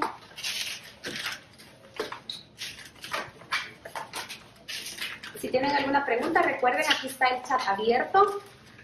Me pueden preguntar lo que ustedes quieran. O nos pueden tallar y contarnos cómo hicieron ustedes su arreglo. Se me acabó el aire nuevamente, entonces voy a, con la tijerita, sacar para poder hacer el nudito, ¿verdad? Ahora, nuevamente traigo mi arreglo,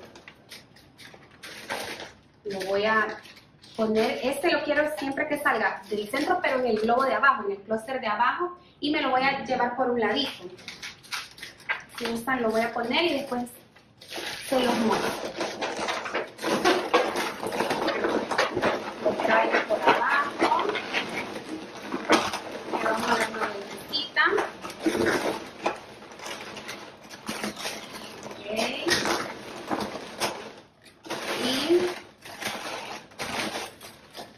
Me lo voy a traer por atrás.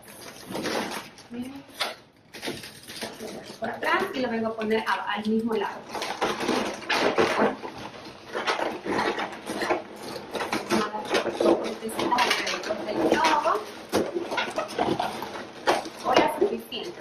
Ahora, para que no se me desacomode, vamos a poner. Ustedes lo pueden ir acomodando y si se les está desacomodando mucho, le pueden poner unos 2 puntitos de pego.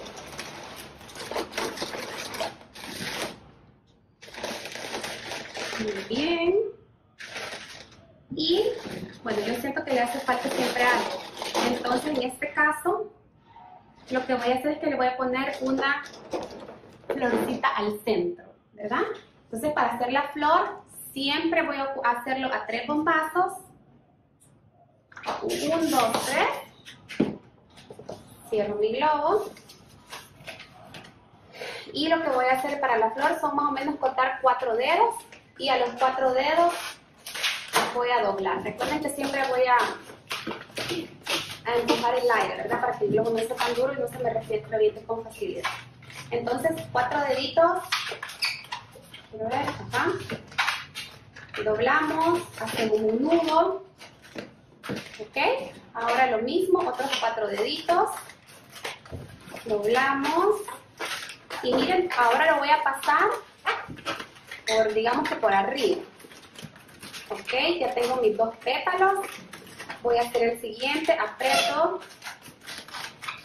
aproximadamente 4 dedos, doblo, voy a hacer mi 4º pétalo, de igual forma, solo doblé.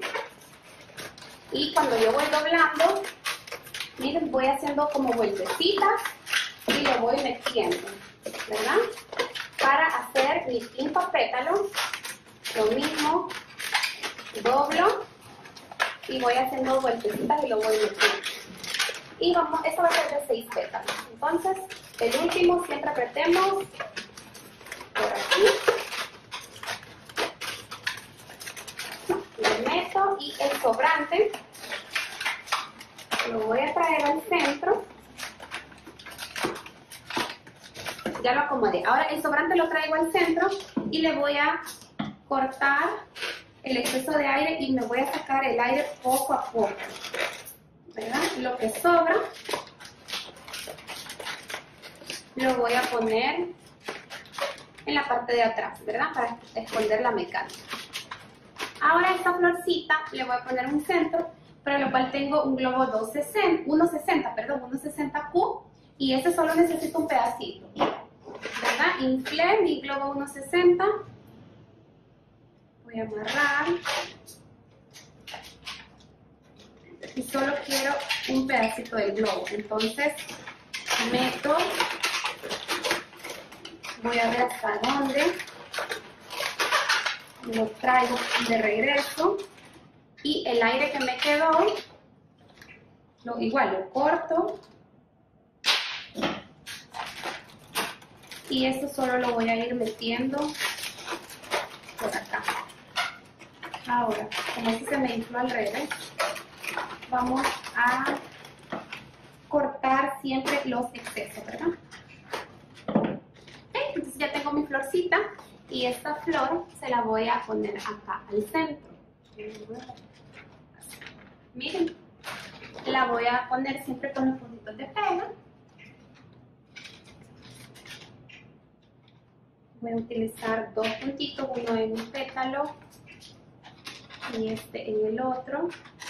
Los puntos ustedes pueden utilizar los que mejor les parezca, ¿verdad? Y pego, y ahora solo quiero ver. Muy bien, y acá está nuestro arreglo de entrega. Si se fijan es pequeño, entonces puede ir perfectamente en un centro de mesa. ¿Ok? ¿Qué les parece? Cuéntenme ustedes ahí en el chat qué colores prefieren o qué colores están más de moda. Quiero contarles que yo aquí tengo otro que ya había hecho, que es con colores como más, miren el numerito está divino, ¿verdad? De pringuitas y todo. Entonces, rápidamente voy a enseñarles a hacer como a personalizarlo un poquito más. Siempre vamos a cortar estas orillitas, ¿verdad? Que les contaba. Ok. Cortamos. Y este me gusta así a mí como para un niño, una niña, por el número que está bien decoradito. Entonces a mí se me ocurría hacerle estas mismas pringuitas, ¿verdad? Vamos a agarrar globo 1.60 y con nuestro inflador de 1.60 le voy a hacer las pringuitas. Entonces para eso solo inflo, calculo un poco, cierro de un lado, cierro del otro, corto ambos lados y voy a tener esas pequeñas pringuitas que le voy a poner. Voy a usar diferentes colores, ¿verdad? Miren. Y lo puedo hacer igual a diferentes tamaños. Entonces, cortamos y de un globo nos salen bastantes. Ok. Ya tengo dos pringuitas.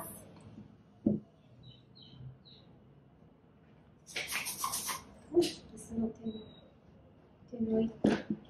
Vamos a hacer una más. Inflamos. Sacamos el aire.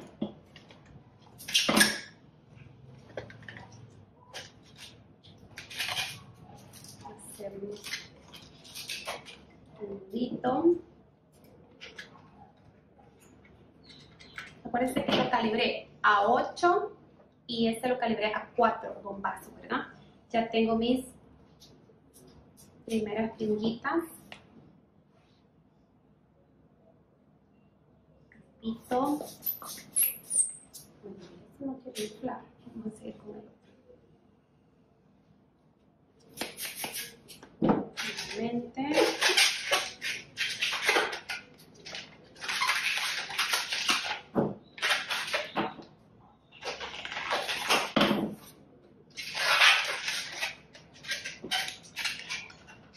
Ustedes pueden elegir el color que más les guste. Estos colores me encantan y siento que combinan súper bien con el globo. ¿Verdad?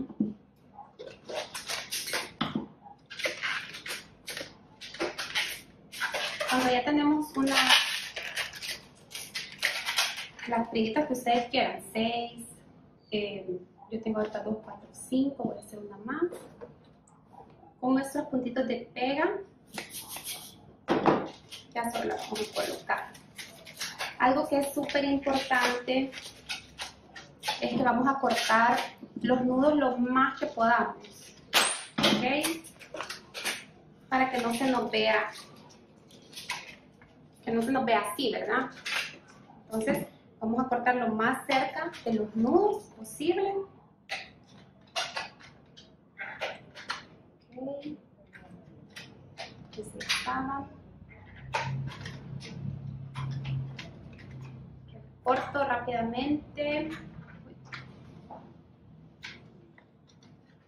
Lo más cerca. Y ahora estos puntos pegan perfecto en el látex. Así que voy a ponerle un puntito. Y miren, traigo mi arreglo aquí acá. Un puntito.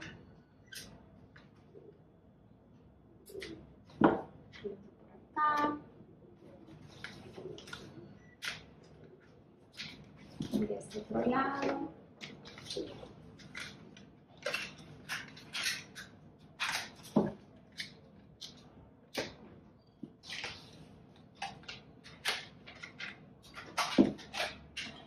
Ok, cuando ya terminé, voy a proceder a hacerle rápidamente una chonga. Miren, ya cambia, ¿verdad? Le voy a hacer una chonguita con globo 1.60. Para esto voy a usar 3 globos. Los voy a inflar. Ustedes pueden ver el tamaño que ustedes prefieran. Yo no lo quiero muy grande porque este arreglo es bastante pequeño. Entonces inflo mi primer globo, hago un aro, lo amarro entre ellos. Segundo globo. Ok. Miren, lo amarro acá. Y mi tercer globo, vamos a hacer lo mismo.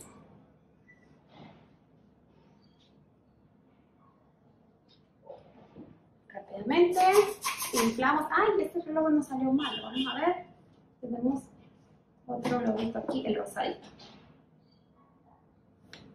Este es el globo que nos había salido como ahí. Ok, inflamos. Uy, estamos teniendo fallas técnicas. ¿Cuál era el?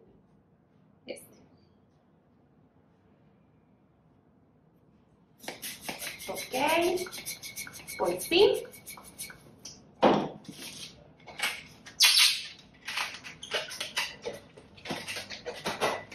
Ahora agarro mis 3 globos, miren, y solo le voy a hacer por el centro un doblez. ¿Okay? Tengo mis colitas, agarro una de ellas, refuerzo el doblez y esta se la voy a poner del lado que ustedes prefieran. En este caso yo la voy a poner por acá. La amarro bien.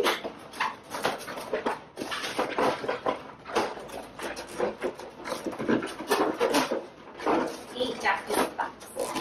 De esta forma son mis propuestas para arreglos de entrega. Espero que les haya gustado.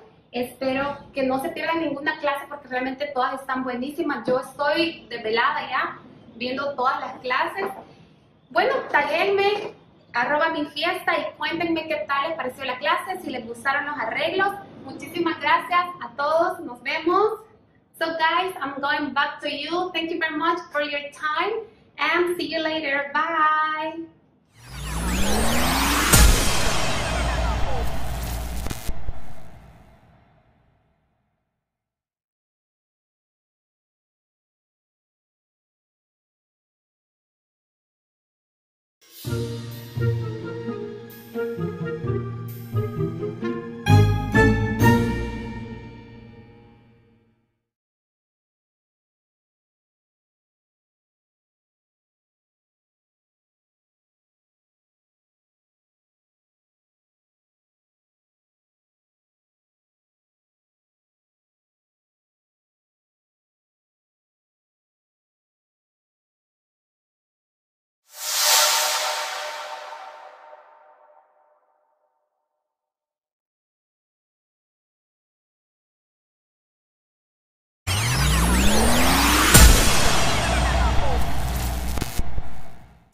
Hello, ladies and gentlemen, boys and girls out there. My name is Dylan Rowe, and I am going to be teaching today at the Q Corner online convention in 2021. It seems like yesterday that I was sat in my basement doing this for the 2020 Q Corner convention. It's just like, you know, a whole quarantine ago. Anyway, back to my lesson. This lesson is going to be about balloon toys. What is a balloon toy? For me, a balloon toy is something extra than a balloon.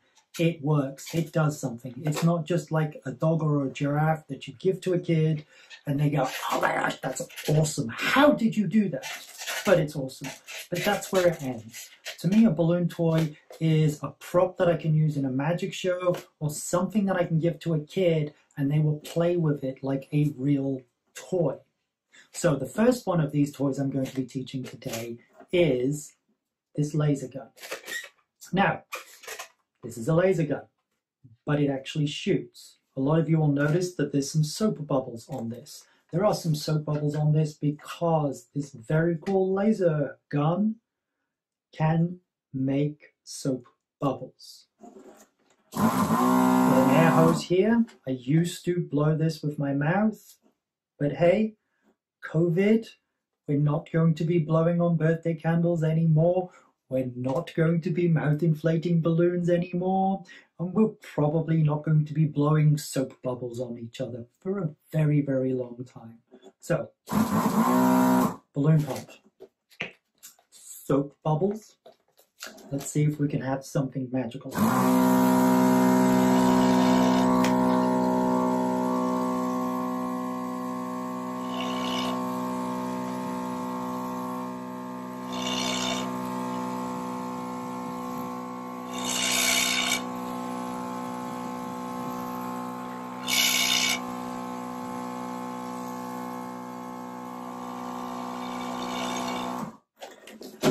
How did I do this? I did this with a technique called a balloon bead. There are many different versions of balloon beads out there. I have learned them all. This is how I do balloon beads. It's the simplest. You don't need any tape. You don't need any glue. You just need two special qualatex balloons. These two special qualatex balloons that I use for this are 321s. Tip or no tip, B-bodies, qualatex, or a 6-inch quick link. Now you can technically use any balloon for this technique, but I like the 321s and I like the quick links because of the tails. What else is in here? This is just a 260. There's also a straw that's running through this whole thing. And then at the end, I glued on with some rubber glue. This is a bubble bond that you get dollar store or the other places. Cut it off and stick it on with some rubber glue. You need that because that's the reservoir for the bubble juice. You're also going to need bubble juice. I put this in a little tray here on my table and my whole floor is covered in bubble juice. So, 321, 6-inch quick link, 260Q, a straw. I will show you what size of straw you will need, but it's going to be a thick straw. You're going to want to get like those milkshake straws. Bubble wand top, some rubber glue. That's all you're going to need to make one of these, and then endless fun. Also, you are going to need an air pump or something like that. It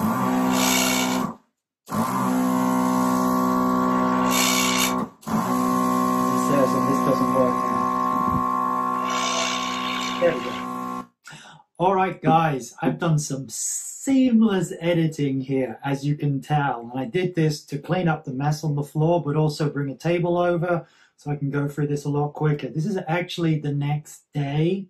And I also did this for a reason, because I know a lot of people are going to turn around and say, because you're not tying the balloons or you're taping the balloons or anything like that, the air is going to come out of them.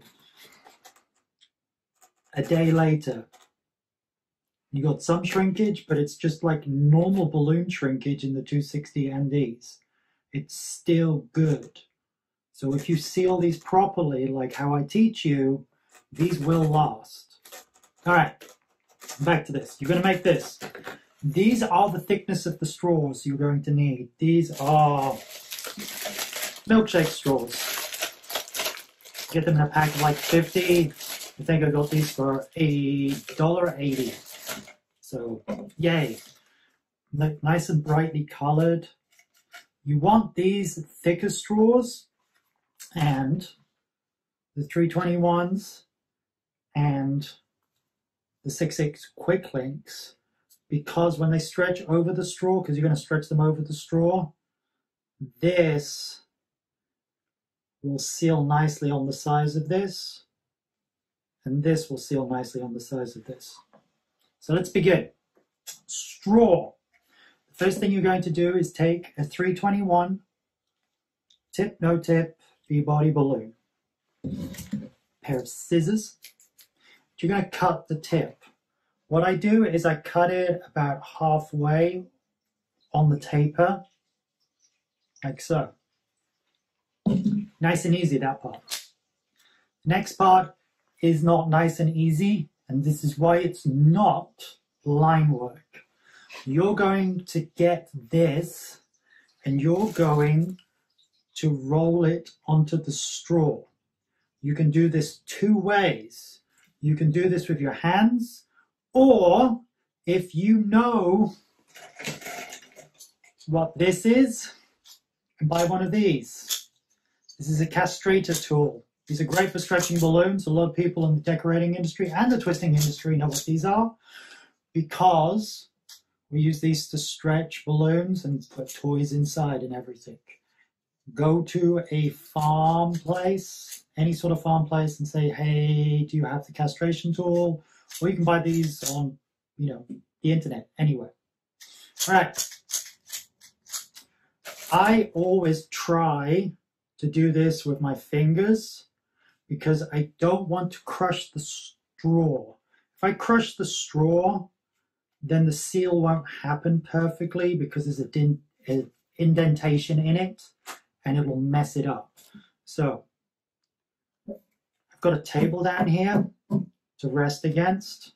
I'm going to get the cut bit of the tip. I'm going to stretch it over the balloon, like so.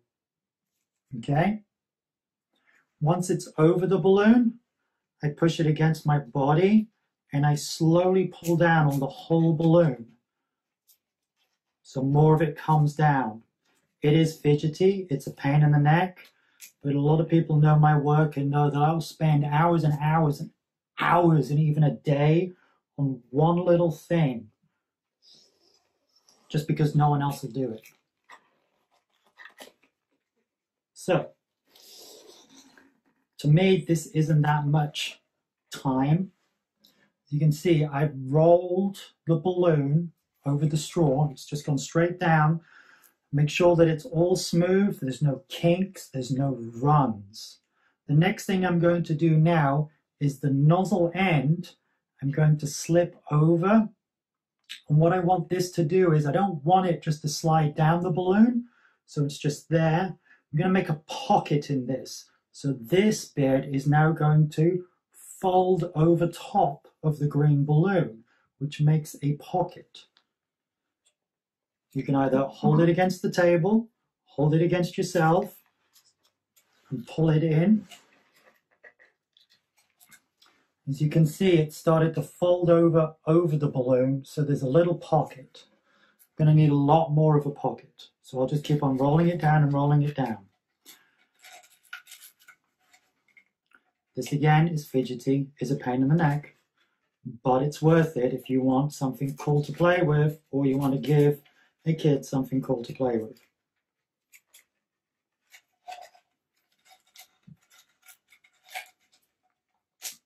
If you get something like that, it should work. The next that you're going to need is a green pump.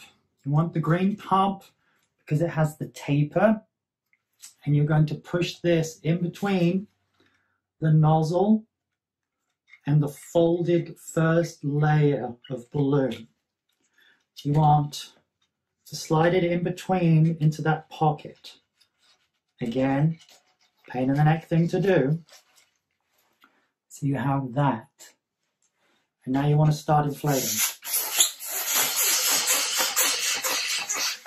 First time, sometimes you don't get enough. But once you've made the pocket, it will pretty much self-seal upon itself, like this. It's kind of magical how it does this. I really don't know the science on this, but I have a feeling that pressure of the air trying to get out is actually stopping the air from getting out, because the only way it can get out is by pushing on the balloon, and it self-seals itself. If you get to this stage and the air is coming out, you can always add some more. All you have to do is you can pull the seal apart there. You can see the air coming out. If the air comes out, the air can go in. So put back in. And also, the first time you did it and the pocket isn't very big, it's very small, when you blow it up with air for the first time, it stretches and folds over more. So the second time you do this, didn't get quite in the pocket there, it'll make a bigger bubble on the pocket, like so. So what's hard to see inside, the straw goes all the way through, then there's a layer of balloon, and then the balloon folds back over. That's all you need to do. What I do next is I push both ends down so the nozzle is kind of in the middle. You push it as further down as you can inside and then straighten it out. It's harder for the air to break the seal on one side or the other side. Now, as we're making this one's a little bit bigger than that, but it's actually not a problem. What I'm going to do next is I'm going to push the balloon, I'm going to slide the balloon towards the end. I'm careful not to slide it off the straw. If you slide it off the straw, you have to start the whole process all over again. When it gets too close to the edge, I would stop sliding it. I've discovered over the years of doing this that you always want a little bit of the balloon sticking out. If you don't have a little bit of the balloon sticking out, the balloon kind of pops out of the end.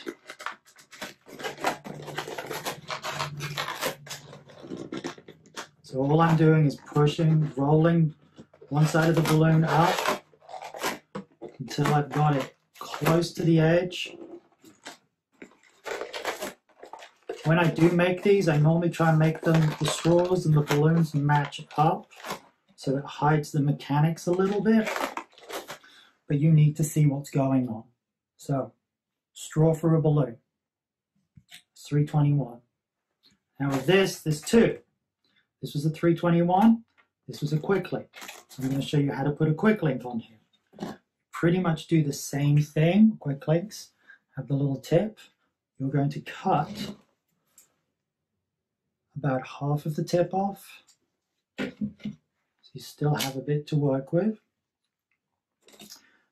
You're not going to put it on this side, you're going to put it on this side. So rest the balloon on the table or your chest, stretch the tip. You can do it with your fingers. The quick links, I actually use these guys. Put it on the table here. Just stretch it to put it on the calipers. Now it's on the calipers. What I do is I roll it down so it goes all the way to the actual bulb. So the calipers are kind of in the top of the bulb and not as much as in the tail. So when you stretch it, it opens up like that. Remember what I said, if you're going to use these, be extra careful you don't crush the straw. If you put an indentation into the straw, it's not going to seal, the balloon will not seal perfectly on it. So I push it in, I grab it, and I slowly stretch the balloon, and I try not to close the calipers. I take them off this end and then get them off. So you now have this. You're now going to do exactly the same thing that you did. You're going to try and roll this down and then make a pocket. The balloon is going to go down over top of the balloon. Stretch it, pull it, twist it, pop it.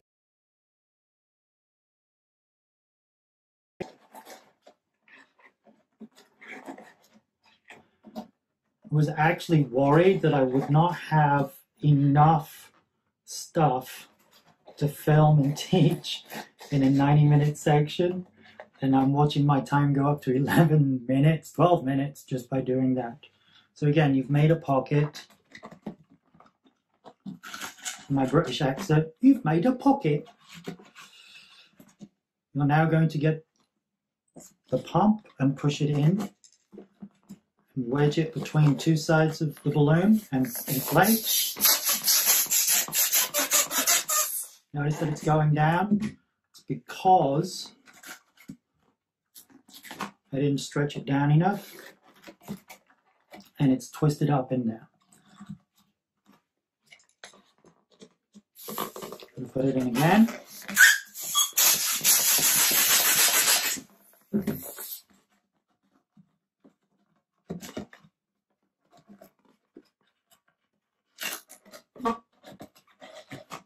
Straighten it out, get that kink out.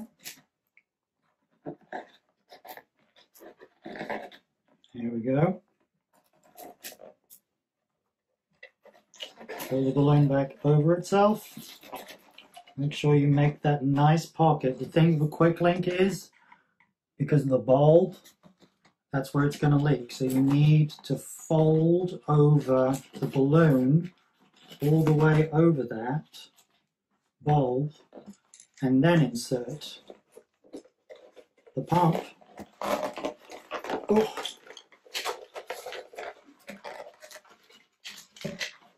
When you insert the pump, the other thing you want to do is hold the balloon down and try and stop the air from coming out. Like so. Oh, I just dropped my pump.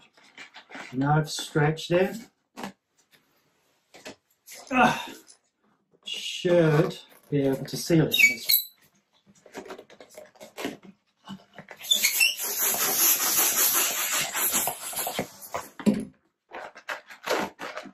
Okay. There we go. It's sealed. The next thing I do is I just push it all the way in against the other balloon.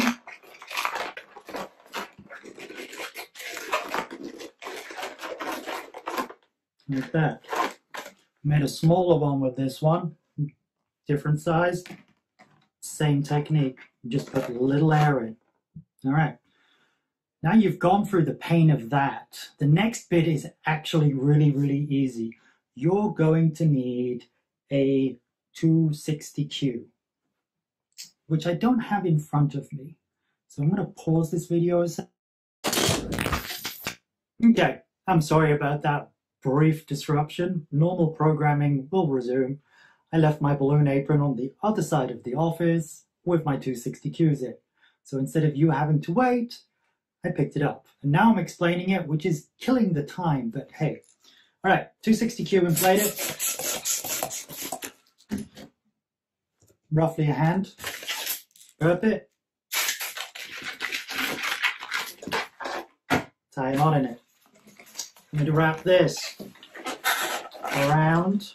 I'm going to make a loop twist around the straw. Make a little bubble over. Twist that into a pinch twist. Push it up. Make it all nice and tight. I'm going to do this again. I'm going to make this single bubble, the spacer bubble first. Very small pinch twist.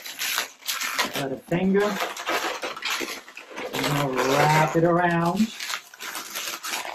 the straw, like so. So you have this. So this is your laser gun.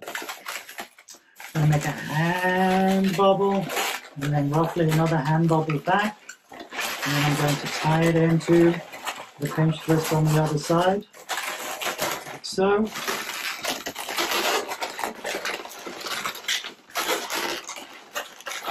And just to make it stable, I'm going to put another pinch twist on this side.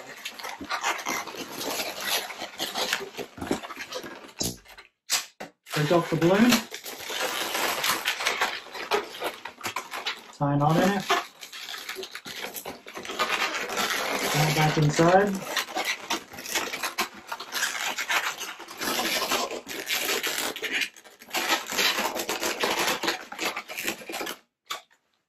Now you have your bubble blaster. This is all the balloon stuff. As you can see, there's a bit of straw sticking out. So what I'm going to do next is I'm going to cut that bit of the straw off. Do not cut it too close to the balloon. The balloon will roll off and you have to start again. Don't cut the balloon, it will pop. So, there we go. Just drop my scissors. Wrap the balloon around it. Like so.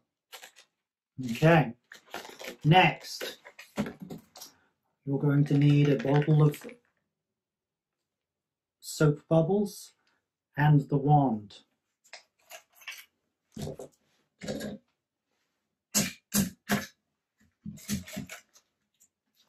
The tab.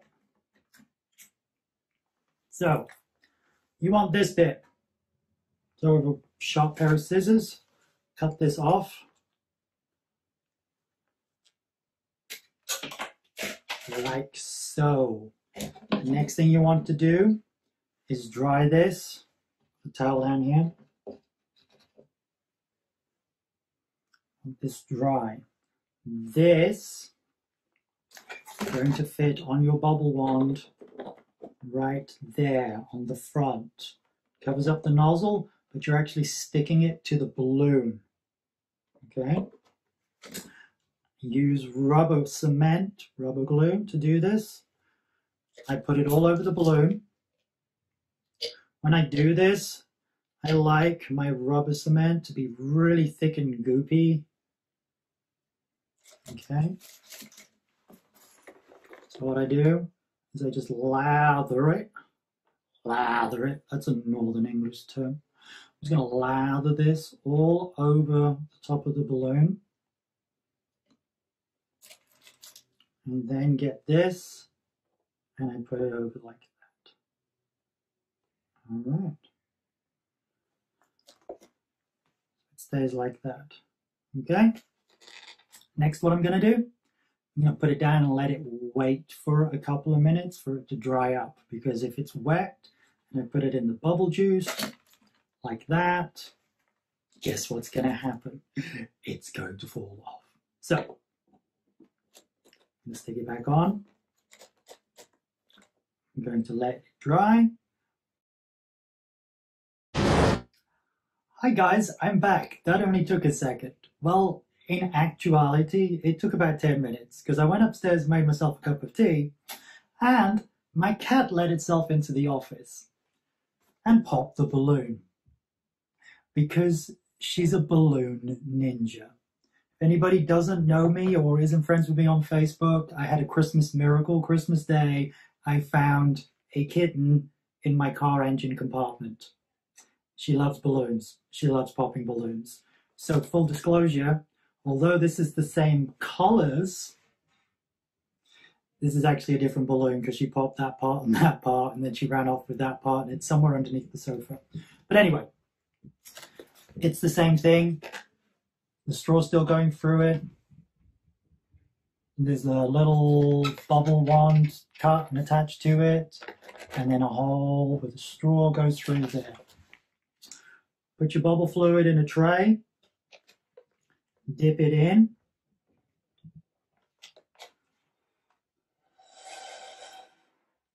And as you can see,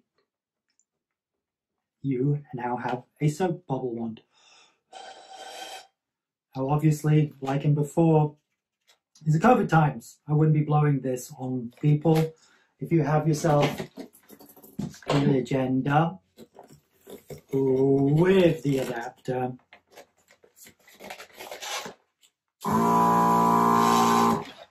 You have to be careful with the legenda and how far you put the air hose into the back. Do not jam it all the way in and go like this, because although it made a little bubble, it's too powerful. So hold it a distance and do it like that. And then you're not spreading COVID and you're healthy, and you can add it to your bubble shows, you can add it to your balloon shows, whatever you need to do, you have a bubble one. And like you see with the other one, they last a couple of days like this. You can still play with them. And you can actually go in and reseal, pull them apart, take this off here. All right. If this one leaks, shove the pump up inside, find the nozzle, inflate it again. This one, a little bit harder because you've got glue and everything. I would take that off, roll that one down and inflate. It may be worth your while just making another one, but you can do repairs on all of this. Obviously, that pops, just put another one on. Anyway, bubble wands and balloon beads without all the mess and tape. I hope you enjoyed. I'll be back in a few seconds after our... And now a few words from our sponsors. Mr. Q and Qualatex Balloons. And back. All right, guys, now that we've learned how to do a balloon bead and we learned to make the really cool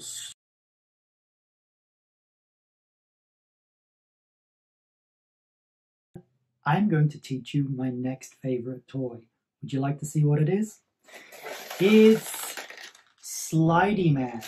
Slidey Man, Slidey Man, does whatever a Slidey Man can. Slides this way, slides that way, up and down. Look at him go, look out. It's a Slidey Man. Bam, bam, bam. Slidey Man, Slidey Man. All right. So this is a Spidey Man on a string, or it could be like him crossing on his web. This is a balloon bead with a little basic person on with whatever printed head you want on, a couple of handles. This is a 260 that I drained all the air from, made it into a balloon ribbon. I'll show you how to do that.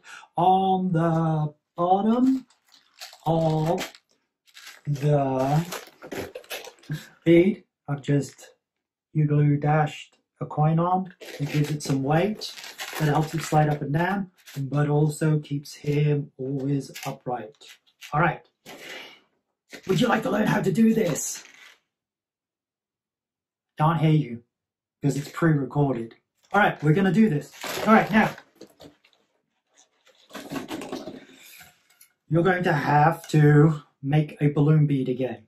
I know we've already gone through this once, but I'm going to go through it really, really quickly. B body 321, cut just half of the tip off. I'm going to try and do this as quickly as possible. Ooh. Here we go.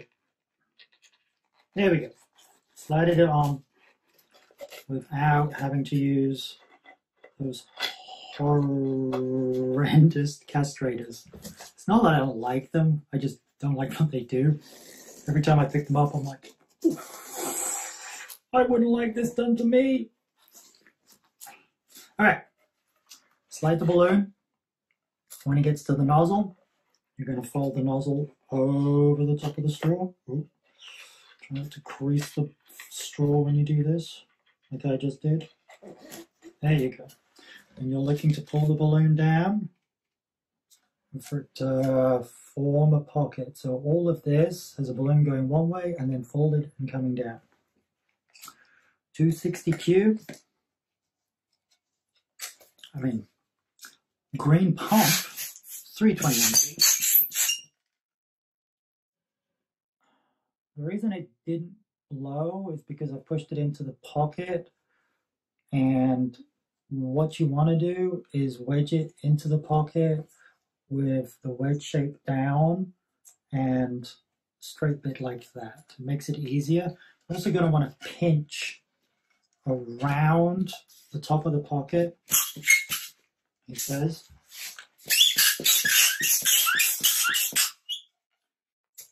Stretch it out. It's already got its little bit of a pocket there. Put it back in because it's stretched out the first time. The first time hardly ever works for me. It's always the second time because it's stretched the balloon out. And then working out how to stop the air from coming out quickly.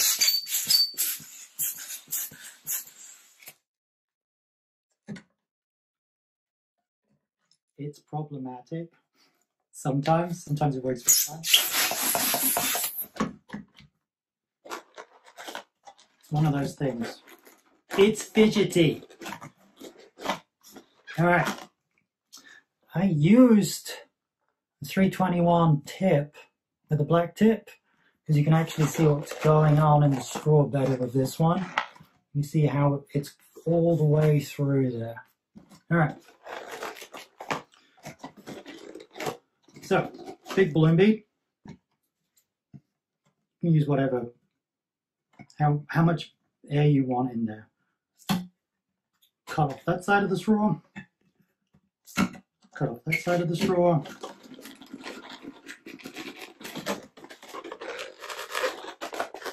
Shape the balloon bead so it's kind of symmetrical.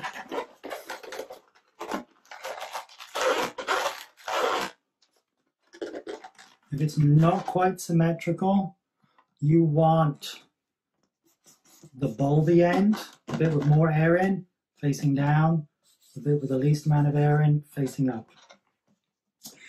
Going to need a balloon ribbon, it's a 260Q. Grab it by the tip and pinch, and you're draining all the air out of the 260Q. And then you're tying a knot in without letting any air in. This gives you a balloon ribbon. They're great for decorating. These are great for tying things down. These are great for, you know, in the balloon world, we use these as like duct tape. Anything needs tied together, one of these, all right? But it's great for this as well. So I'm just going to push it into the straw. It should come out the other end. There you go. Always test it, stretch it. There you go. You could kind of put like a little car or something on this as well, or like an alien. I'm going to put a Batman on this. But it works for anything, whatever the kid likes. You can put it on one of these and they'll just sit there for hours just going. Alright, so the handles are basic. All it is a 6-petal flower. I do it with pinch twists and then 3 pinch twists on the other end. I don't measure them because I'm always working fast, so I'm like, oh yeah, that's a finger. Pinch twist, and then I do 5 more. 2, 3, 4.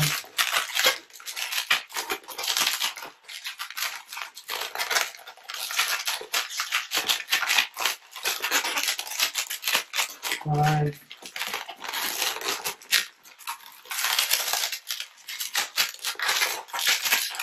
6. Now I've got them all, I rearrange them into a flower shape.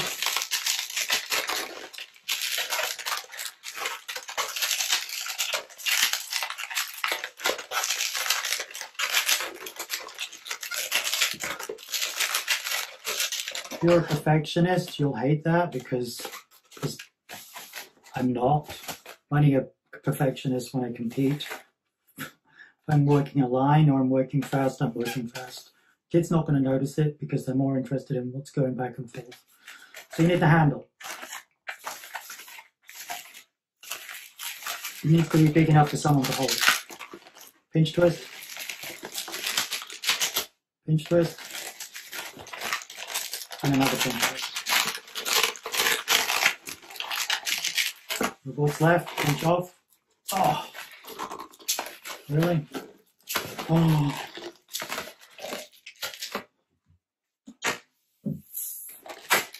believe it's been hot. All right. Tie the end, wrap it around. One handle. Going to need another handle.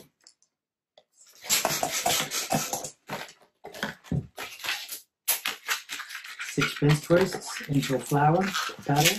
1, 2, 3.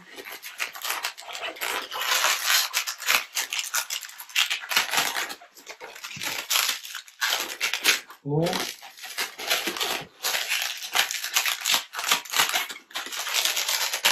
5.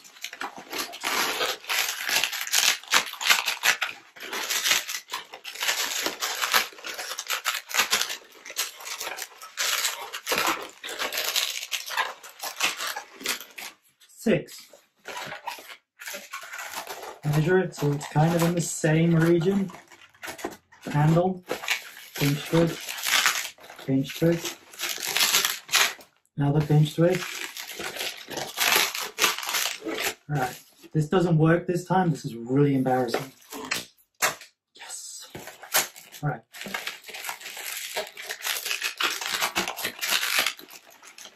So, 1, 2, 3 on the bottom, 1, 2, 3 on the bottom, pinch twist, pinch twist. Alright.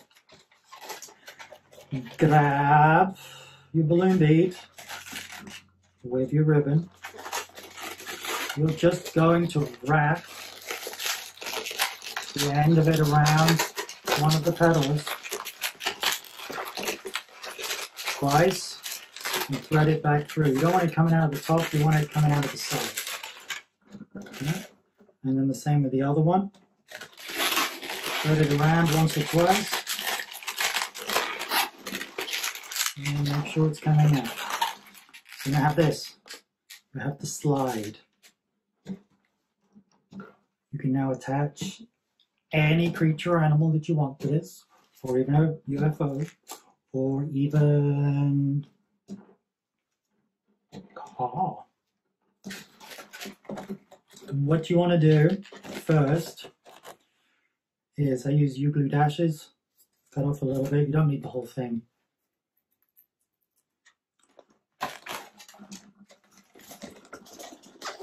Find where you want to put the bottom on. Put the dash on. And then put the coin on as the weight. Right. You don't want to make the sculptures too big when you do this, because of the weight won't balance them out. So small, chubby sculptures, you know.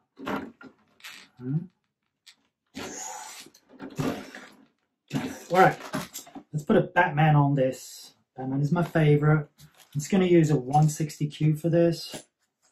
It's going to make a very, very quick body and a cape. So, I thought this was a black balloon. It's actually a dark brown balloon. My bad.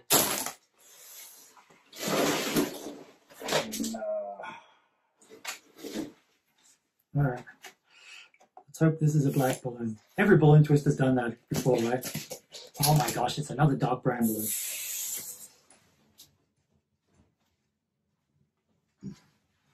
Doesn't help that I put them right next to each other in my balloon apron. I need to separate them. Alright, this is definitely a black balloon. Here we go. Tie a knot. Okay, I'm just going to make a basic body. Doesn't even really look like a body. I just throw a couple of pinch twists together to give it some sort of shape or form. So 2 pinch twists. Make a couple of fingers. Another 2 pinch twists.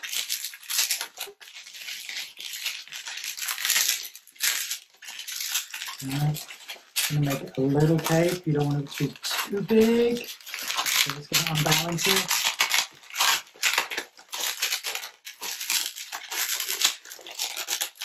So you're left with that. 2 pinch twists, a little double, another 2 pinch twists, and a lip twist, and whatever's left. break off.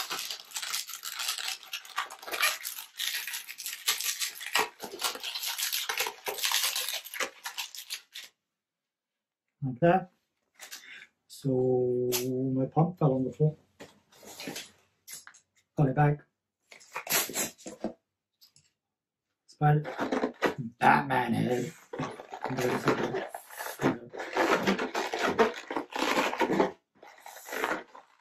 Inflated because you want it to be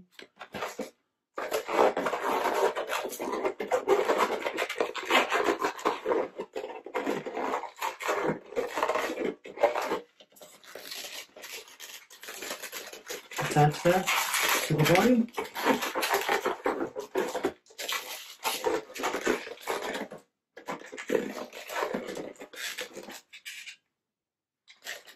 Next.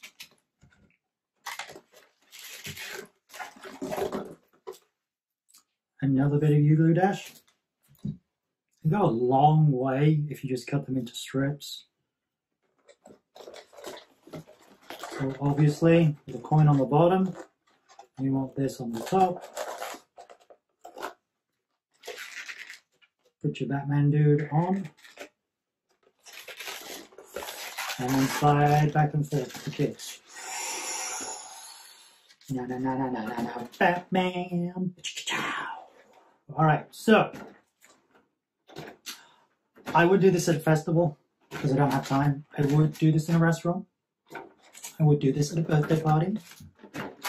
I would, if I knew I was going to do like a lot of a birthday party, if it was a boy's birthday party, I would like pre-do a lot of these balloon beads and then take them with me in a bag because they're literally going to stay inflated for a couple of days.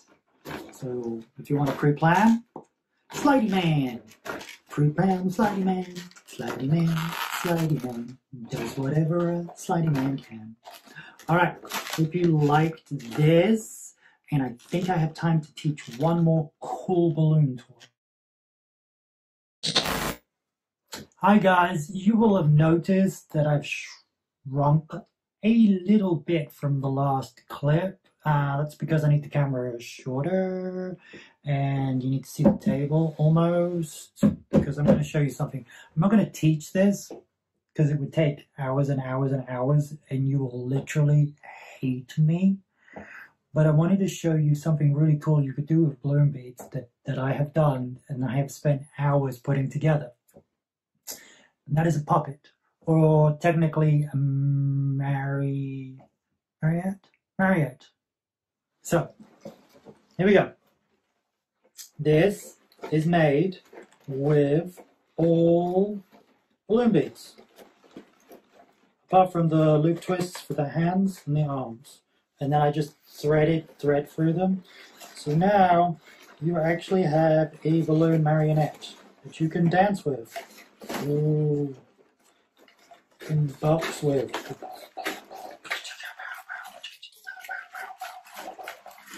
Alright, I will show you how this is made, but I'm not going to like go through everything because it would be incredibly boring. And I don't want to bore you, but I just wanted to show you this cool concept. I was like, no way, look, it's a balloon puppet. It's so cool. Extra cool. Set down, he kicks. Pow, pow, pow, pow, pow. Alright. Now, let me rearrange the... Okay guys, so camera's at the same height again. Well, its original height. I've taken some of the outer strings off the marionette so you can see what's actually going on in here. I'm going to start with the feet. Just loop twists, loop twist, loop twist, 2 pinch twists. There's a lot of balloon beads in this. So 1, 2, 3, 4, 5, 6, 7, 8, 9, 10, 11 balloon beads to make one of these. With a foot, you start, and you have 2 balloon beads. I use monofilament wire in this, so I tie it around the loop twist. I then thread it through the balloon bead, through the straw, through one, through the other one, through the waist, up through the body, and then up through the head. Okay? Exactly the same with this leg. Wrap it around the loop twist. Thread it up through the first segment of leg, the second segment of leg, the waist, the body, the torso, and then through the head. I then, you can see it coming through the head then, I get them the same length, and I tie them to a straw, and that gives me my body and the legs. Obviously, you're going to need arms as well. These work a little bit different. I tried to loop them all through the same thing, but it would separate too much. So this is how I do my arms. If you ever make one of these, you may come up with a better solution to this. If you do, please tell me, because I would like to know. All right, so fishing line, tie it around the pinch twist, the loop twist for the hand. Same as the legs. Goes through one bead, goes through the other bead, and then what I do is I then tie it underneath the head to the filament wire that's coming from the legs. I then use a glue dash to tie it to the shoulders. This doesn't give me as much momentum, but it stops the whole thing ripping apart when I'm moving it, which I discovered. Then you do exactly the same thing on the other side. So you twist monofilament wire through one bead through the second, and you tie it. It's all tied to the structure. Wind this up a little bit so you can. There you go. So it goes like this. You'll notice that I can't move him at all at this stage. This is just the skeleton. What I do next is I tie some cotton here, and that's going to give you that. I'm going to tie it up. I'm going to attach it to another straw. The same straw I tie this one on. That's going to give you your hand movement of the marionette. I'm going to move around, and then what I do with the legs, I do exactly the same thing. I tie some cotton on that side, run it up to the straw, tie it. And some cotton on this side, run it up to the straw and tie it. And then, because the monofilament wire isn't tight, it's kind of loose as well. So it gives, when I start playing with it, it will move around. You'll have movement and everything. I love this thing. I hate that it takes so long to make, but if you're looking for some cool promotion work, or you want to do like, I don't know, like a really cool TikTok video. No one's done one of these before, and in fact, I won't put this on TikTok. So if you want to make a TikTok video with this, go for it. It's my gift from me to you. All right. Thank you. I'm going to be back with another toy. Alright guys, for my next toy, I want to give a huge thank you to Ryan Lavalley for this. He's like my best friend, and I owe so much to him in the balloon industry. I love this guy. Badge reel on a balloon. So, basic ninja, holding a sword. Notice something weird here. It's a badge reel. I would normally put that in a balloon to hide it, the same color as the ninja, but I wanted you to see that it's in the loop. And the reason why is this. You can pull his sword out, and then it comes back to him. Or, you can have him come to the sword. So think about the possibilities in this. You could have Yoda reaching out for the Force and grabbing his lightsaber. I have done two ninjas fighting each other. A yellow ninja and a blue ninja.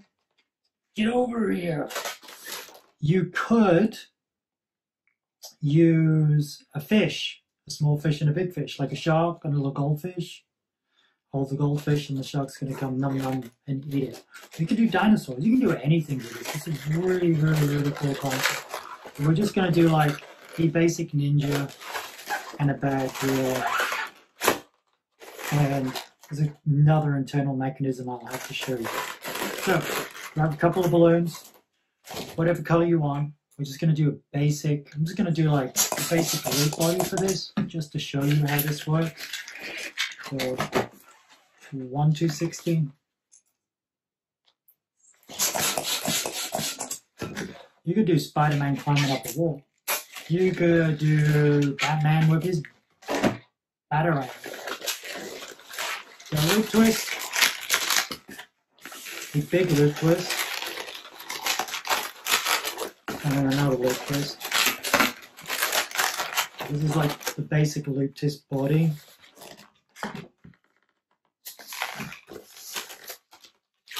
Not doing anything special, I just want to show you the fullness of the background. So, loop twist for the hand.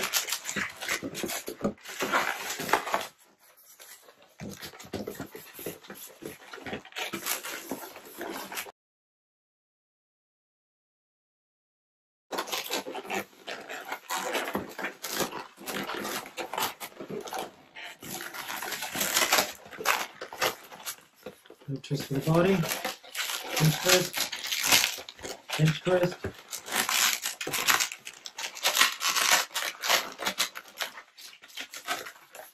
Like this.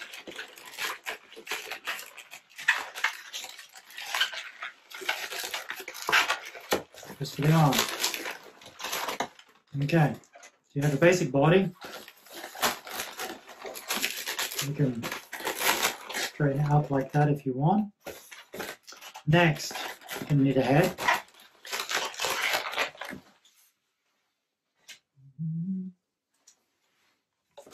Here's a ninja head.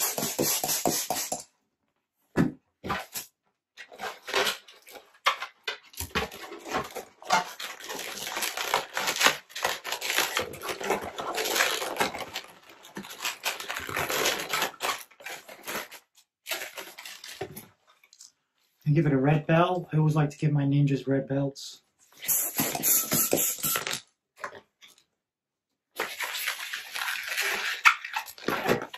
4 fingers, pinch twist, round, open into the pinch twist, measure the 4 fingers on the back, cut it off, pop it off.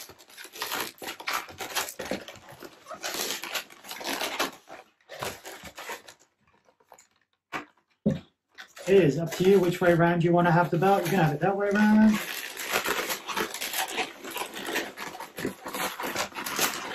You always have him kind of to the side. There's your ninja. Next thing you're going to need is the badge reel. I'll explain to you how this works.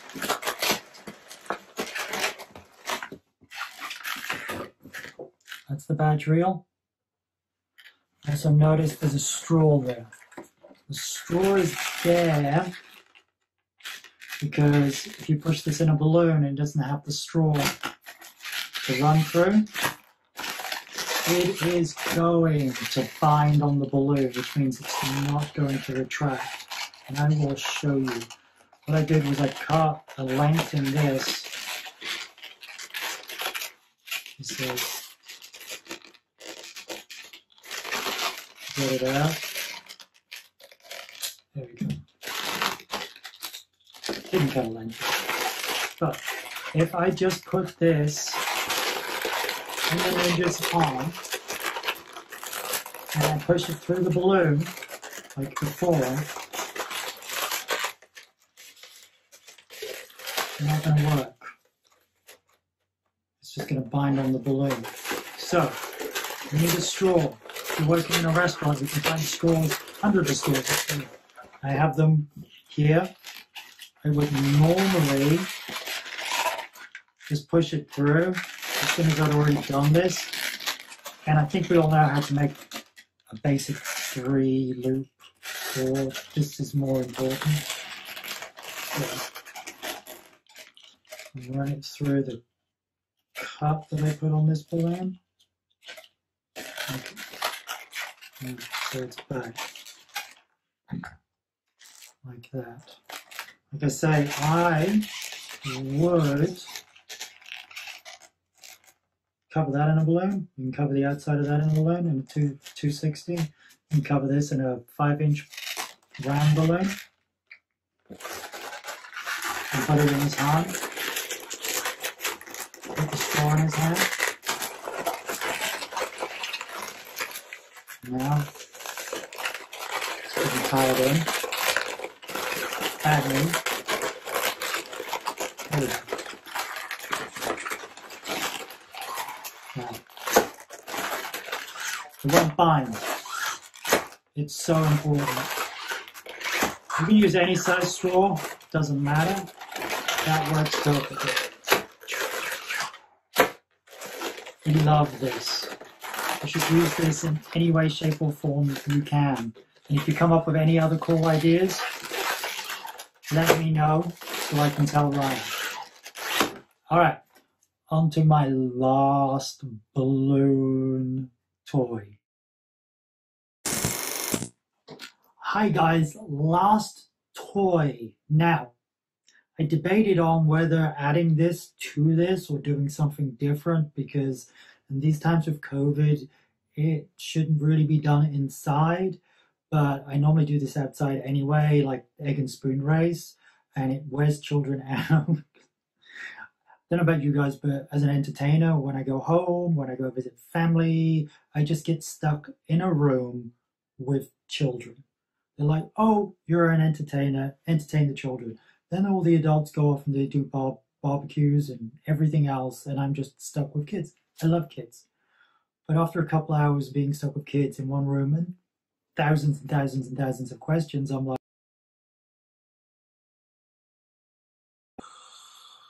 will they ever stop? This is how I get them to stop. And this is also how I play like party games if I'm ever doing a birthday party and they're like, we need some games, can you like sort out some party games? And I'm like, cool, I have this one thing, kids will love it, parents will love it too, and it exhausts them. And it's a soap bubble blower. Now, I know I actually did a soap bubble blower before, but this is just all balloons. This looks like a soap bubble, but it's not. Let me show you and explain.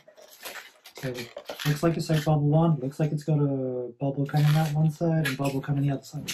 Notice the straw through the middle there. I'm going to need a clear balloon. See if I can do this by stretching back so you can see it. Oh!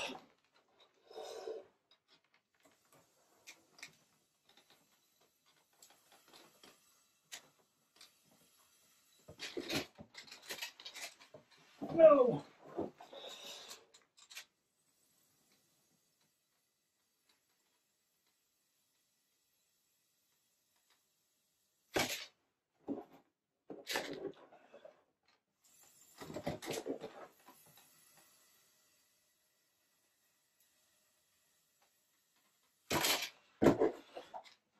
So, inside, I see how long children can blow this without passing out. Obviously, COVID, I wouldn't recommend this inside. I would definitely do this outside now, and maybe in the future we can get back to doing this inside, but I don't really think so. But this is how to use this, and well, how to make it. It's pretty simple. You're gonna need 3 clear balloons and 2 or 3 160 balloons, depending on how big you make it. And a balloon straw. I just cut the balloon straw down a little bit. You can size it to whatever you need. So, 160. See the tail, obviously. This is going to be the handle. So what I want you to do is make 4 pinch twists. 1,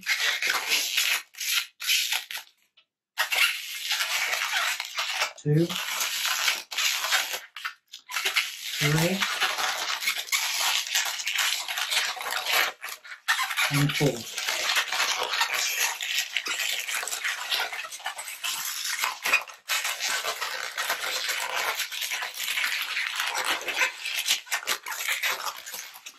Like so. All right. And measure handle This is kind of exactly the same thing that I did with the sliding man thing, but I only just put 4 pinch twists on for a base. I still put 3 at the bottom. 1, 2, 3. Third pinch twist, actually make it into a loop twist, I should say. Just because I prefer it. You can use a pinch twist, but that's just a big pinch twist to me as a loop twist. Soft anything. Get rid of the tail, tie a knot in it.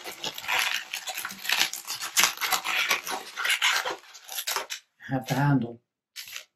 Next, you're going to need the actual bubble bit, the wand bit, top of the wand. So you're going to need a loop twist. Inflate a balloon, leave some tail.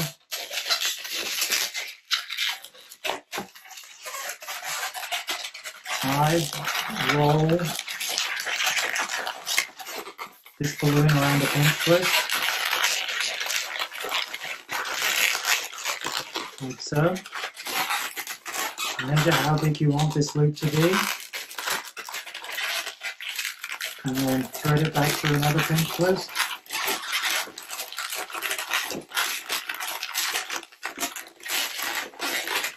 Get rid of this.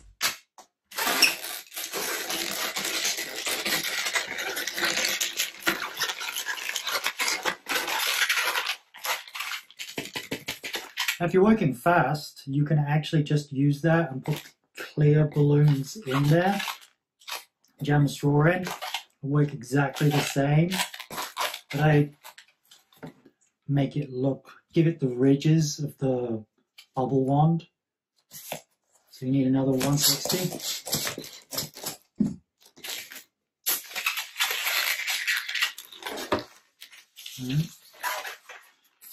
Go on one side. And the other side. Measure the loop around here.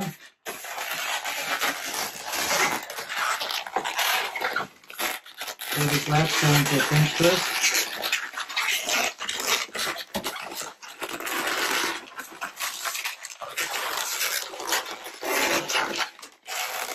Okay, so you have this. All you're going to do is you're going to repeat this all the way around. Sometimes you need an extra balloon depending on how big this loop is, but you just carry on going as many as you want to make it look realistic. So you're going to put a spacer bubble, 2 fingers, 2 pinch twist.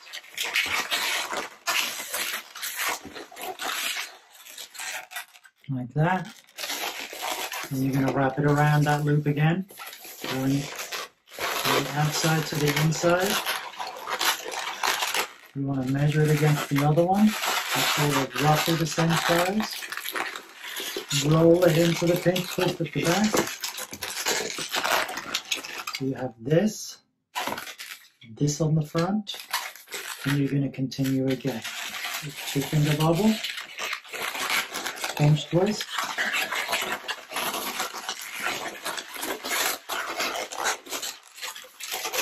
Go around the loop twist.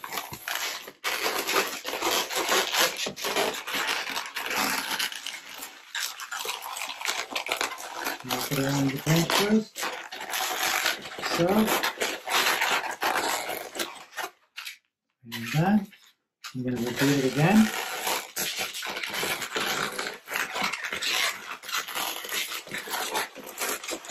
Two finger space, pinch twist. Loop around.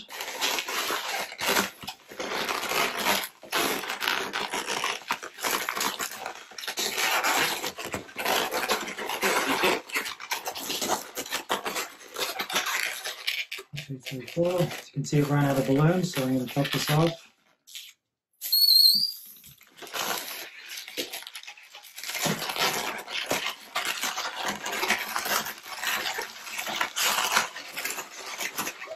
I'm going to blow up another 160 balloon.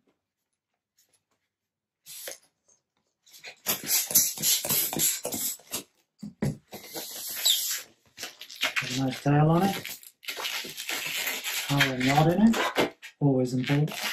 make a pinch twist in it.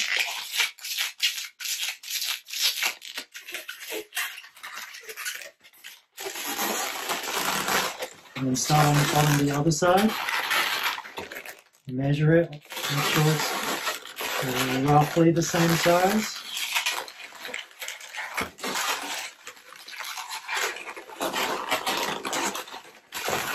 That was not.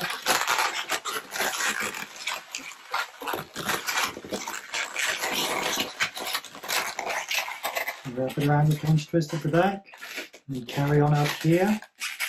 Here. The two-finger bobble, the pinch twist, and start looping it around on the other side.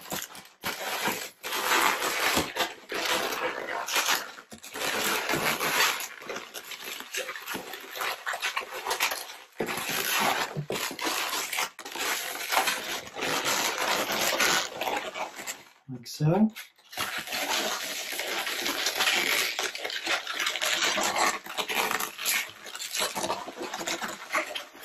The two-finger spacer, the pinch twist.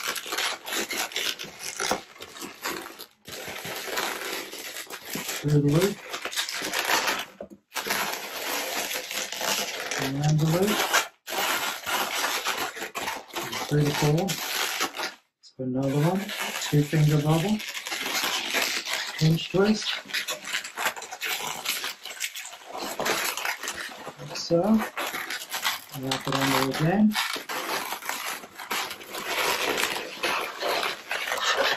Wrap it up.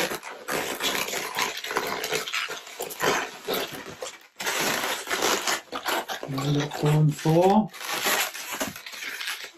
I'm actually going to add another balloon to this, just to finish the top part. You can add as many loops as you want, depending on the speed you want it to work, or how good you want to make it. But to me that doesn't look good because that needs finishing up. So, one more balloon.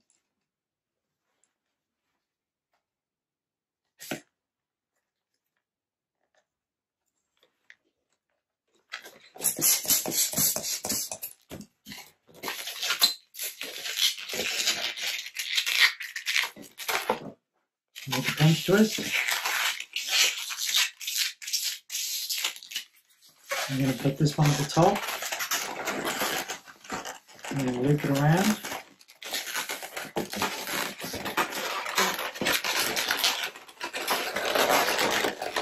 I'm going to run it into the pinch twist on the back.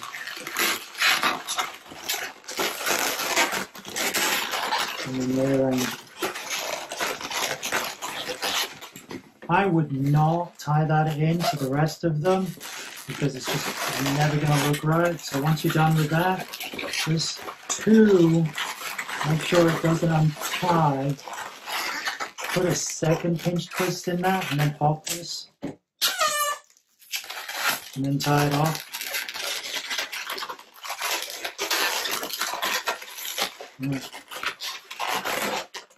So you have that on the front and that on the back. As you can see, this top one isn't tied in with the rest of them. That was one balloon, that was another balloon, and this wasn't tied in. Now that you've got your bubble wand, you need some clear balloons. You need 2 5-inch clear balloons.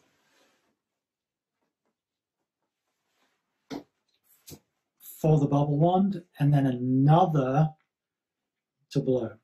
So you want to make this as big as you can. It's going to fit in the front there. Like that. Tie it all in it.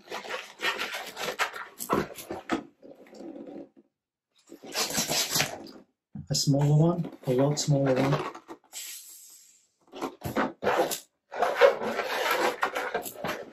So, push the big balloon into the clean loop side. A smaller balloon, take, and you're going to tie it in, wrap the other one around, and push it together like this. Okay?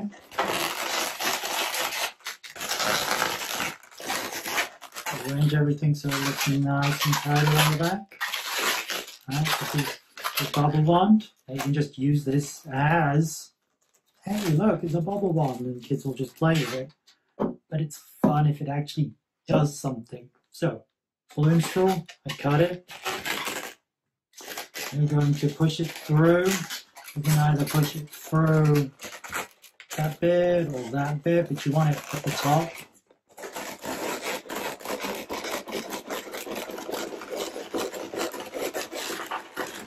You want to give your kid or you enough room to blow and enough room for the straw to clear this balloon. You're going to need another balloon. This is going to be the one that they're blowing or you're blowing. You don't want it too big because of weight. You want it big enough. Whatever size that is. It's almost like fist size. Stretch it. Tie a knot in it. And then cut the tail off. There you go. Really, really simple. Now is the hard bit. You have to find the optimum angle that you can blow and it stay in the air. See if I can do this on my first attempt. Oh!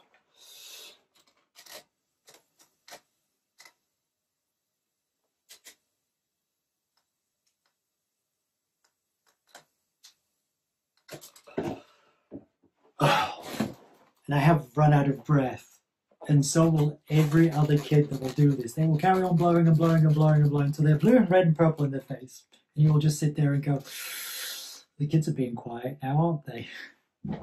All right, last toy. I hope you enjoy.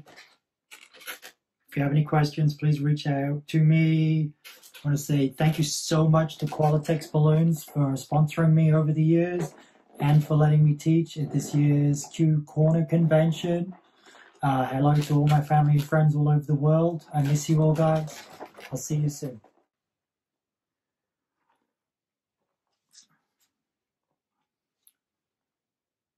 Why are you still hanging around for? Go, shoo, scram. Go see one of the lessons from one of the other amazing balloon decorators or twisters from around the world. There are so many of them. Have the best instructors here for you today. Go on, shoot, scram. You're still here? You want more? All right, I have time for one more. This is an old gag with a modern twist on it. All the old balloon twisters, magicians and clowns have heard of the pregnant dog, the meatball dog. It's where you put a little bubble in a basic balloon dog or a poodle, so it makes it look like it's pregnant. I used to love doing it for kids. Kids loved it, but I personally had a problem with it, and that was, it wasn't really pregnant. It was just a bubble in there. But then, as an industry, we all kind of found these rubber balloon animals. My friends Ron Fowler and Billy Damon use these in magic shows for kids, and Billy has his own routine. They're amazing. And I'm not going to go into what they do with them because it's their routine. You go visit it. This is what I do with them. I make my balloon animals actually pregnant with rubber balloon animals. This is so easy and simple to do. You can preload these before a show. All you need is our friends, the things I hate the most in the world, the castrators. You're going to get a 260Q. You're going to want something that the kids can see into the balloon. So you want a dual tone balloon. You want the clear diamonds, or the mandarin orange, or the emerald green, or the sapphire purple, or the sapphire blue. No, quartz purple, sorry, and the sapphire blue. So The big thing about this is you want to make sure you get a whole bunch of the balloon onto the calipers to make the pocket for the rubber balloon animal to fit. So when I say a whole bunch, just fitting that on there is not enough. You've got to fold the balloon over top of this. You've got to work the balloon down it, down it, down it, down it, down, down. Stretch a bit. Make sure it doesn't get caught up in it. This is something that you can do at nighttime before a show the next day. I wouldn't do this in a restaurant because, again, it's a little too fidgety, but you can preload, have some of these on you hidden in pockets. Yeah, I've got like a lot of it on there now. All right, so I'm going to stretch it open. Next thing you're going to want to do is you're going to want to make sure you get the whole thing in the balloon. This is not going to work if you have like a head or a leg stuck out because it's too big and you won't be able to push it in. So you need to force the whole thing in past the nozzle and past the actual calipers. You see it going like that? Perfect. Once past the calipers, you can close them and take them off. And there you have it. It's now in there. Like I say, these can be preloaded. You can have a pocket in your apron or your balloon bag with a bunch of these in. If you're a magician, you can just have one of these in your pocket. You can sleight of hand this. All right, you say, oh yeah, I'm going to blow up a balloon. Blow up the balloon. Suddenly there's a balloon dog in it. You can have this in your pocket, produce it, you know. In the olden days, we would have just mouth inflated it, and as you mouth inflated it, the balloon dog would have popped out. COVID times, I probably wouldn't want to do that. But you can still hide it, use, and pump it up.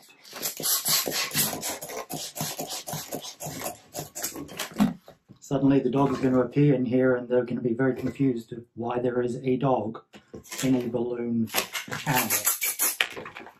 I am not going to take you how to make a basic balloon dog.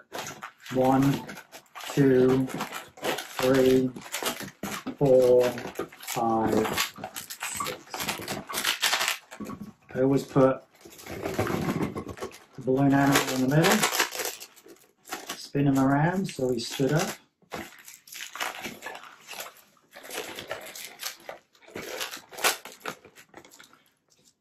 And there you have a balloon dog in a balloon dog. The kids will love it.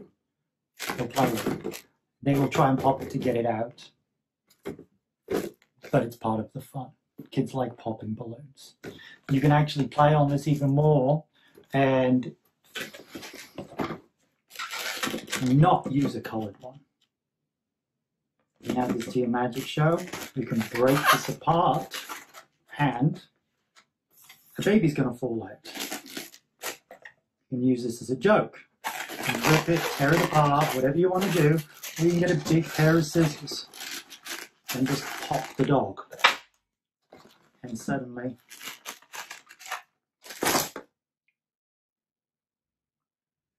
the balloon dog gave birth, turned into a snake, but you have a balloon dog. So this is a cool thing that I do in my magic tricks, I do in restaurants, and I do at birthday parties. It's pretty awesome. All right, you truly have had all of my tricks this year. I really hope you enjoyed them. I really hope you learned something. If you did learn something, send me a message, let me know. It's always good to know that, hey, you did pretty good. We really like that. We have an idea. That thing that you did, we do this differently. Let me know. I love that stuff. If you can find a better way of doing my stuff better than me, please tell me. Make my job easier, you know. I'm giving you this for free, so give me something back. Give me, hey, I like this. I didn't like this, but this was cool. hey, I came up with this idea. All right. This is February, no, it's March, because I've had a birthday already. It's March 2021. I'm hoping that we're going to get over the whole COVID thing and we're all going to get back to entertaining and doing amazing things for the kids. I do miss all of my friends at the conventions. Hopefully next year we'll all be able to get together and enjoy friendship, balloons, art, creating, and everything. I'd like again to thank you, Qualatex, for inviting me to be a guest instructor again at the Qualatex Q online convention. I want you all to be safe out there and have fun, and I will see you all soon. Goodbye, guys. I love you.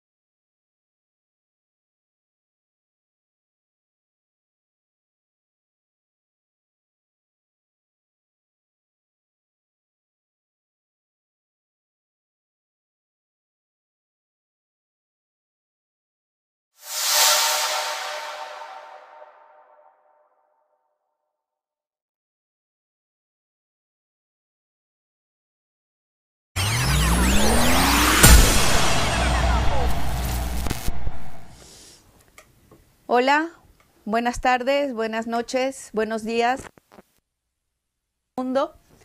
Mi nombre es Garlis y para mí es un placer poder volver a compartir con ustedes esta experiencia que nos da la oportunidad Qualatex y Q-Corner. En esta oportunidad voy a compartir con ustedes un diseño para el primer cumpleaños de un bebé, bien sea niña o niño. Este diseño está basado en el diseño que hice de los dos aros de Mickey y Minnie para el Día del Amor y la Amistad. Bueno, en realidad no fue para el Día del Amor y la Amistad, pero está basado en ese mismo diseño. Para ello vamos a necesitar, para hacer nuestra estructura o nuestra base, una base, valga la redundancia, de MDF. Esta tiene 20 centímetros, 20 milímetros de espesor, o sea 2 centímetros, y las medidas son de 25 por 25, ¿ok? Y vamos a utilizar también un hula hula, el cual vamos a fijar en la base, bien sea con tornillos o abrazaderas o como ustedes estén acostumbrados a fijar este tipo de estructura que es el hula hula en sus bases. Igualmente pueden utilizar, si se les hace más cómodo, las varillas de aluminio y trabajar con sus bases como tienen costumbre hacerlo. Entonces, para ganar tiempo, una vez que ya yo tengo mi hula hula fijo en la base, lo primero que voy a hacer, voy a crear un orgánico bajo los elementos que van a conformar mi diseño. Para ganar tiempo, ya yo tengo parte de la estructura preparada para que podamos ir con mayor rapidez y fluidez y no tengamos problemas en entender lo que estamos haciendo. Entonces, yo ya tengo aquí la base lista. Aquí está el orgánico, que es donde voy a colocar mis elementos.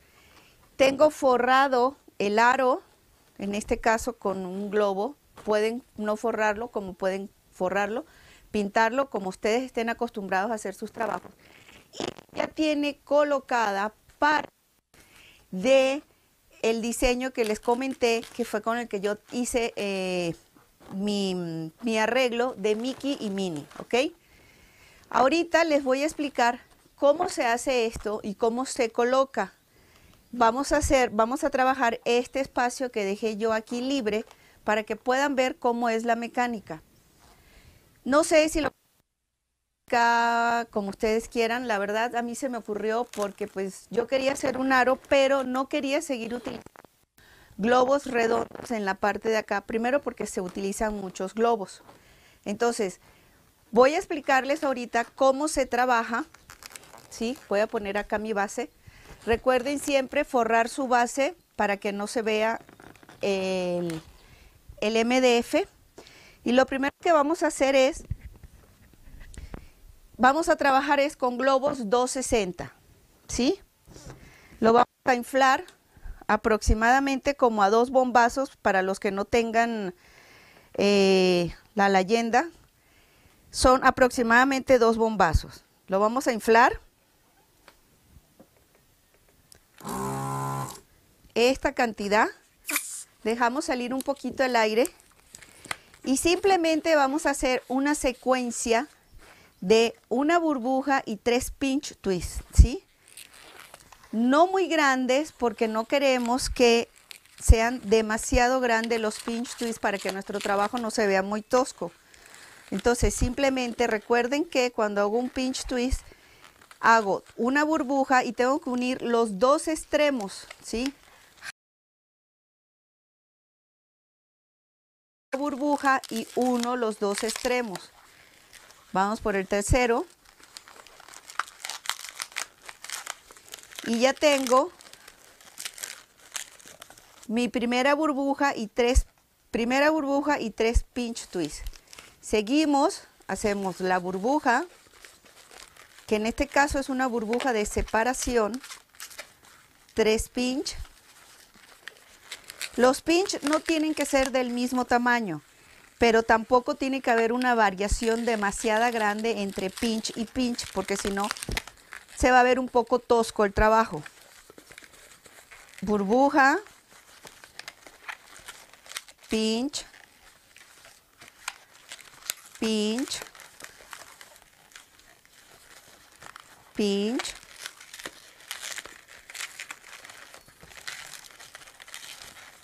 ya llevamos 3 y casi siempre de un globo nos pueden salir una secuencia de 4.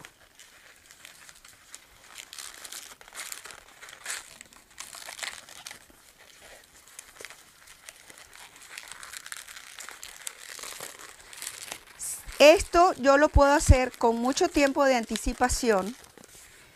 Si tengo mucho trabajo, si le pongo high flow, esto me va a durar mucho más tiempo. Y nada más voy a dejar una burbuja al inicio. En la parte final no voy a dejar burbuja, porque aquí voy a conectar otro exactamente igual a este. Tienen que tener en cuenta 2 cosas. La primera es, si van a trabajar con un solo color, no hay ningún problema. Si van a trabajar con 2 colores, nada más tienen que tener en cuenta es cuál va primero, cuál va segundo, si empiezan con el más oscuro o con el más claro, para cubrir su estructura.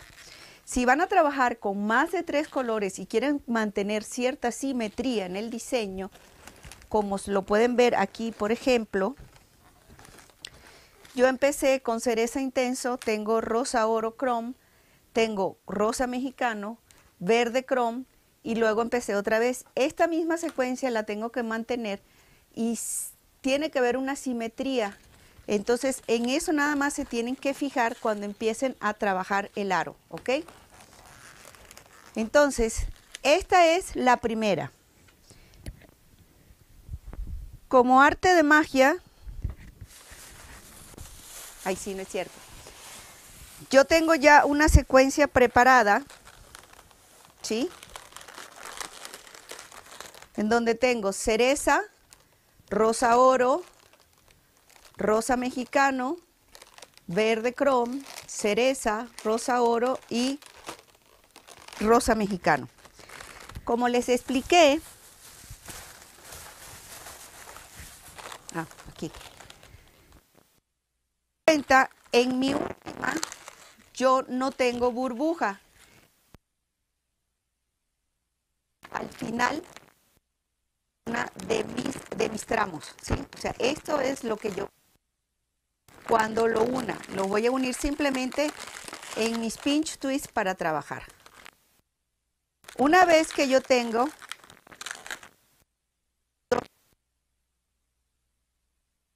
por tramo, sin ningún problema, o pueden ir colocando por secciones, o sea, pueden unir de 3 en 3 y van agregando a medida que van trabajando. Entonces, en este caso, yo dejé aquí, el último que dejé es el verde. El que le sigue es el rosa mexicano y es el que voy a colocar aquí, ¿sí? Entonces voy a ver dónde termina el verde que coloqué.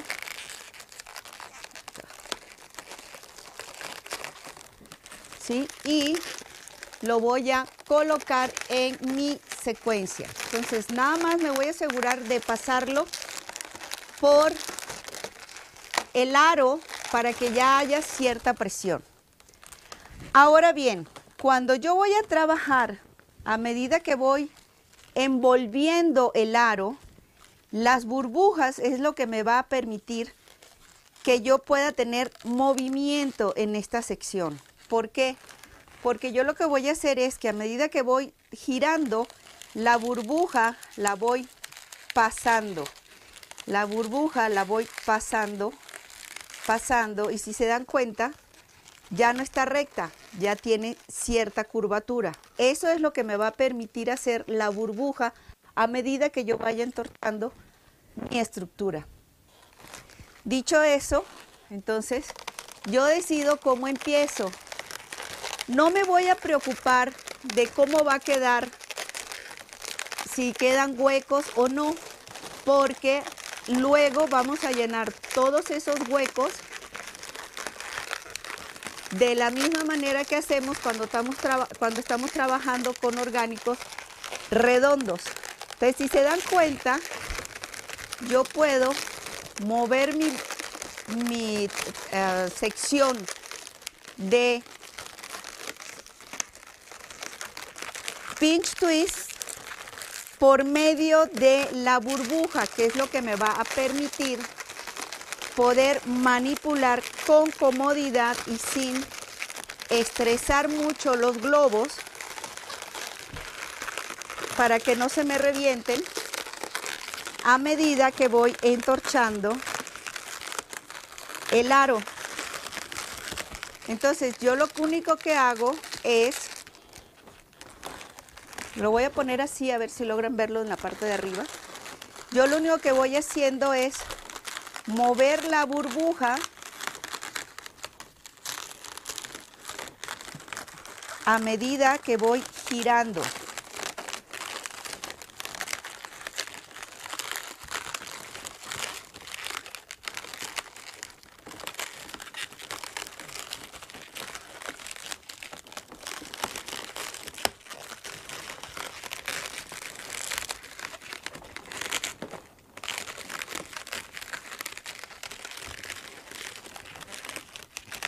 Y como aquí me faltó un pedacito, pues aprovecho el que hice.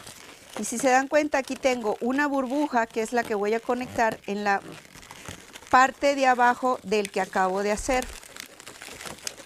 Obviamente este pedazo que acabo de yo de poner, pues ya tenía varios días hechos. Y a pesar de que no le puse high flow, se dan cuenta que pues sí ha durado bastante.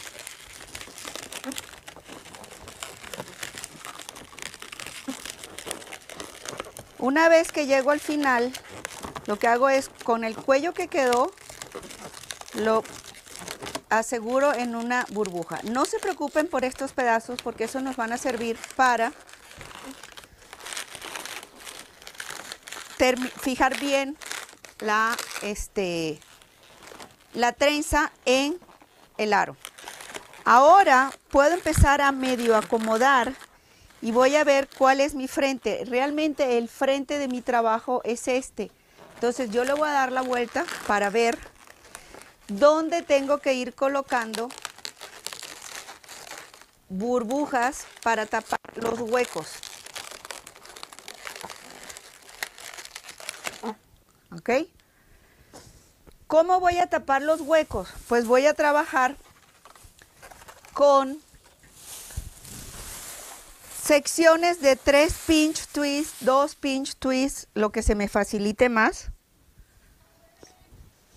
Voy a terminar de rellenar en donde tenga huecos.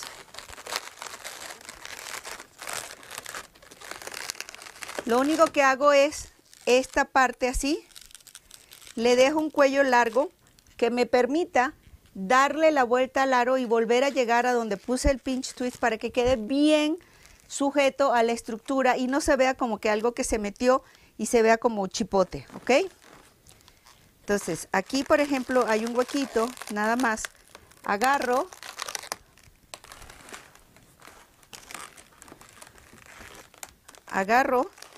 jalo, paso y llego de nuevo al pinch twist donde lo puse. Doy varias vueltas y lo coloco. Y así voy a hacer exactamente con todos los huecos que yo vaya encontrando. Acá tengo otro. Jalo, giro y llego de nuevo al que acabo de poner.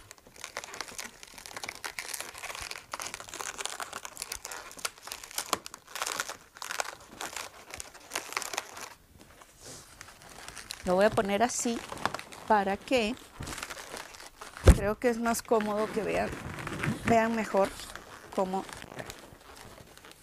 ¿Ok? Entonces acá, por ejemplo, tengo un hueco. Twist, lo pongo, paso, llego hasta donde lo puse y allí voy a asegurar. Los acomodo. Aquí tengo otro huequito, pongo otro pinch twist, lo jalo.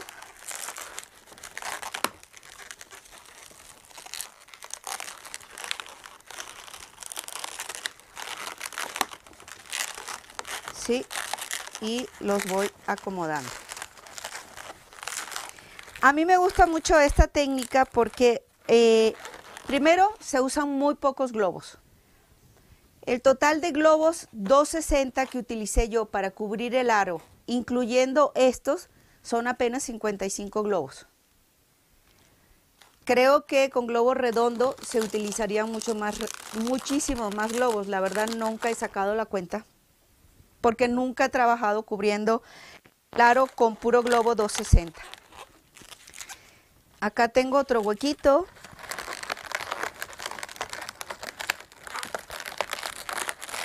Y a mí me gustó mucho desde que lo hice con los aros de Mickey Mini, porque la verdad da otro, es otra vista, o sea, es algo completamente, bueno, diferente, ¿no? O sea, no es algo con lo que estamos acostumbrados a ver todos los días. Entonces voy a ir cubriendo los huecos.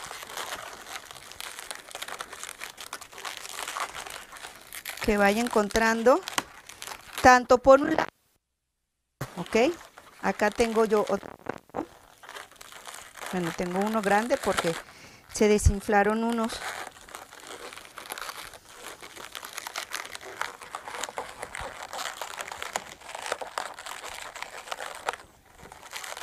Si yo trabajo esto con high flow, obviamente el tiempo de duración va a ser mayor. El globo va a durar mucho más tiempo inflado. Otra ventaja también es que si de repente un pinch twist me quedó muy grande, puedo simplemente darle varias vueltas para reducirlo un poco más de tamaño y va a encajar muy bien en el lugar donde lo estoy poniendo.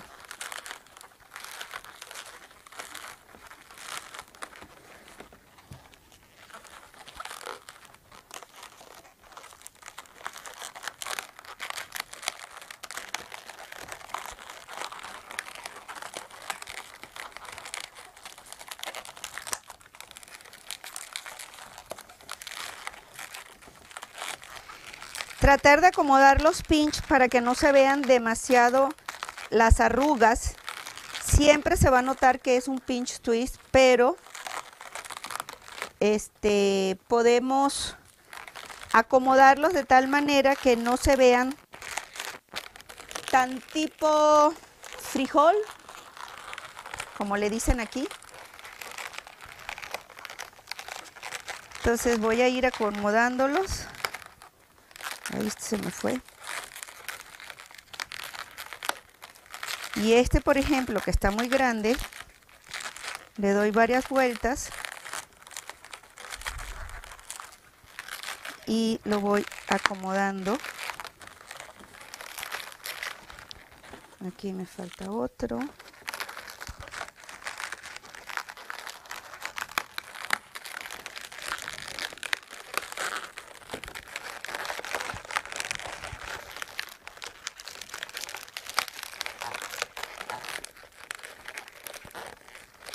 Siempre sí traten de dejar lo más larguito que puedan los extremos para que no les cueste mucho a la hora de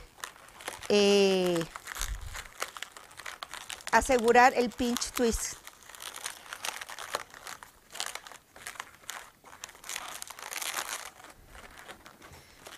Aquí hacen falta unos cuantos.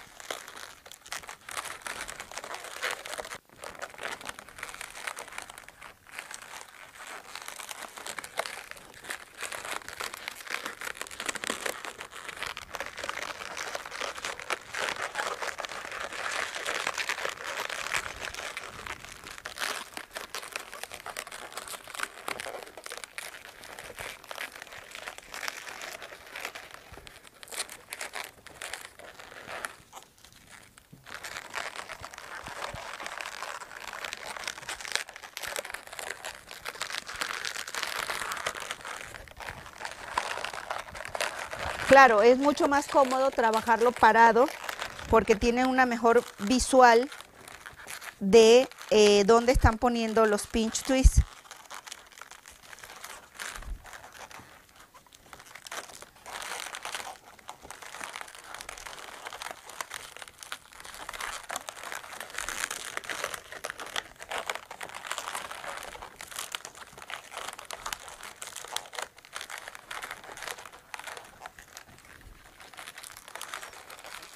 Y así nos vamos a ir hasta que hayamos cubierto todos los huecos sin dejar que se vean muy brotados de la estructura como tal. O sea, hay que ponerlos de tal forma que se vean bien incorporados y no como que si ustedes empezaron a agregar cosas. En realidad fue lo que empezaron a hacer, pero la idea es que no quede así cuando ustedes lo están trabajando.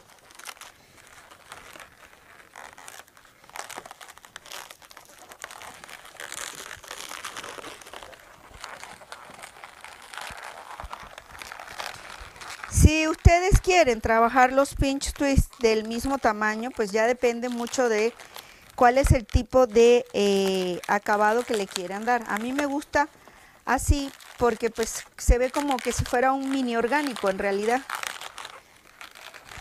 Pero no es lo mismo hacer estas burbujas de este tamaño con un globo de 5 pulgadas. Primero porque se pierde, o sea, es demasiado material el que vamos a usar. Y segundo, que por mucho que tratemos de que nos queden bien acomodaditos, que no se vean mucho los nudos, va a resultar un poquito más difícil precisamente por el hecho de que son globos redondos. Entonces, no importa que lo jalemos, que tanto lo torzamos, muy tosco el nudo que hagamos. Cubrir por aquí atrás no tengo suficiente.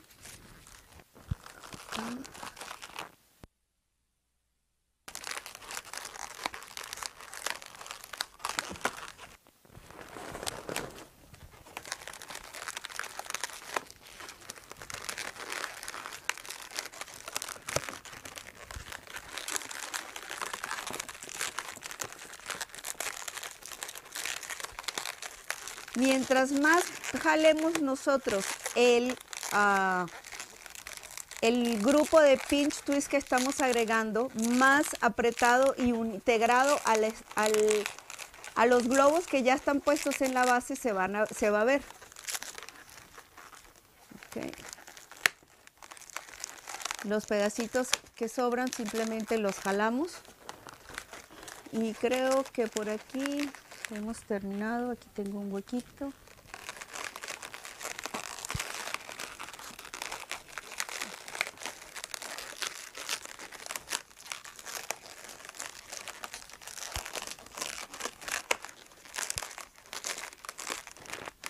Entonces, una vez que yo ya tengo mi diseño, este es mi frente, yo empiezo a ver en dónde hace falta que agregue más grupos de pinch twist. Hay unos que no los voy a poner porque ahí van a ir colocadas otras cosas y necesito esos espacios.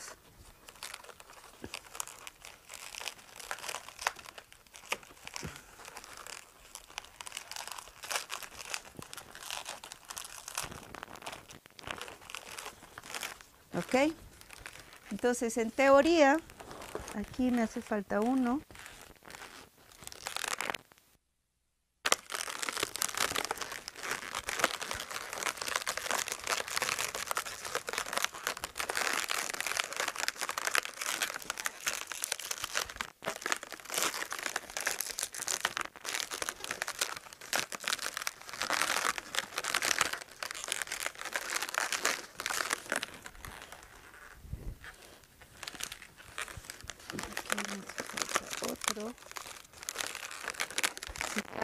Aquí tengo un espacio, entonces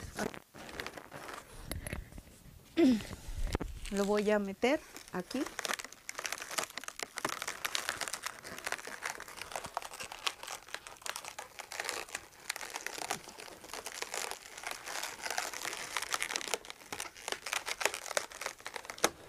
Cuando paso el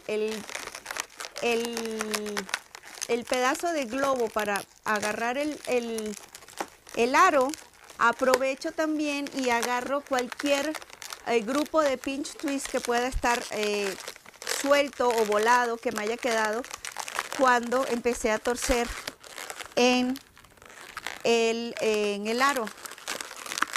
Como por ejemplo aquí. Este grupo que está aquí me quedó un poquito flojo, entonces lo que hago es que lo paso también ahí, lo agarro y ya queda más fijo. Aquí tengo un hueco. Este arreglo en realidad es de una sola vista, pero igual tengo que tener bien arreglado la parte de atrás. Digo que es de una sola vista, pues porque tiene un frente y ese es el que voy a ver realmente. Pero se puede ver por todos lados este arreglo. Entonces aquí vamos a poner los verdes que faltan.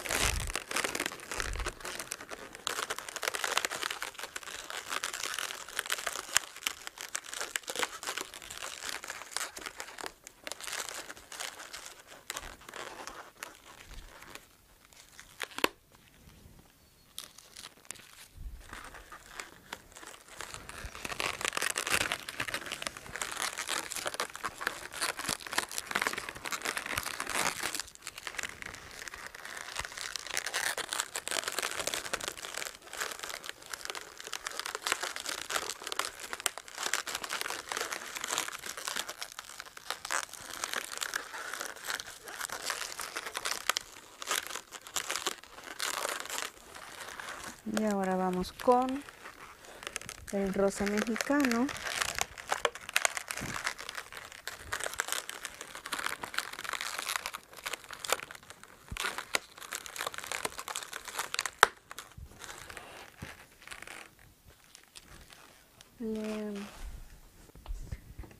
Aquí me faltaron algunos. Aquí hay uno.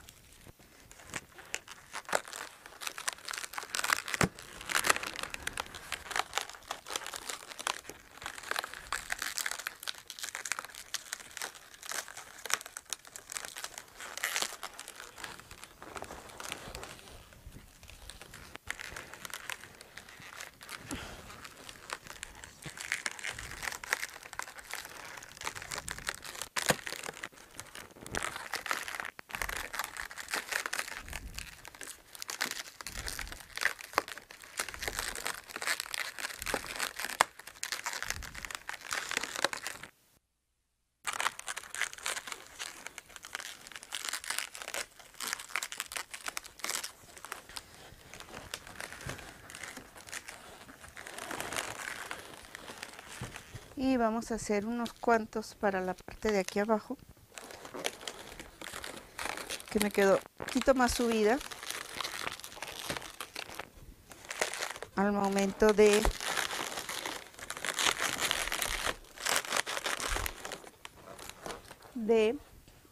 o vamos a poner unos globos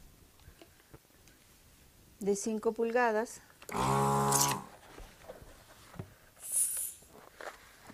para tapar esos espacios y no agregarles más.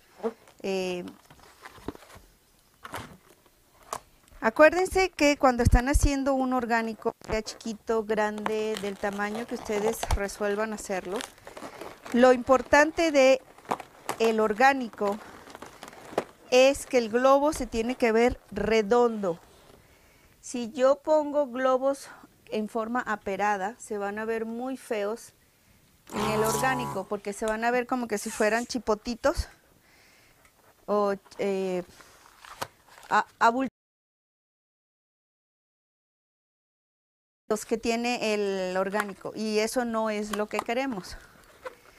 Entonces nada más asegúrense de que el globo redondito, para que yo este aro lo fijé a mi base con unas abrazaderas para tubos. Eso me da la oportunidad de que yo pueda mover, a pesar de que esto está muy estable, o sea, no se mueve a lo loco ni se distorsiona, me da la oportunidad de que yo pueda o bien echarlo hacia adelante o echarlo hacia atrás para que me quede derecho en mi arreglo, o sea, me quede completamente vertical. Si yo lo tengo así y mientras estoy trabajando el aro se me viene, no hay problema, porque yo puedo echarlo de nuevo hacia atrás y vuelvo otra vez a su posición original. Entonces, una vez que ya yo tengo mi base lista, el diseño original era colocando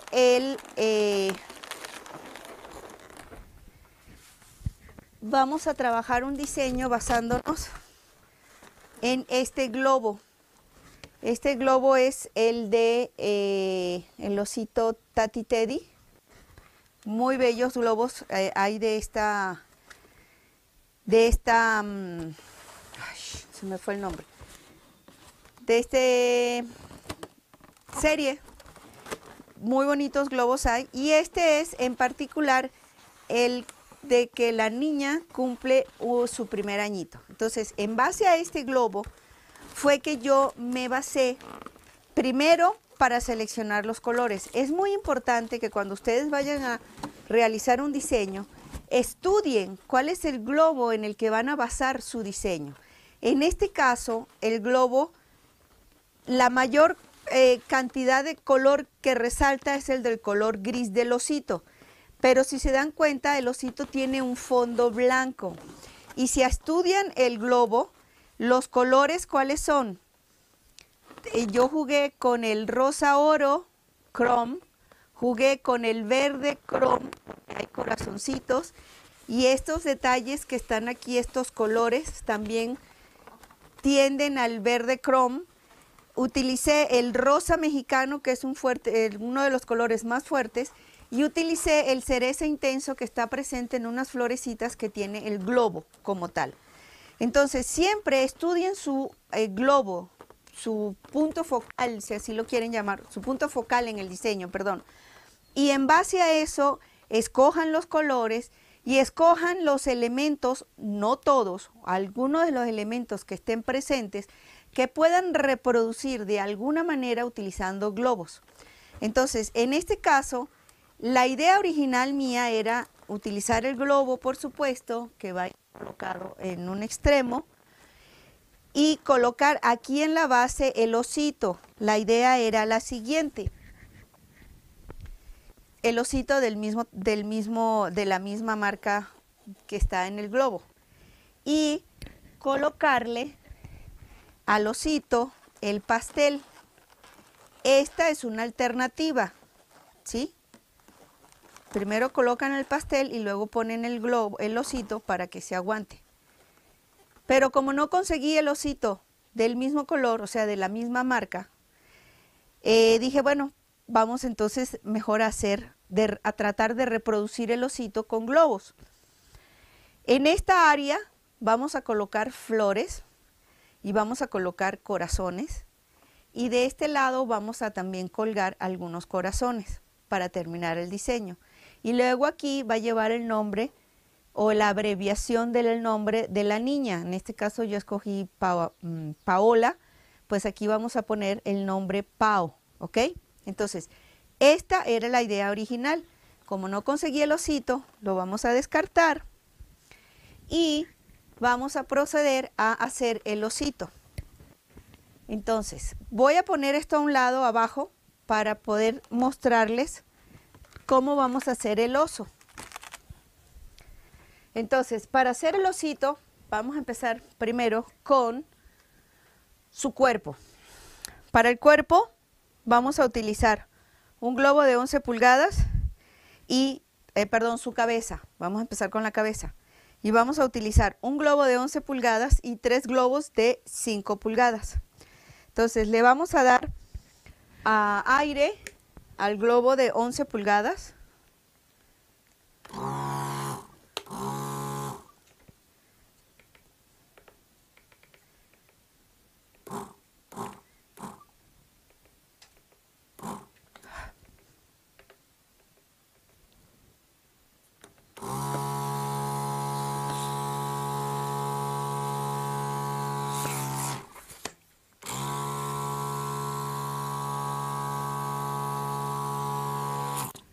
Vamos a agarrar, yo me ayudo con, estos son como palitos chinos, lo vamos a meter dentro del globo de 5 pulgadas y lo vamos a introducir en el globo de 11 pulgadas. Y vamos a dar 6 bombazos a el globo de 5 pulgadas. Siempre recuerden que tienen que dejar la boca del globo interno para que puedan inflarlo y poderlo sacar luego con mayor comodidad.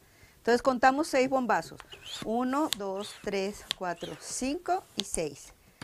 Saco la bomba, jalo el cuello del globo, anudo, siempre teniendo cuidado de no agarrar el cuello del globo de 11 pulgadas y corto y ya tengo el primer globo adentro. Vuelvo a echar un poco de aire. Agarro mi segundo globo, lo introduzco y nuevamente vamos a contar 6 bombazos. 1, 2, 3, 4, 5, 6. Saco el cuello, anudo y corto. Ya tengo 2 globos adentro que me van a dar esta forma.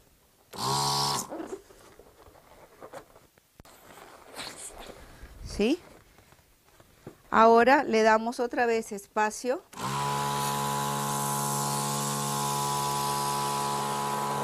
Y vamos a introducir el tercer globo de 5 pulgadas.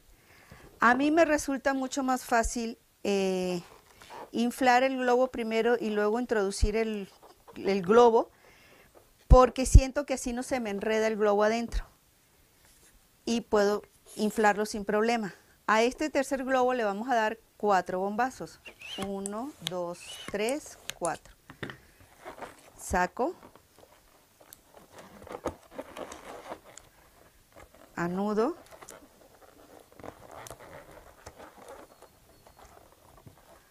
Y corto. Y nuevamente.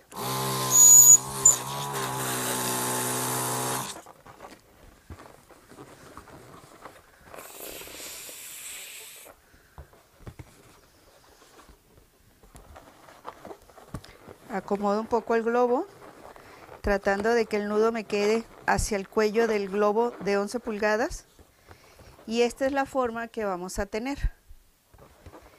Ahorita le vamos a sacar todo el aire.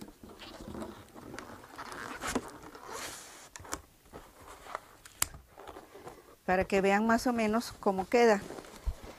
Y tratar de acomodar un poco los globos que están adentro para que no se vean los nudos. Hay personas que los anudan. La verdad, a mí me cuesta un poco de trabajo, entonces prefiero hacerlo de esta manera. Pero si ustedes ya están acostumbrados a hacerlo así, pues adelante. Entonces, ya tenemos la cabeza. Ahora viene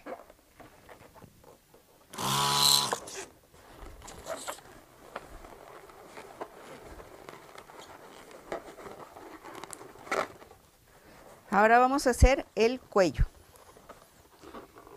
La pancita.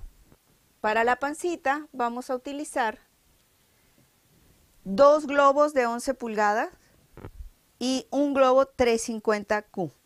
350Q significa que tiene 3 pulgadas de diámetro al inflarlo y 50 pulgadas de largo una vez inflado. Entonces voy primero a hacerle espacio al globo de 11 pulgadas.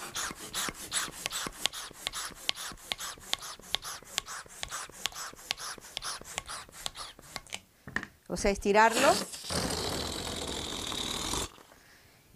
Y voy ahora a agarrar mi globo 350, lo doblo más o menos, poco menos de la mitad, le doy espacio inflo mi globo.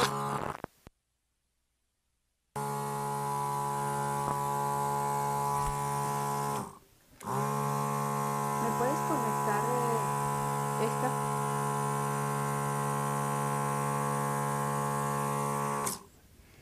Y una vez que lo inflé, entonces voy a meter mi globo 350, ahí hay un enchufe, mi globo 350 y lo voy a inflar. Y lo voy a inflar dándole 8 bombazos. 1, 2, 3, 4, 5, 6, 7 y 8. Saco la bomba. Siempre teniendo asegurado el cuello del globo, jalo el exceso que hay dentro, agarro los dos y los anudo. 1, 2 y corto el exceso. ¿Sí?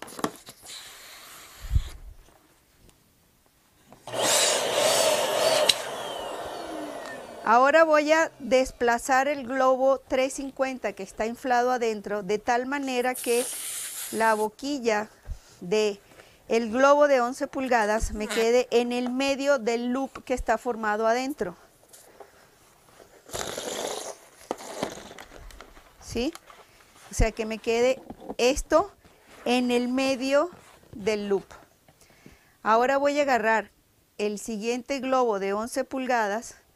Lo voy a meter en el medio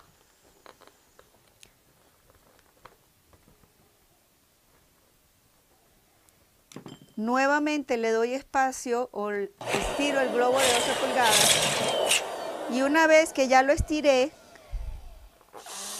me aseguro de meter bien el globo, el siguiente globo de 11 pulgadas y ahora voy a dar 6 bombazos. 1, 2, 3, 4, 5, 6. Agarro el cuello,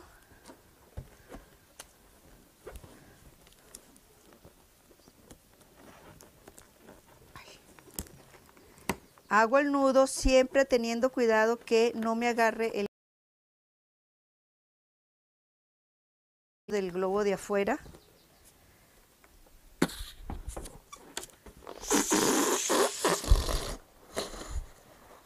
Y lo que yo voy a tener es como que si fuera un honguito.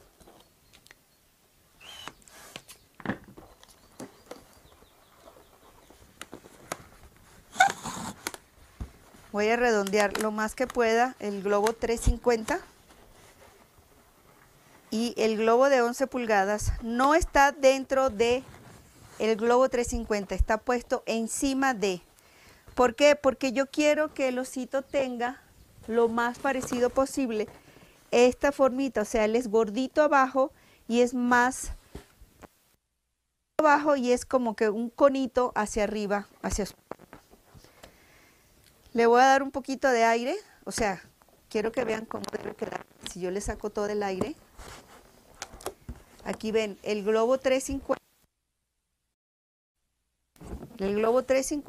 el globo de 11 pulgadas. Si yo lo voy a pasar por un honguito. Entonces, 1, 2, 3, 4. Ay. Le vamos a dar al cuerpo con el...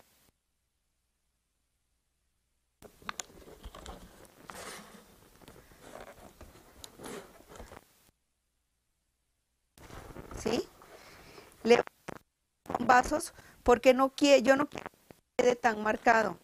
Le vamos a dar al final 2 bombazos. 1, 2, 3. 3 para que me quede medio gordito. Y no lo voy a anudar, nada más lo voy a hacer para que el aire no se le salga. A la cabeza, ya que está así, le vamos a dar 8 bombazos. 1, 2, 3, 4, 5, 6, 7 y 8. ¿Sí? No la voy a anudar, nada más quiero que vean cómo se supone que va a quedar. Este es el cuerpo y esta es la cabecita. Entonces el osito es más cabezón, o sea, él tiene la cabeza más grande que el cuerpo. Eso es lo que nosotros vamos a recrear. Entonces ya tenemos la cabeza, les digo la cabeza y tenemos el cuerpo. Ahora vamos a hacer una oreja. Para la oreja vamos a utilizar un globo, un pedazo de globo 160, en realidad no es todo el globo, ¿sí? No tengo ya globos grises, 160, entonces podemos meterle o bien sea uno transparente o en su defecto uno blanco. Estiro el globo de 5 pulgadas. Le saco el aire.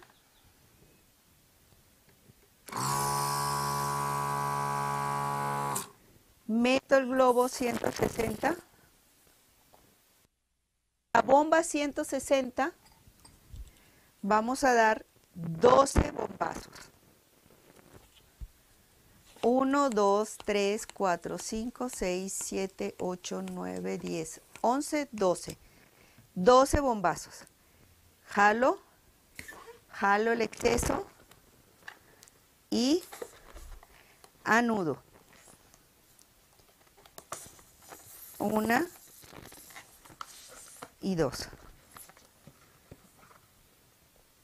Si se dan cuenta, la oreja del osito no es puntiaguda, es redonda. Si se dan cuenta aquí, la oreja del osito es redonda, ¿ok? Entonces le voy a dar un poco más de aire. Y ahora voy a redonda. Si le doy un poquito de aire, ya se parece más a la orejita del osito. Entonces, una vez que ya tengo la orejita, en este momento yo voy a decidir si lo voy a pegar al globo o si lo voy a unir con pinch twist o racing twist. En este caso no la voy a unir con racing twist, la voy a pegar. ¿Por qué? Porque yo quiero que ella siga manteniendo la forma redonda y un poco abierta en la parte de abajo. Si yo le pongo, la aseguro con el pinch twist, lo que va a pasar es que me va a quedar un espacio entre la cabeza del globo. Si yo la uno así, me va a quedar un espacio, no me va a quedar así, que es como realmente yo quiero que quede, totalmente pegada. Entonces, por esto, en este específico momento, voy a pegarla. No la voy a unir con un racing twist. Entonces, ya que tengo la orejita, le di un poquito de aire.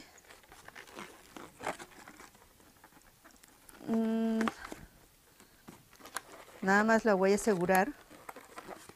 ¿Sí? Una observación.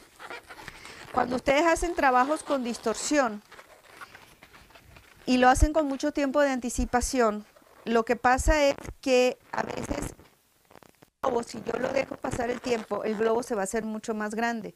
Y eso sucede porque el aire que está en el globo interno se sale a través del globo. Recuerden que los globos son porosos. Y lo que va a pasar es que ese aire que se sale del globo interno va a inflar el globo externo. Entonces, para yo evitar eso, lo que tengo que hacer es utilizar high flow dentro del globo interno, no en el globo externo, es solo dentro del globo interno. De esa manera me sella el globo y el aire no se va a escapar. Entonces, ya tenemos la orejita. Ahora vamos a hacer la patita. Para la patita vamos a utilizar 2 globos de 5 pulgadas y la parte final de un globo 350Q para hacer la patita. Entonces, lo primero que vamos a hacer es, otra vez, darle espacio.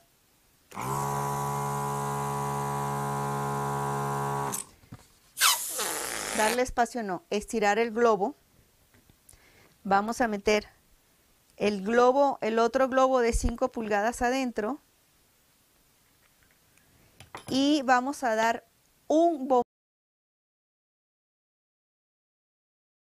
al globo de 5 pulgadas que acabamos de meter.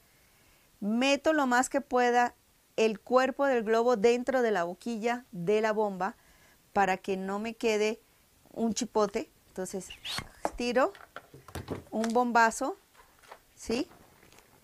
Saco, cuello,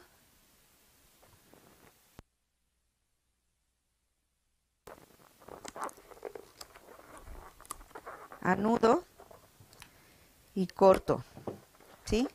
Y ya tengo el globo de 5 pulgadas con un bombazo. Ahora voy a agarrar el globo 350 o el pedazo de globo 350, le voy a echar aire al globo 5 pulgadas y voy a meter el globo 350 adentro. ¿Sí? Me aseguro de que no esté atorado, porque me pasa mucho que se me atora el globo ahí dentro y luego me cuesta mucho inflarlo.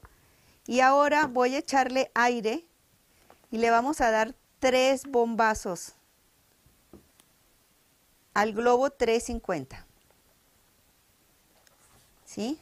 Es 1, 2, 3. Agarro el excedente, anudo. Siempre asegúrense de que no se les vaya a atorar con el cuello del globo exterior. Corto y ya una vez que tengo, voy a sacar el aire.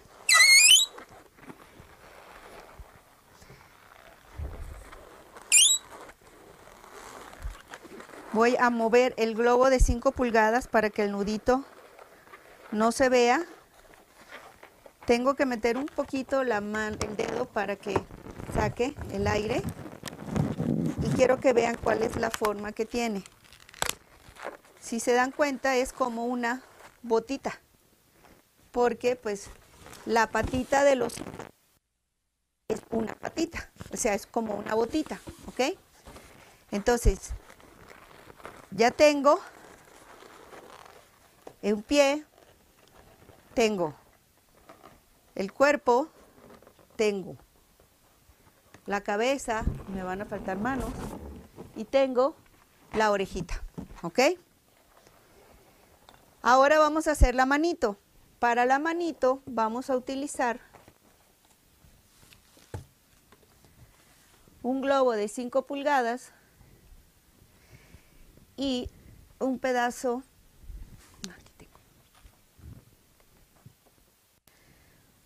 como no tengo globos de 160 gris, pues vamos a utilizar otra vez un globito 160 blanco. Estiro el globo exterior, introduzco el globo 160 y ahora vamos a dar, para la manito vamos a dar 10 bombazos. 11. 1, 2, 3, 4, 5, 6, 7, 8, 9, 10, 11, 12. A ver si no nos quedó muy larga.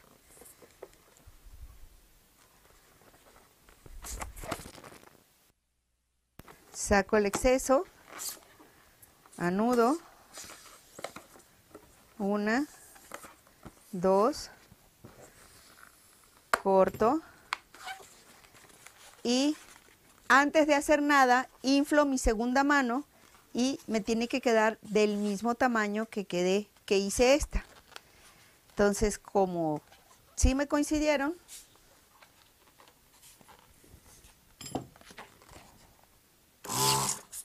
le doy un poquito de aire y voy a desplazar ligeramente el cuello del globo de 5 pulgadas un poquito atrás de donde se une el globo 160 que está en su interior. O sea, no quiero el cuello aquí, lo quiero un poquito más adelante. Y una vez que está allí, echo aire y ahora sí voy a trabajar y quiero que la manita me quede así. Entonces, cuando hagan la segunda mano, tienen que estar pendientes de que se tienen que encontrar los dos cuellos del globo de 5 pulgadas. Y a este le vamos a dar 1, 2, 3, 4, no, es mucho. 1, 2, 3 bombazos para que quede un poquito gordita, ¿sí? No la voy a anudar, sino que simplemente la voy a poner así.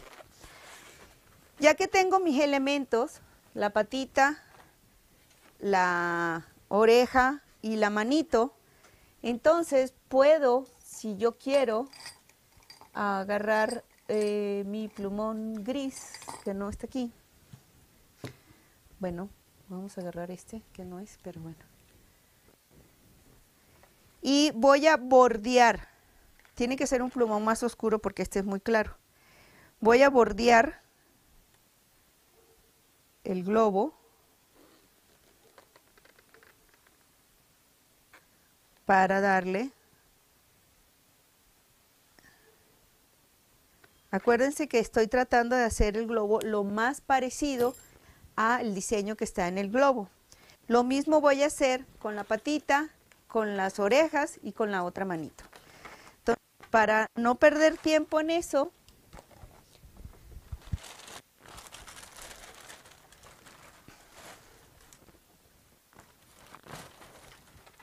me faltó el hocico. No hemos hecho el hocico. Ahorita lo hacemos. Y la colita.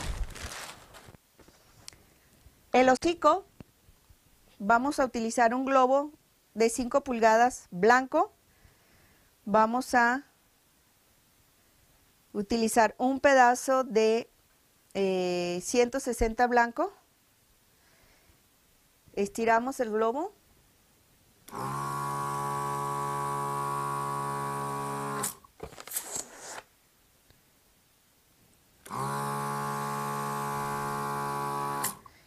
Y le vamos a dar al hocico 8 bombazos. Al globo 160, perdón. 1, 2, 3, 4, 5, 6, 7, 8. Saco el excedente. Agarro los dos. 1, 2 nuditos.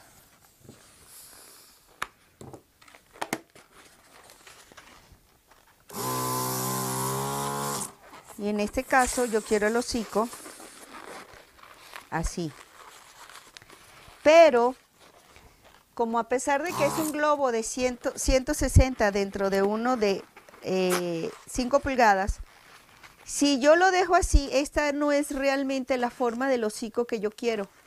Entonces lo que voy a hacer es que le voy a meter en su interior globo para que evite que esta punta se me vaya para adentro, ¿sí? Entonces lo voy a inflar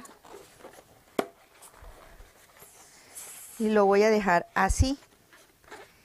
Voy a agarrar un cachito, o sea, la punta de un globo 260, lo voy a introducir dentro de el globo de 5 pulgadas.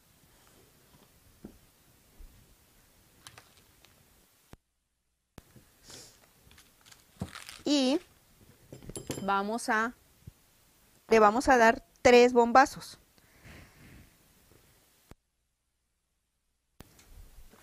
Para ello antes vamos a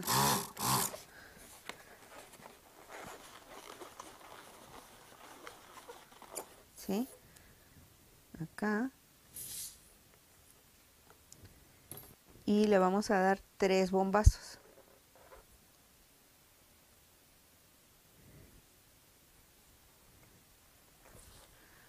1, 2, 3.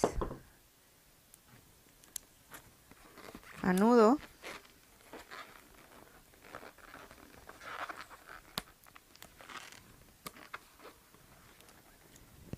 Corto el exceso. Y ya el globo está adentro. Pero yo tengo que traerlo hacia acá.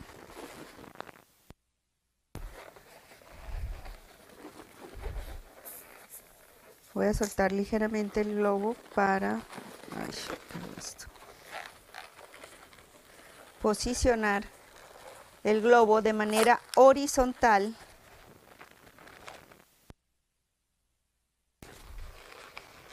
entre el loop.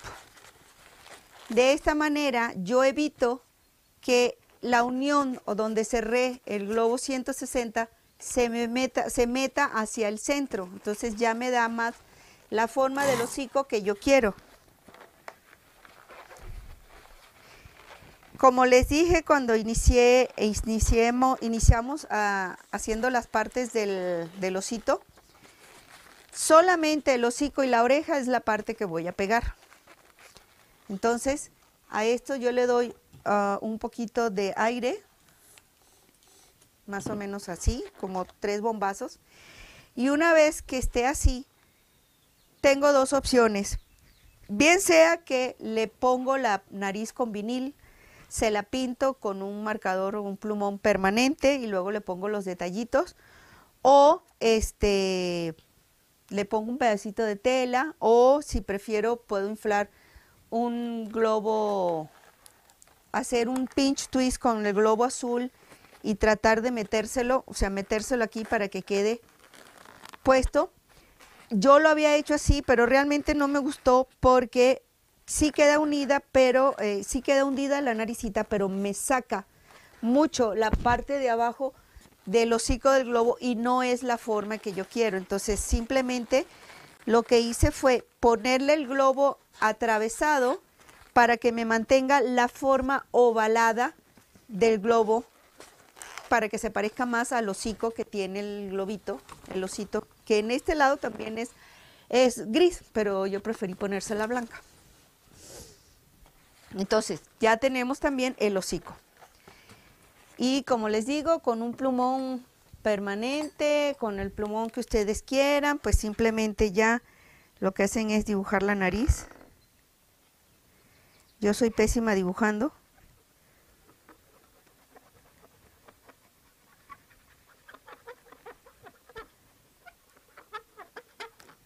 Estos son los plumones Posca.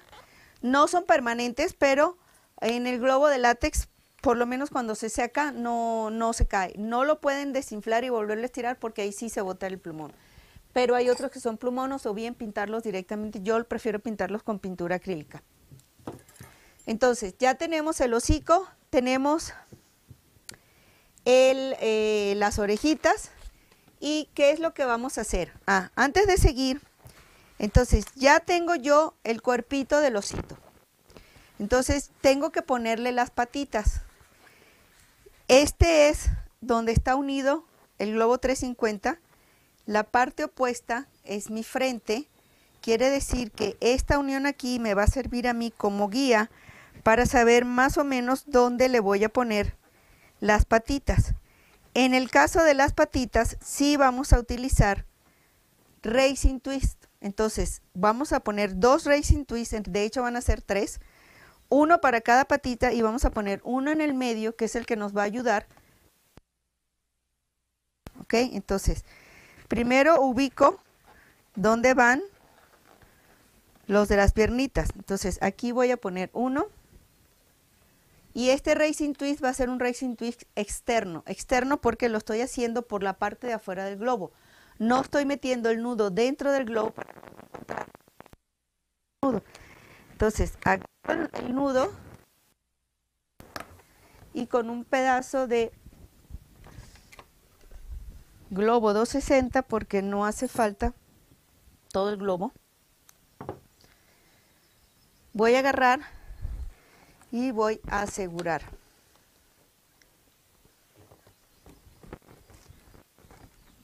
Dos vueltas, agarro un nudo, dos, y ya tengo mi primer Racing Twist. En este caso, como aquí es donde yo voy a fijar las patitas, este mismo globo me va a servir para hacer los pinch twists y que ya me quede de una vez fijo en el racing, pero lo voy a inflar con un globo, una bomba de 160, porque no quiero que el globo me salga muy gordo. Con 3 bombazos es más que suficiente. Y voy a agarrar y voy a hacer un pinch twist chiquito. Voy a agarrar el nudo. Lo voy a pasar varias veces. Agarramos el segundo.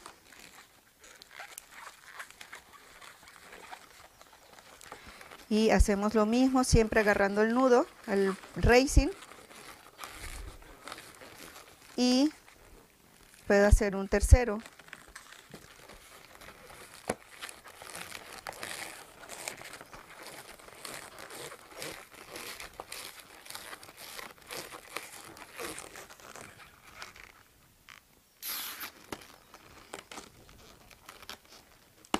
De esta manera los pinch twists me quedan muy bien apretados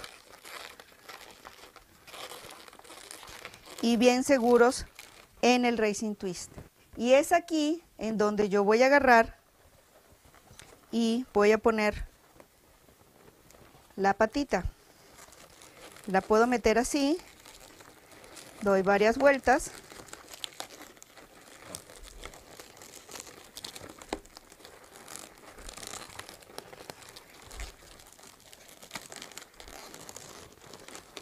¿Ok? Si lo quiero sentado, pues ya la patita está puesta. Si lo quiero parado, lo que hago es que pongo la patita en el medio de los 3 pinch y la patita está pegada. ¿Ok? Dicho esto, lo mismo voy a hacer con la otra pata. Una vez que yo tengo ya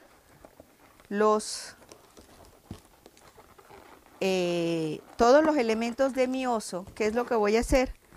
Voy a unir los dos, cabeza y cuerpo, voy a anudar muy bien y voy a cortar el exceso.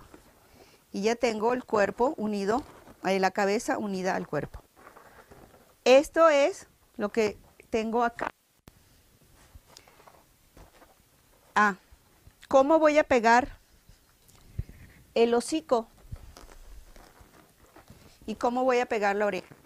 Las orejas tienen que ir en estos puntos. Entonces, como yo dije que lo que iba a pegar era nada más la oreja y el hocico, ¿qué es lo que hago? Primero hago un nudo lo más chiquitito que pueda, que me quede muy, muy finito.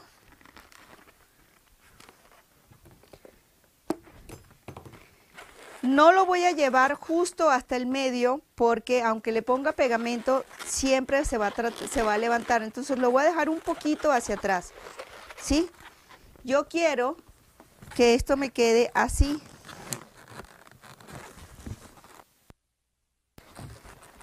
Este es mi oso, este es un lóbulo y este es el otro. La oreja yo quiero que me quede aquí así. Entonces, ¿qué es lo que voy a hacer? Le voy a echar pegamento en esta área y voy a proceder a pegarla. Una vez que la pegan, tienen que estar seguros que ahí se va a quedar, porque si la tratan de despegar, se les va a reventar todo. Pueden usar dash, pueden usar balloon bond, pueden usar glue dot y el pegamento líquido, que es el rubber cement. La verdad yo prefiero el rubber cement porque como que me da más, queda mejor pegado. El dash siempre se me levanta un poco, entonces prefiero ponerle el rubber cement. Y vamos a ver el frente. La oreja la quiero aquí y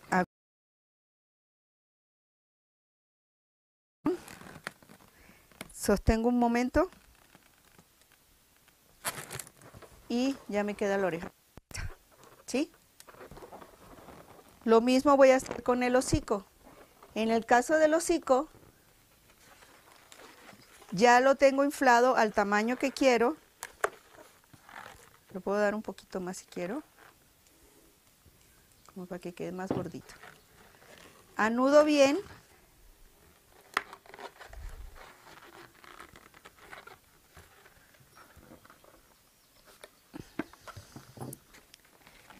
Y en este caso yo quiero que el hocico me quede así, no que me quede así, nada más pegado al centro. Yo quiero que me quede pegado con lo más que pueda todo el hocico a la cabeza del osito. Y entonces voy a echarle igual el pegamento a todo alrededor. Tiene que ser un pegamento que sea suave con el látex. No todos los pegamentos líquidos sirven. Este es el rubber cement. En Estados Unidos lo consiguen mucho. Aquí creo que hay gente que lo vende. Lo pueden comprar en Amazon, X. Entonces agarro. Ya tengo que saber muy bien dónde va el hocico. Y lo que voy a hacer es colocarlo y hago presión. Y así voy a esperar unos 5 segundos que se pegue bien.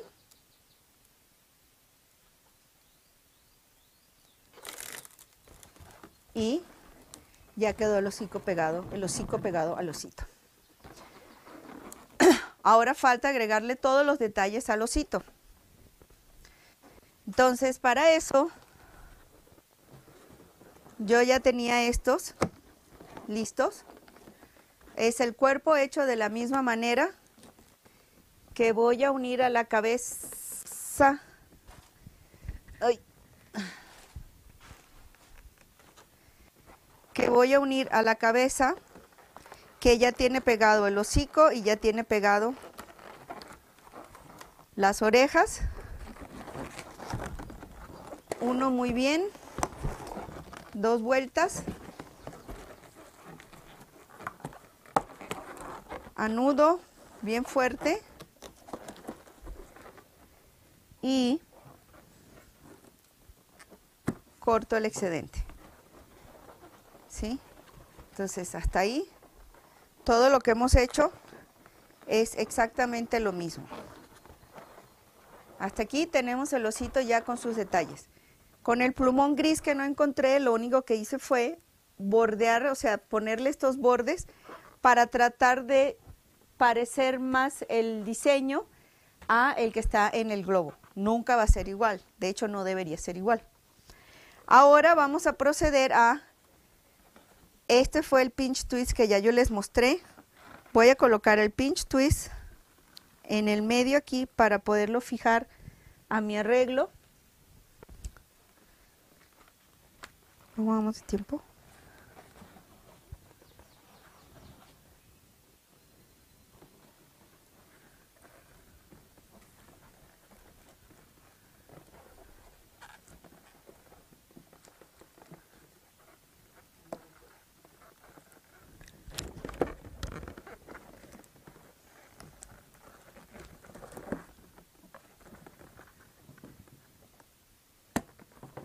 ¿Sí? En este caso tenía los dos racing twists para poner los pinch twists y unir las patitas, y es el que me va a ayudar en el diseño. Entonces voy a inflar para hacer los 3 pinch twists.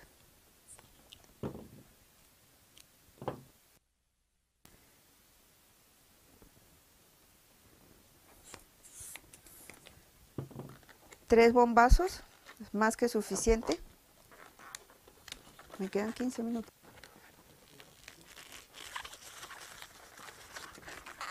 Entonces vamos a hacer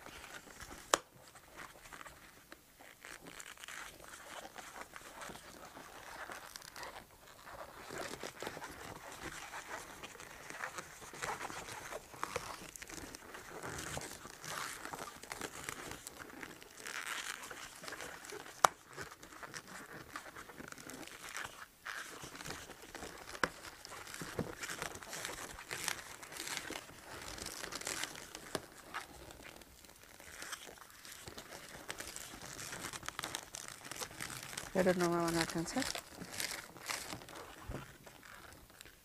Hay que descontar los otros, ¿no? Lo que vas a quitar.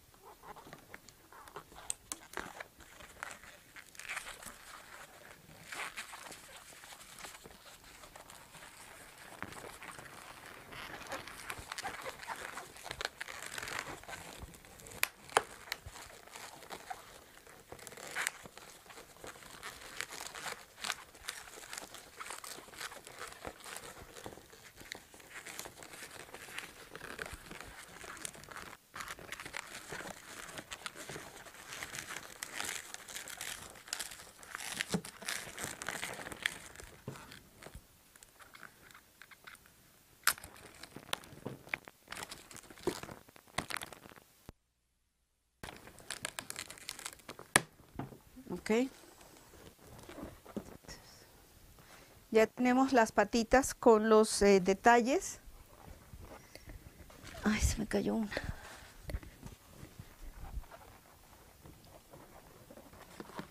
¿Tiene esto?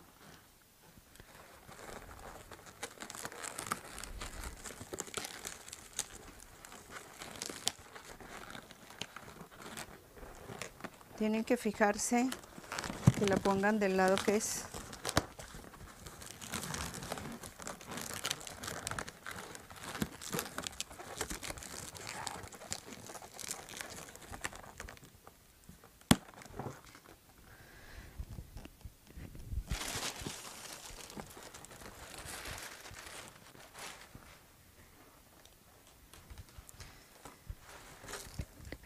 Ah, se la puse al oso.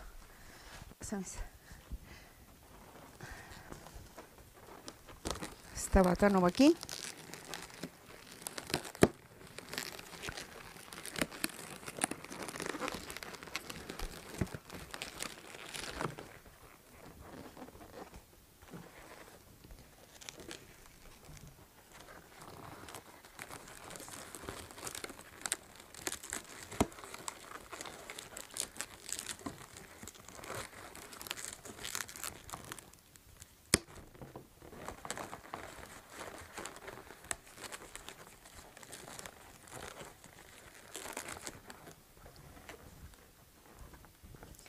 Ahora vamos a inflar un 160 para asegurarle el cuellito.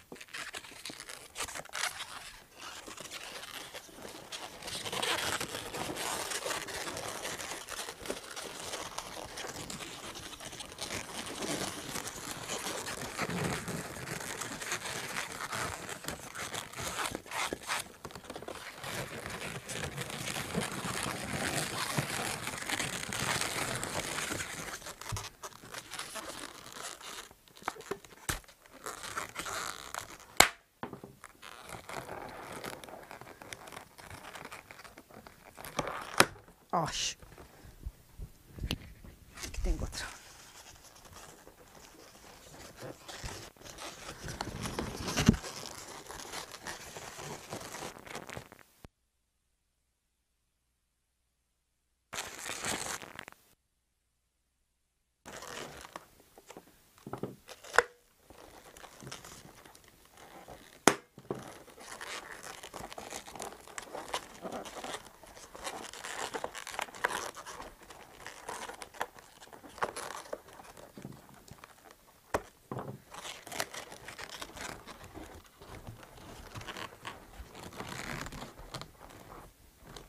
Y ahora vamos a agarrar las dos manitos, dos bombazos, anudo,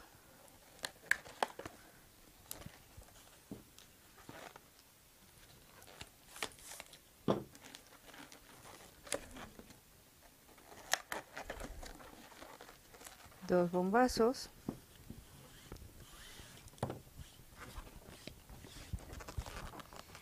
las vamos a unir entre ellas.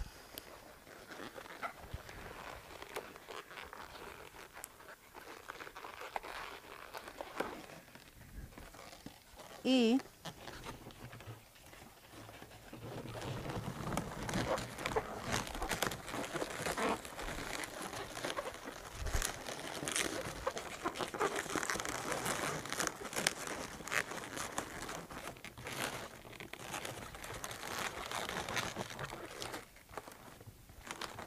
ya tenemos nuestro osito teddy bear.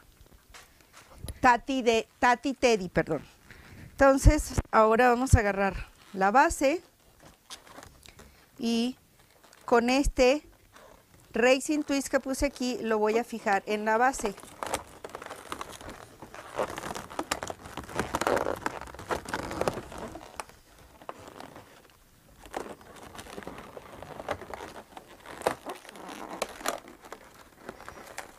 Le doy la vuelta para asegurarme que queda bien puesto.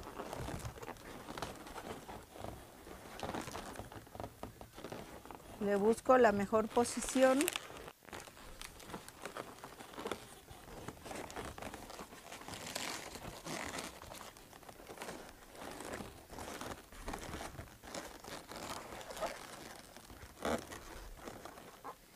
Y el osito Teddy le va a regalar un pastel a la cumpleañera. Entonces el pastel lo vamos a poner aquí. Entonces ahorita para hacerlo más rápido lo vamos a pegar para que nos dé tiempo de terminar el arreglo. Entonces tengo el pastel. Lo único que voy a pegar es el pastel, al osito no.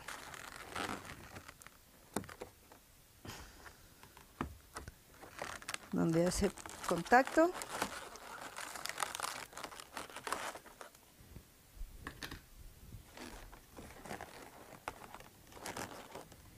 Y ahora vienen las flores.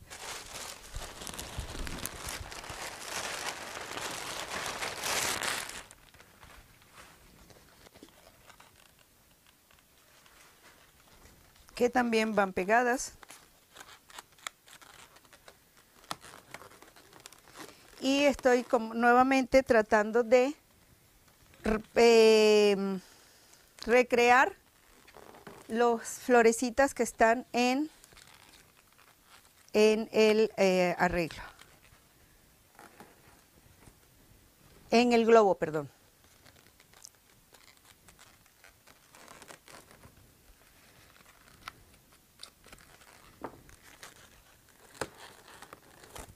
También tengo estos detalles de estos corazoncitos, que son las tapitas de unos frasquitos, que simplemente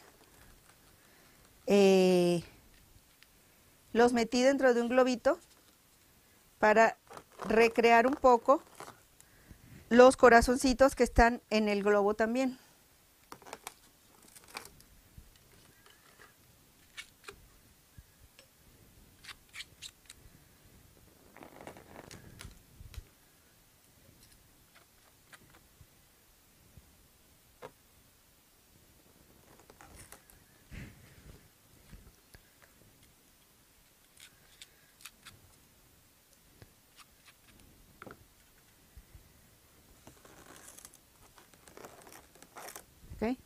Por último, bueno, por último no, todavía nos falta poner las letras.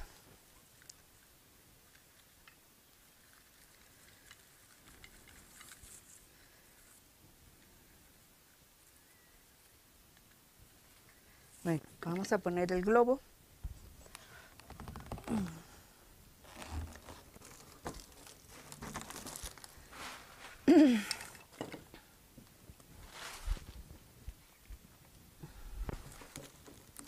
Recuerden que el globo siempre se debe torcer, enrollar la válvula dentro de con un globo 260.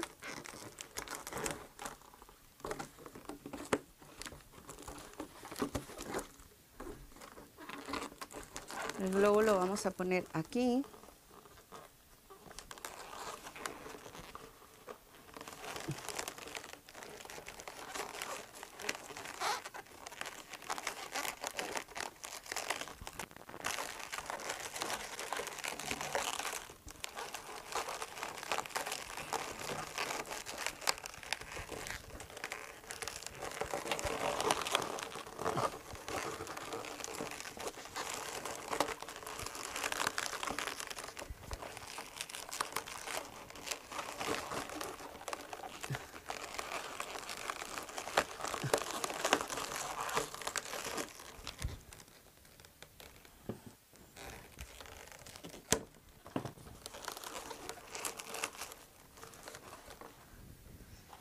Y como toque final,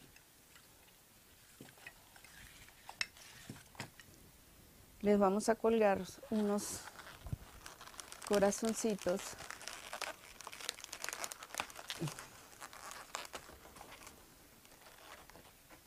Esto es simplemente un listoncito muy delgadito.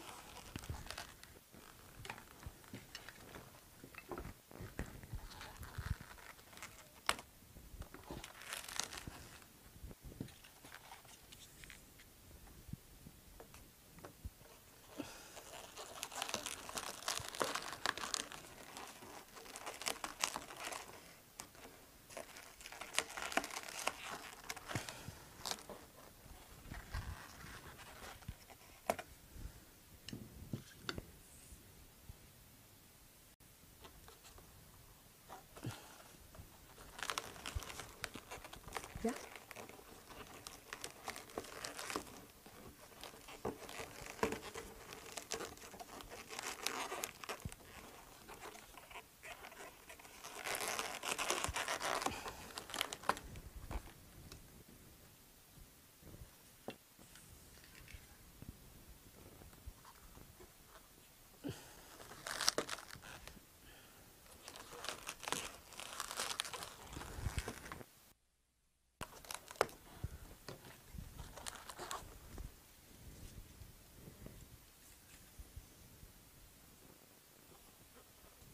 Y este se lo podemos poner ya, así. Y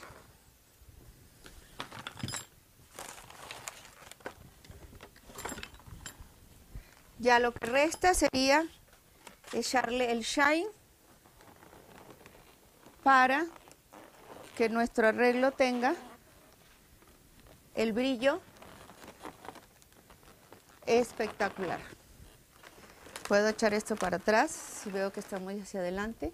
Puedo girar el globo y listo. Espero que les haya gustado.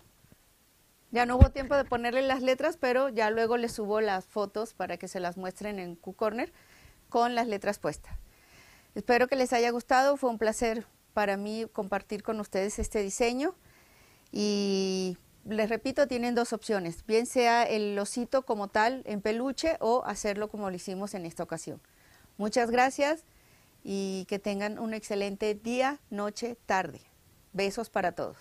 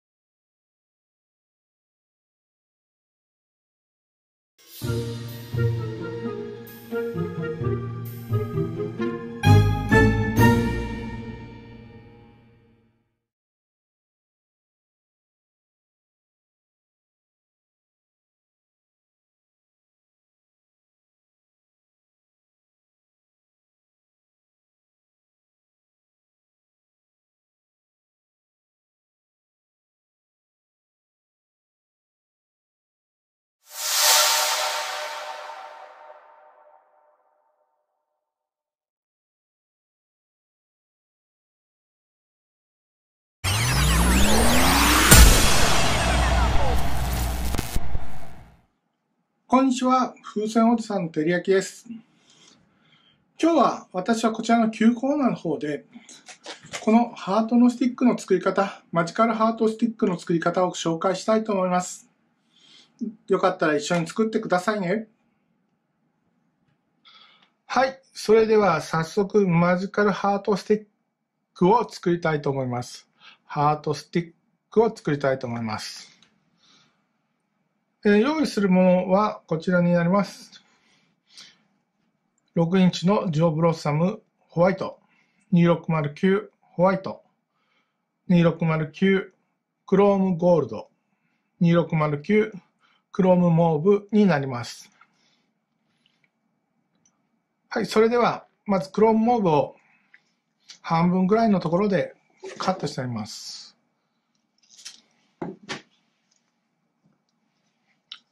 そしてこちらの口元のある方のパーツをまず作っていきたいと思います。大体でいいですから真ん中のところに結んでください。そして空気を入れていきます。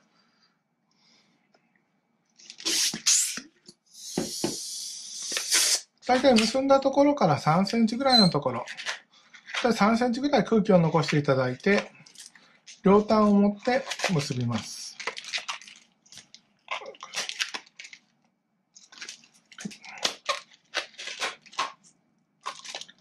そしてもう一方の方からも空気を入れて、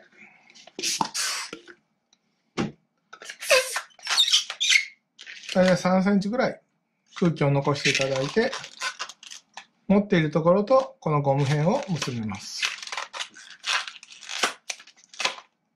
キュッと。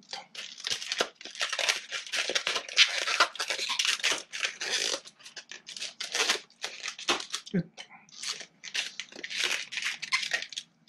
そしてこのゴム片ですね。余っているゴム片はカットします。そうするとこのような感じのダブルピンチツイストのような形ができます。こんな感じですね。はい。これまた後で使いたいと思います。それでは次にジオブロッサムのホワイトを出していただいて、これを今から使っていきます。まず、このジオブロッサムをこのままでは使いません。裏返したいと思います。口元をギュッと広げていただいて、そしてジオブロッサムを中に入れます。こんな形の団子になったような感じの風船になります。これに少し空気を入れてあげると、このようにジオブロッサムが裏返ります。で、今からこのジョーブロッサムに空気を入れていきます。普通に空気を入れると、どちらかに偏って空気が入ってしまいます。それを手で成形しながらハートの形にしていきます。このように片方だけ膨らむので、手で空気を送ってあげてください。もうちょっと入れますね。はい。そして結びます。このような感じでハートの形になります。次に、このクロームゴールドを使います。このジョーブロッサムのこのくぼんでいるところをよく見ると、トンネルのようになってます。そこにこのクロームゴールドを通します。ふっと押し込んであげると、このような形で反対側から出てきます。このクロームゴールドの半分を反対側に出します。で、両方持っていただいてギュッと伸ばしてください。そうするとこんな感じになります。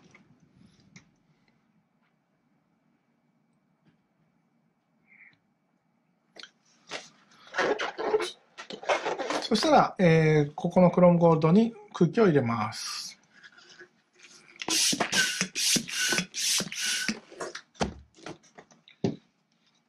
空気はこのジョーブロッサムのところまでしっかり入れていただいた後、少し空気を抜いて結びます。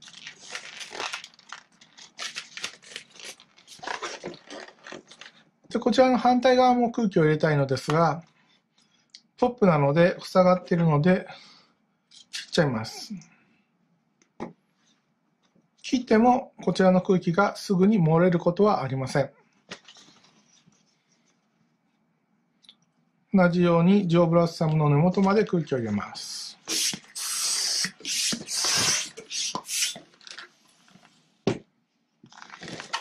はい、このように入ったら少し空気を抜いて結びます。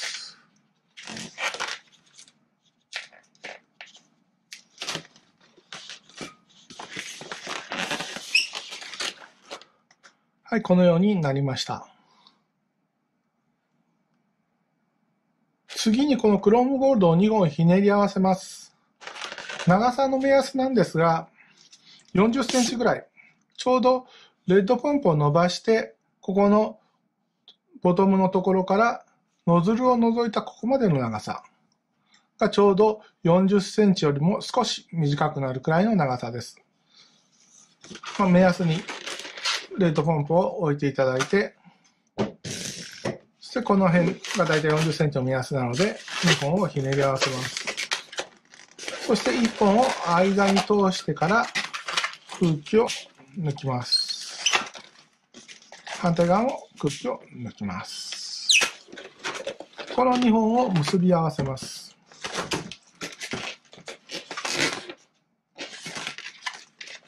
余っている破片はカットします。このような形になります。そして次にホワイトに空気を入れていきたいと思います。だいたい15センチ余るくらい、レッドポンプで3プッシュほど入れるとそれぐらいの長さになります。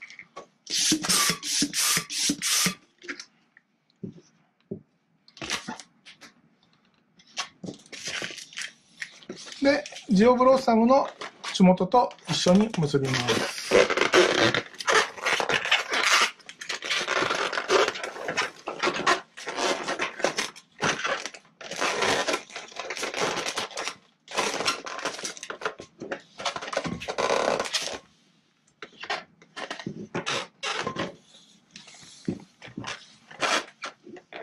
こんな感じにつながりました。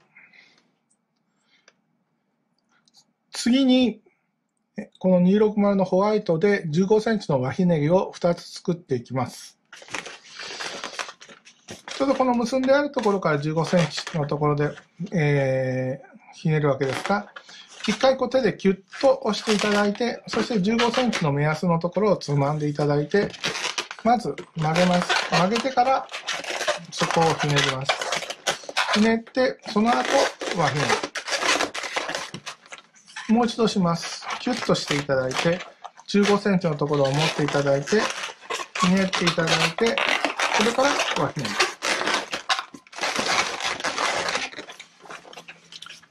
これで15センチの輪ひねりが2つ完成しました。次は10センチの輪ひねりを2つ作ります。ギュッと握っていただいて、10センチの位置を持っていただいて、ひねっていただいて、それから輪ひね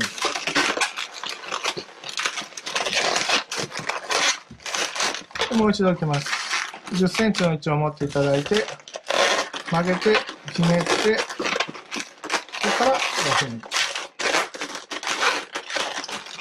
この残っているバブルは、ぐるっと一周させて、下に持ってきます。こんな形になると思います。ここの部分はまだきれいに揃ってなくても大丈夫です。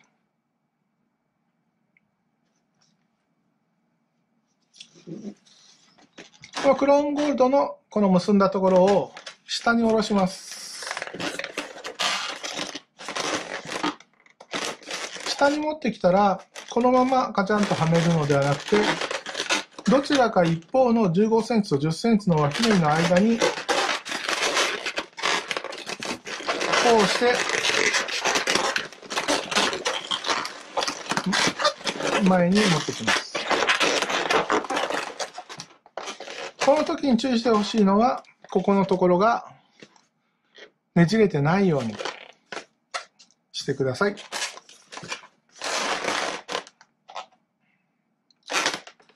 先ほど作った、クロームモーブのパーツを取り出します。これを横からはめ込みます。で、結んであるところまで移動します。そして今から形を整えていきます。クロームゴールドの下に15センチの輪ひねり、そして10センチの輪ひねりという順に配置していきます。反対側もです。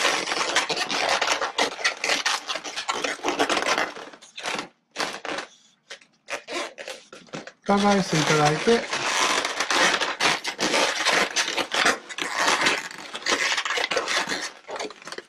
ちょうど輪ひねりの間にこのクロームゴールドがちょうど真ん中に来るような形にしてください。で、10センチの輪ひねりの間にちょうどこのホワイトのバブルが入るようにしてください。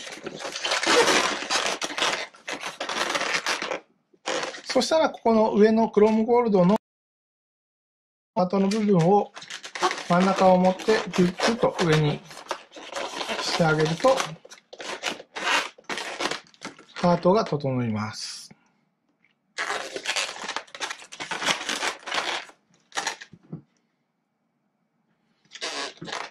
次にこのホワイトをですね、だいたい15センチぐらいの長さのところでひねります。そして、ダブルピンチツイストを2つ作ります。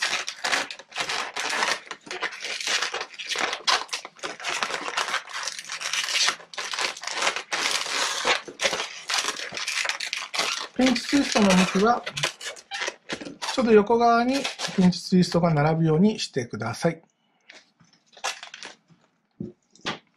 次に、残っているクロームモーブの破片に空気を入れます。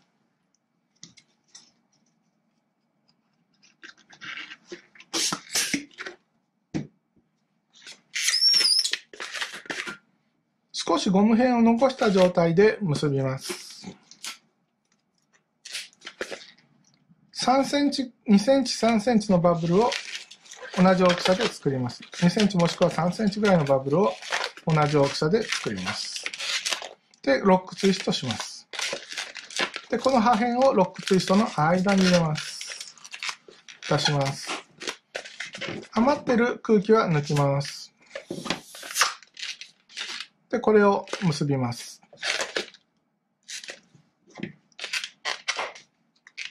破片を一つ残した状態で、ロックツイストに、ごめんなさい。ここのダブルピンツイストにやられます。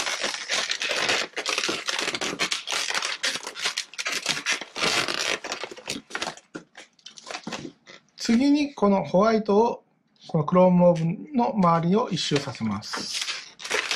少し柔らかくした状態の方がやりやすいと思います。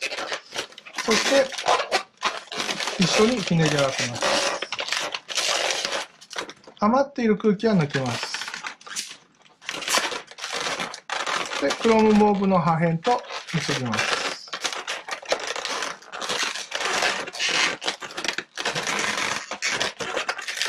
で、余っている破片はカットします。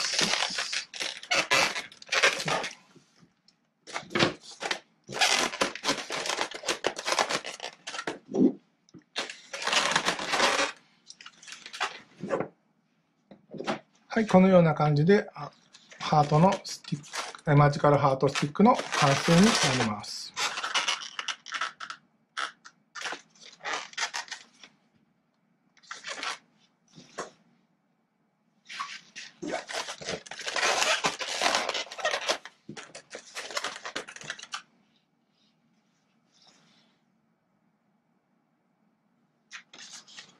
このジオブロッサムにつけてあるクロームの長さを変えると、また違ったデザインになりますのでご紹介したいと思います。レッドポンプの長さ27センチですね。27センチのところでひねり合わせます。そして先ほどと同じように1本を間に通してから空気を抜きます。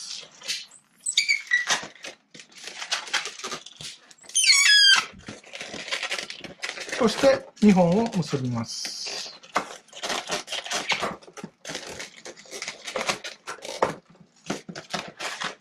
で、余分な破片はカットします。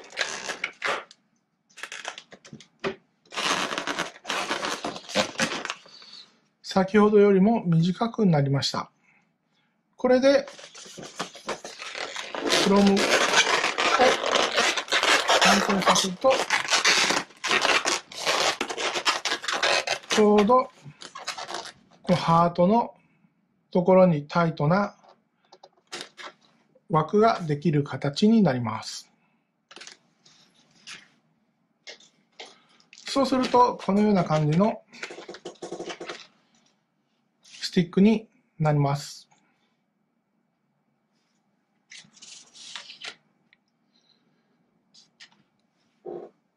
先ほどのスティックと並べてみると少しデザインが変わった形になります。またクロームモーブの破片がまだ残っているのでこのような感じでつけてあげるのもいいかと思います。いろいろアレンジはできると思いますのでぜひこの機会に作ってみてください。はい。いかがでしたでしょうか。ね、そんなに難しいものではございませんので、ぜひね、チャレンジしてみてください。ハートの大きさをね、変えてみると、ね、ハートの枠の大きさを変えてみると、このような形で違ったデザインのものにもなります。また、いろいろとね、アレンジして作ってみていただければと思います。ありがとうございました。バイバイ。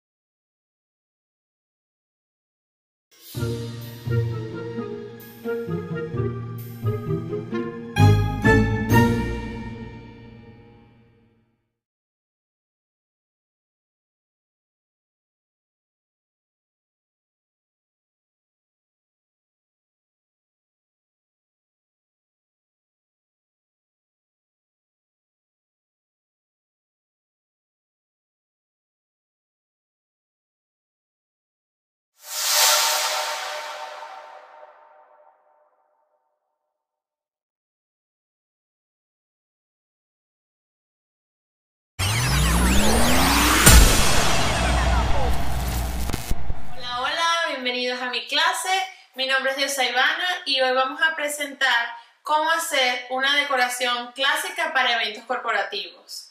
Principalmente quisiera darle las gracias a Qualatex por invitarme para ser instructora de esta clase. Es una invitación muy especial para mí, es mi primera vez dando clases con ellos y estoy muy feliz por eso. También les voy a enseñar cómo hacer el diseño, también les voy a enseñar a hacer la instalación y también voy a hacerles una presentación para que ustedes sepan cómo llegar a sus clientes corporativos. Nosotros en Party in the USA, nosotros hacemos una carpeta de presentación con la cual vamos a cada uno de nuestros clientes, a nuestros nuevos clientes corporativos, y les llevamos esta carpeta que lleva dentro una hoja que es la propuesta de todas las cosas que nosotros estamos ofreciéndole al cliente para que él vea qué es el tipo de trabajo que nosotros hacemos. Seguido de eso le llevamos esta propuesta que viene siendo el modelo de la decoración que nosotros queremos hacerle a ellos. Siempre nos basamos en los colores. Aquí tenemos un ejemplo, agarramos como ejemplo a Qualatex. Nosotros hicimos un arco, lo diseñamos en un programa de uno de nuestros compañeros instructores aquí, y yo lo diseñé con ese programa. Siempre trato de buscar la fachada del local para saber cómo voy a poner el arco y así llevarles al cliente de una vez, sin que ellos me lo pidan, la presentación completa para que ellos sientan el primer día que vean esto, ellos se sientan que eso es lo que ellos quieren. Porque normalmente nosotros le explicamos a las personas, a nuestros clientes, que te voy a hacer un arco, te voy a hacer unas columnas, pero los clientes no siempre entienden eso, porque tienen muchas cosas en su cabeza, tienen cosas que resolver de su negocio. Pues nosotros les facilitamos a ellos la vida y entonces les voy a presentar mi propuesta como yo las hago. El que quiera tomar mi presentación lo puede hacer, no tengo ningún problema. Aquí yo agarré el modelo de la entrada de Pioneer y dibujé las dos columnas y un arco en la entrada principal.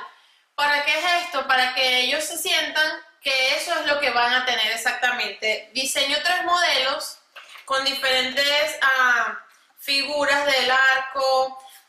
Como por ejemplo tenemos, aquí solamente hice 4 columnas, pero lo más importante no es solo esto.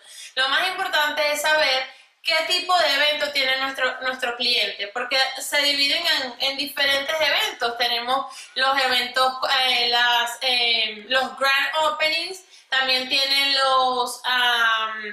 los eventos corporativos, también tienen lanzamientos de su producto o tienen el aniversario de su empresa. ¿Qué hacemos nosotros? Preguntamos qué tipo de evento es. Por ejemplo, en los grand openings nos gusta colocar las columnas afuera en una parte que sea visible para que el cliente pueda traer más customers y así ellos puedan tener también un provecho de habernos contratado a nosotros y ellos puedan tener sus clientes también.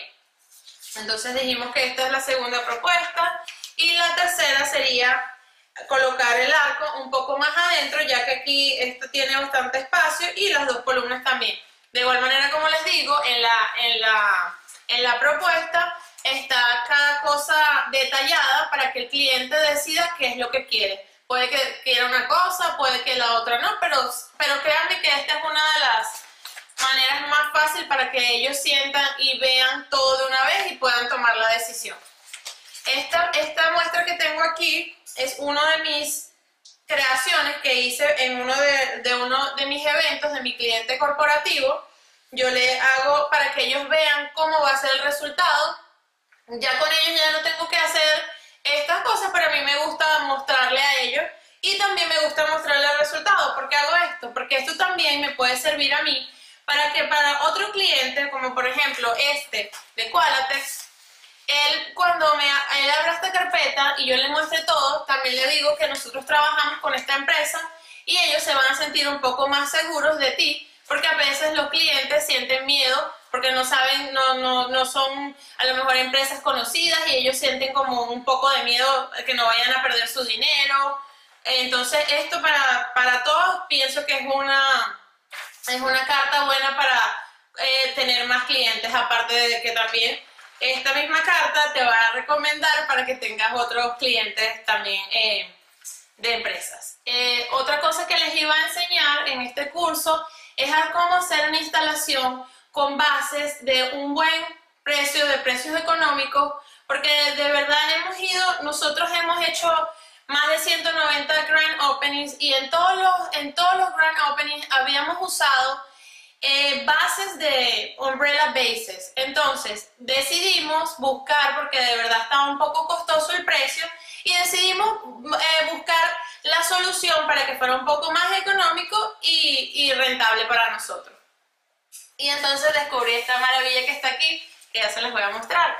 Esto es una pieza de concreto y solamente lo único que tienen que hacer es un poco pesada, pero de verdad créanme que me ha funcionado muchísimo.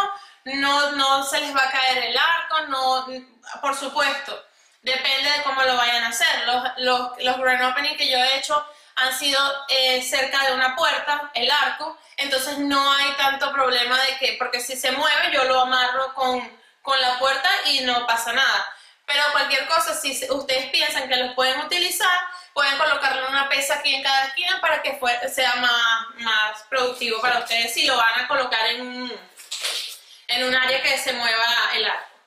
El otro punto importante para esto es que debemos abrir un agujero aquí en el medio para que podamos colocar el siguiente paso. Ok, abrimos el agujero aquí en el medio. Este tiene que ser de concreto, porque si la compran de otro material no va a funcionar.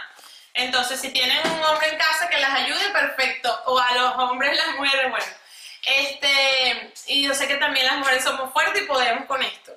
El otro paso que les voy a decir es, siempre traten de tener un guante porque las cabillas o los rebar son bien, a veces un poquito peligrosos porque están como con una pullita o tienen algún metal suelto. Entonces es bueno tener siempre su guante a la mano.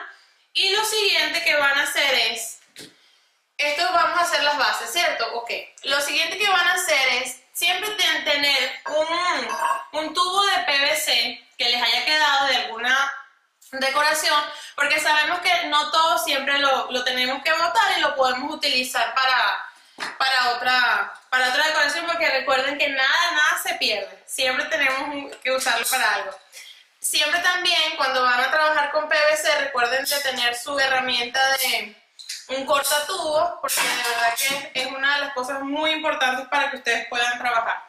Ok, les digo por qué voy a hacer esto. Por supuesto lo estoy cortando para que ustedes vean cómo es, pero no siempre lo tienen que cortar. Ok, entonces siempre carguen esto en su delantal, que cuando ustedes vayan a hacer esta instalación tengan esto a la mano. Esto lo hago porque a veces los rebars vienen aquí como levantados o mal cortados, entonces a veces no pasa. Aquí en esta ocasión sí pasó, pero en otras ocasiones que no. Entonces ya nos dimos cuenta que los dos lados pasaron perfecto. Entonces vamos a colocarlo aquí con un martillo o una mandaria. Le damos aquí y entonces tratamos de llegar lo más que se pueda. Tengan cuidado. Siempre cuando yo descubrí estas bases tenía un poco de miedo al martillar porque pensé, o a taladrarlo porque pensé que se podía romper. Pero de verdad que me ha funcionado, no se rompe. Ahora, también tienen que tener mucho cuidado en el momento de transportarlas o colocarlas en el piso, porque cuando uno las coloca se pueden quebrar cuando uno las transporta. Entonces, ya tenemos esto aquí puesto. Esto es un mantel que lo pueden conseguir en cualquier tienda, súper económico, creo que vale $1. Ustedes lo pican y de aquí salen hasta varios manteles, manteles para tapar las bases. Recuerden de hacerle un huequito en el medio y luego que le hagan el huequito en el medio, colocan aquí adentro la base. Aquí voy a enseñarles cómo colocarla que se vea bien nice para que no nos afee nuestra decoración. Mucho cuidadito, cuidado con esta parte de del rebar, porque sabemos que también es peligroso.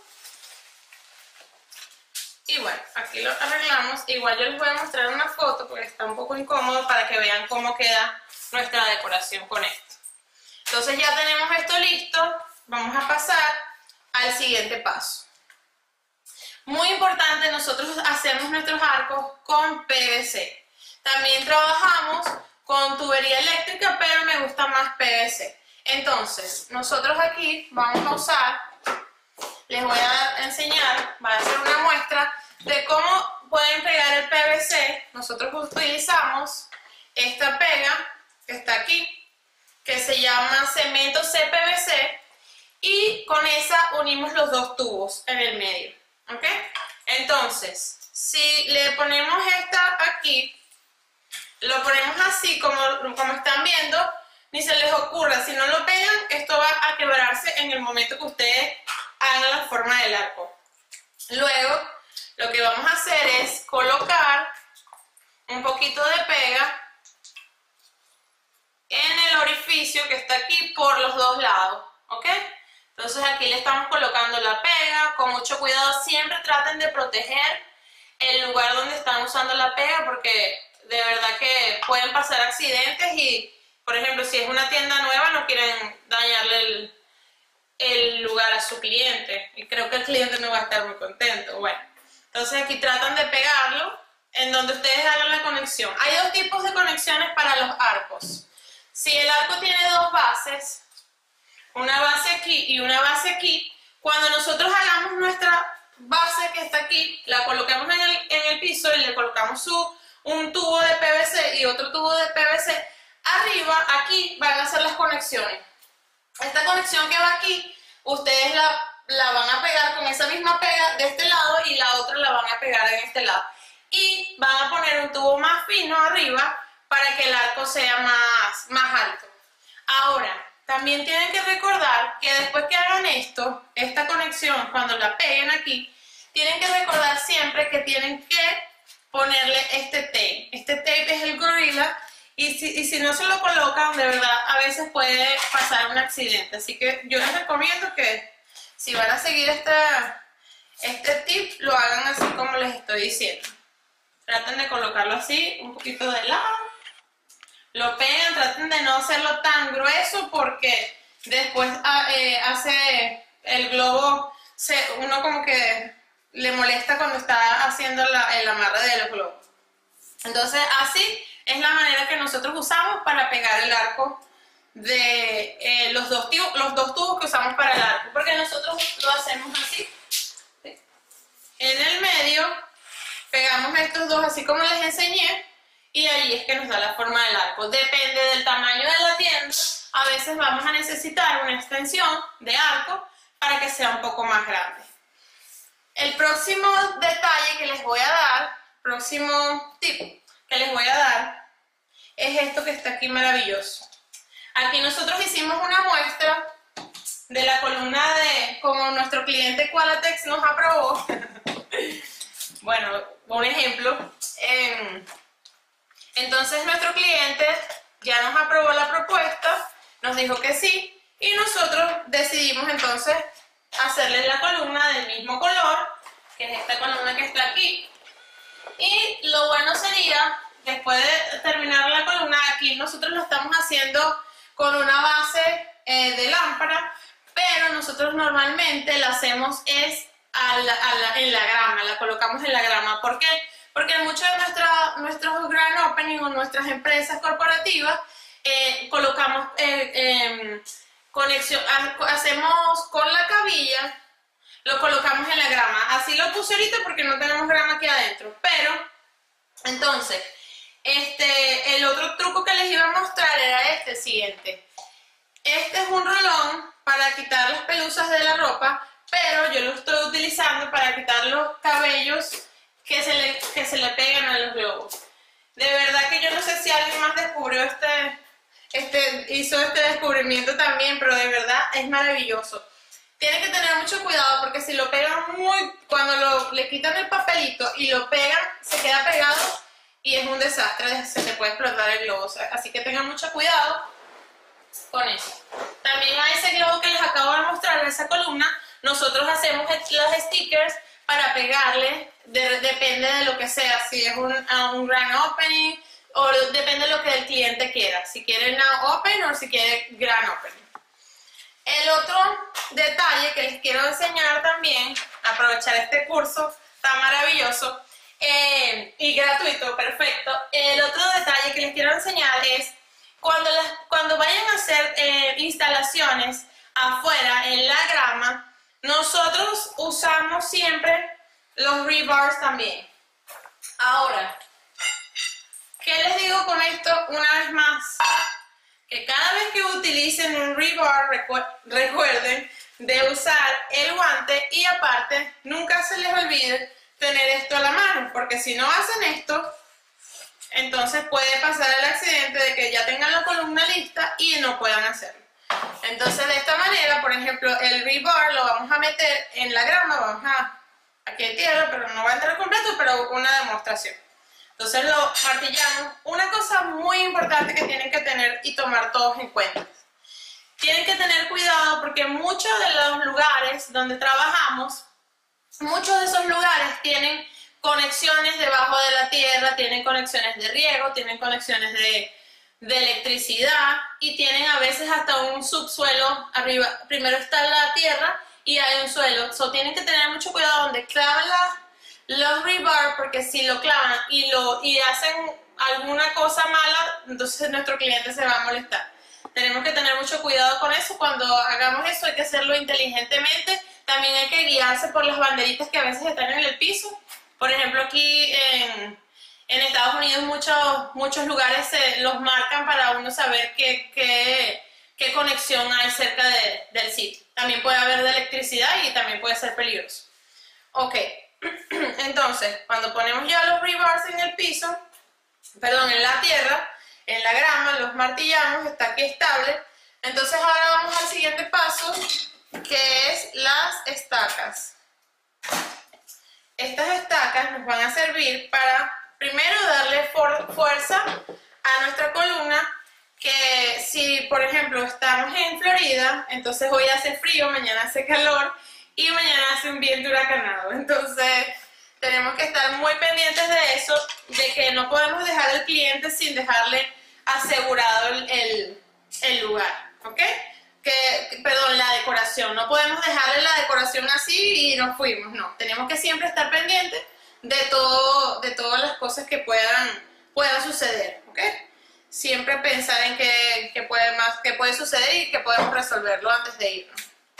Ok, entonces vamos a agarrar un poco de nylon, de fishing line, y lo vamos a pasar por el medio de este agujero que está aquí.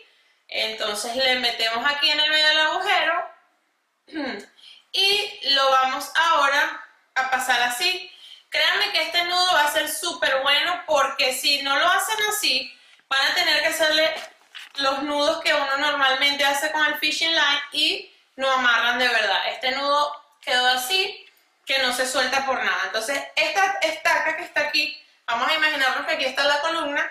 Esta estaca la vamos a colocar en este lado de la grama. A esta le vamos a dar vuelta alrededor de la columna, de la columna de globo que está ahí. Y entonces aquí, de este lado, vamos a meter la otra estaca y la vamos a pasar así. La clavamos también en la tierra. Si tienen un martillo también le pueden dar aquí para que entre mejor. Y esto que nos sobró le vamos a dar por alrededor del globo. Eso te va a ayudar a que no se te rompa y ni se te suelte el nylon, porque también el nylon, como es muy liso, se nos suelta a veces y pasa que queda la columna como que si nadie le puso la seguridad que necesitaba. También otra cosa que les quería comentar era que tenemos siempre que tener... otra cosa antes de que se me olvide. Estos son los couplings que van en el medio del arco, ¿ok? Este coupling lo meten en el medio del arco. Sí, eso les voy a enseñar, aquí está. Esta marca también. Es buena esta cajita porque viene varios tamaños. Otra cosa más, bueno, la pega no olviden que tiene que ser CPVC.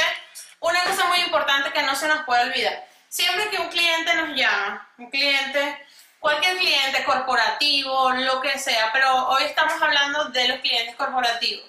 Siempre esmérense en dar un poco más. ¿Qué quiere decir esto? A nosotros nos gusta que nos den regalos, nos gusta que nos sorprendan, pues a los clientes también. Recuerden, no piensen de que, oh no, este cliente me cae mal, no. Siempre tienen que tratar de dar lo mejor de ustedes. ¿Para qué?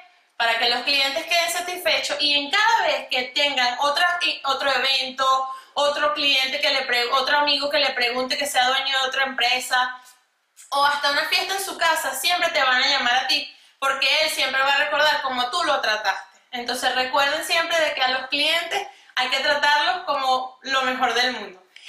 Otra cosa más es que siempre nosotros debemos, usar las medidas de precaución. Recuerden, sabemos que en este momento hemos pasado por una pandemia muy difícil para todos. De verdad que nosotros también estuvimos por 2 meses sin trabajar, pero aún así nosotros tenemos buena relación con nuestros clientes. Es por eso que les digo que hay que tener buenas relaciones con sus clientes. Y mi clienta, yo le dije que podíamos hacer para poder, yo más que trabajar y más que ganarme algo de dinero, quería era que la gente sintiera que todo iba a volver a la normalidad. Porque ¿qué expresan los globos? Los globos expresan felicidad.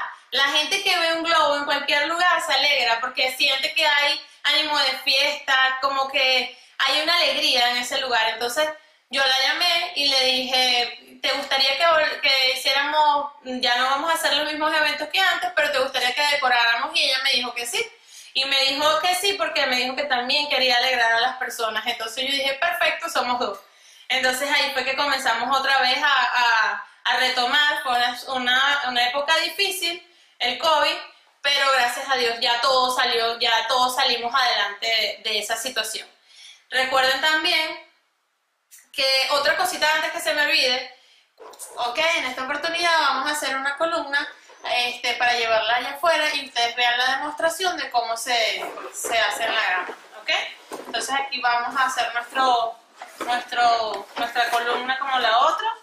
Vamos a poner aquí los globos. Recuerden de siempre asegurarla, si vamos a trabajar en el aire libre, asegurarla para que no se nos vuelen los globos si hay mucha brisa.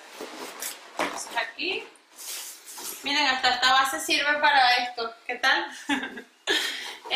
Bueno, también nos gusta mucho utilizar las bolsas porque allí los globos son más, se ponen más, se ensucian menos, no se llenan tanto de los cabellos, de basura, de las partículas de la calle. Voy a poner blanco. Aquí.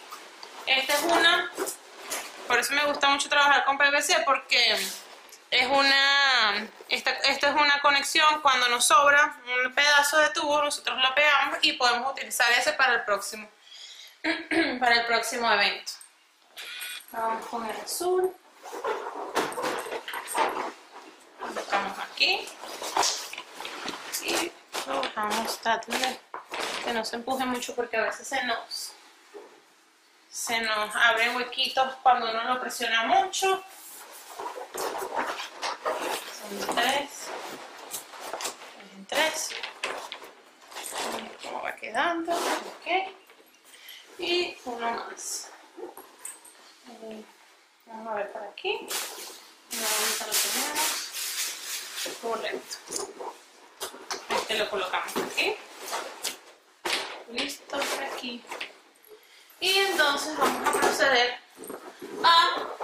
recuerden siempre que hay que llevarse un tubito guardado en su bolsito para que entonces no haya problema cuando estemos afuera haciendo la conexión. Y también recuerden de esto, estos globos están sucios y es una cosa ideal para que limpiarlos y no se vean así como feos.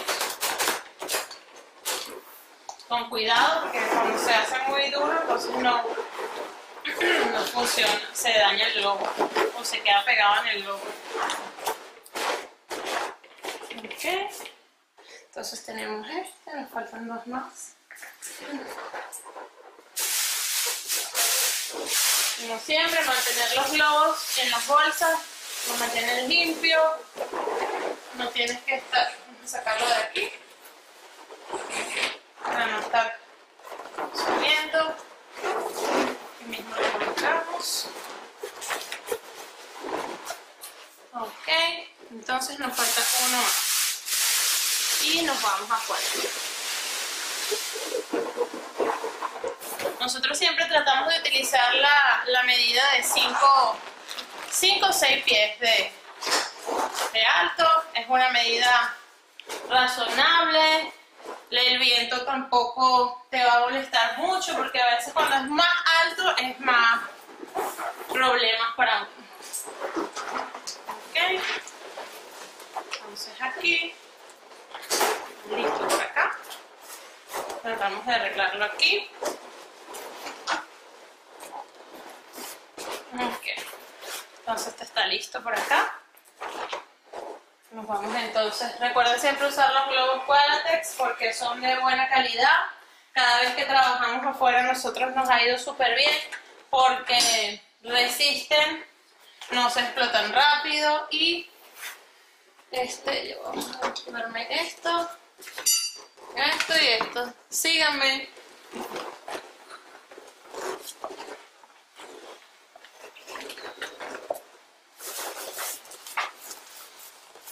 Entonces aquí, bueno, vamos a colocarlo en un área que no se nos vaya a explotar. Lo voy a atravesar aquí. Ok, entonces aquí vamos a abrir, vamos a tomar, aprovechar. Recuerden siempre, si no tienen el pedacito de tubo que les dije, lo pueden meter por debajo de su columna y así todo pueden hacer la prueba. Entonces aquí estamos en la tierra y vamos a clavar. Quiero que ustedes vean esto porque creo que no hay mejor explicación que de esta. También siempre cuando clavamos en la tierra esto, nosotros le colocamos tratamos de colocarle un mantel también aquí del tamaño del globo porque a veces la grama muchísimas veces lo explota.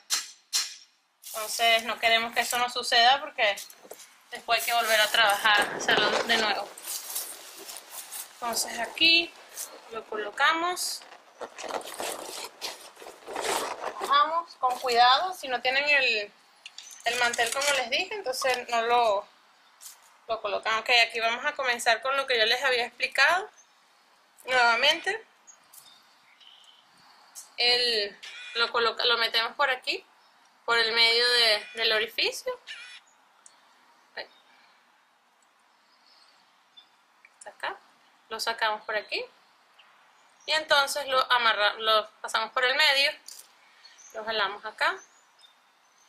Entonces esta que está aquí la colocamos en esta esquina, depende de dónde vaya la brisa, la colocamos así.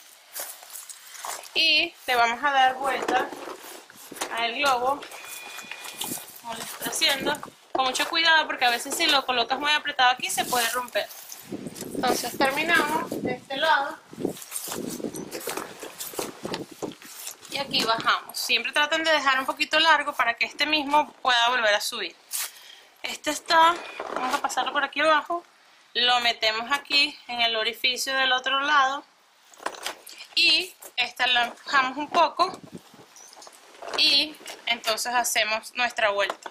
Este me quedó un poco corto, pero la idea es darle la vuelta por aquí con mucho cuidado. Recuerda esta parte que está aquí que nos quedó del restante, lo vamos a tratar de pasar por aquí atrás. Siempre traten de hacerlo un poquito más largo para que tengan espacio. Tienen que tener mucho cuidado porque cuando uno aprieta mucho el globo con el nylon, entonces se explota, ¿ok?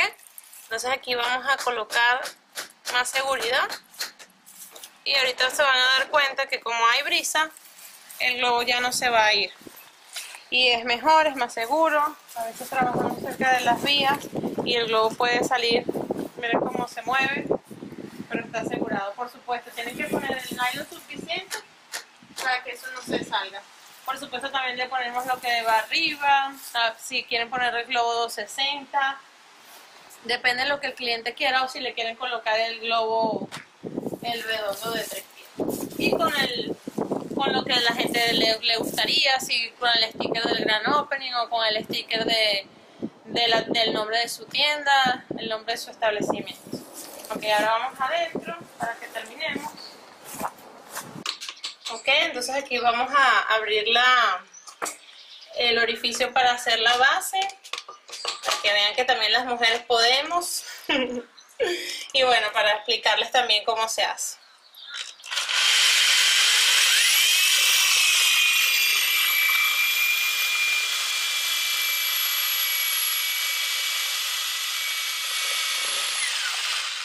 Para que no crean que se va a...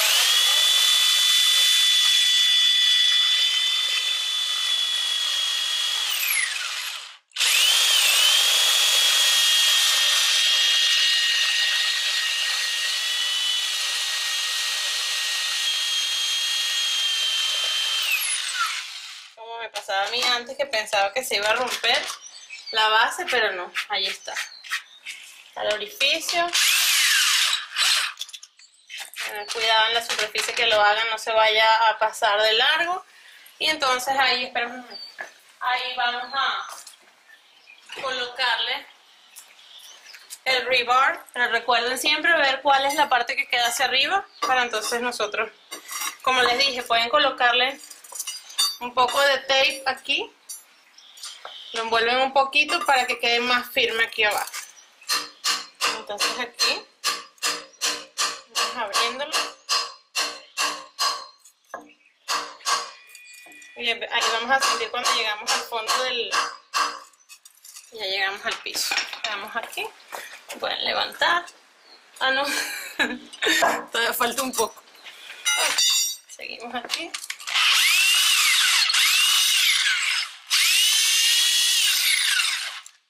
Ok, ahora sí, entonces lo colocamos aquí. La parte más gruesa sería para allá mejor. Ahora sí estamos ahí en el piso.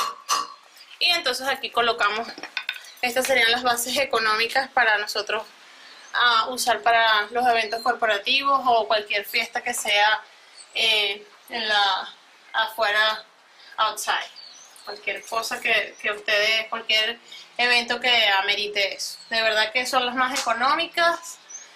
Como les dije, probé todas las bases que habían, pensé que eran pesadas y que no iba a lograrlo. Bueno, esta es la más económica y la más precisa para eso. Bueno, entonces aquí vamos a darle las gracias a Qualatex por esta oportunidad tan grande. También muchísimas gracias a todos los instructores que están participando con nosotros en esta convención. De verdad que sé que es un sueño para todos. Espero que esta enseñanza que les acabo de dar, ustedes puedan implementarla también. Espero que el negocio de cada uno de ustedes también sea próspero y que recuerden que sabemos que somos muchas personas haciendo el mismo trabajo, pero también quiero que sepan que a pesar de que hagamos el mismo trabajo, cada quien tiene su toque, cada quien tiene su brillo diferente y eso es lo que nos hace a todos diferentes. Otra cosa que antes que se me olvide, recuerden siempre, siempre, siempre incluir a sus clientes, siempre. Sus corporate clients son lo mejor. Inclúyanlos porque les puedo decir que yo hice hace poco un evento que Liz, una amiga de los globos, ella nos enseñó, que era lo de Adopt a Grandparent, que fue una campaña muy bonita y sigue siendo una campaña muy bonita. Y antes de cualquier persona, yo buscar a cualquier persona para que me ayudara o me apoyara con esa campaña, los primeros que busqué fueron a mis clientes, a mi cliente corporativo. Esto te quiero decir que si tienes un cliente corporativo o cualquier cliente, siempre trata de hablar con ellos, contar con ellos, no tengas miedo. Los clientes siempre, a lo mejor ellos están dispuestos y tú no lo sabes. También te digo que no tengas miedo a tener clientes corporativos, por más grande que sea tu empresa, por más pequeña que sea, porque siempre todos tenemos algo especial para dar. Bueno, espero que les haya gustado mi clase, que tengan un feliz día y disfruten. Bye.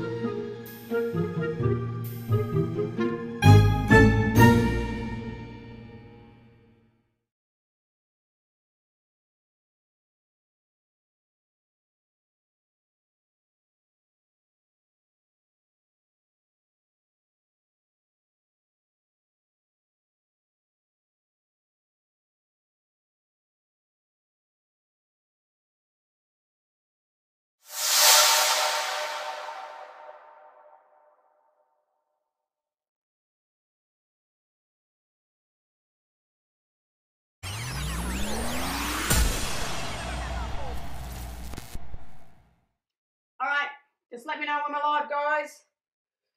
Count me in, 3, 2, 1, live. Alright. What? Are we live already? Where?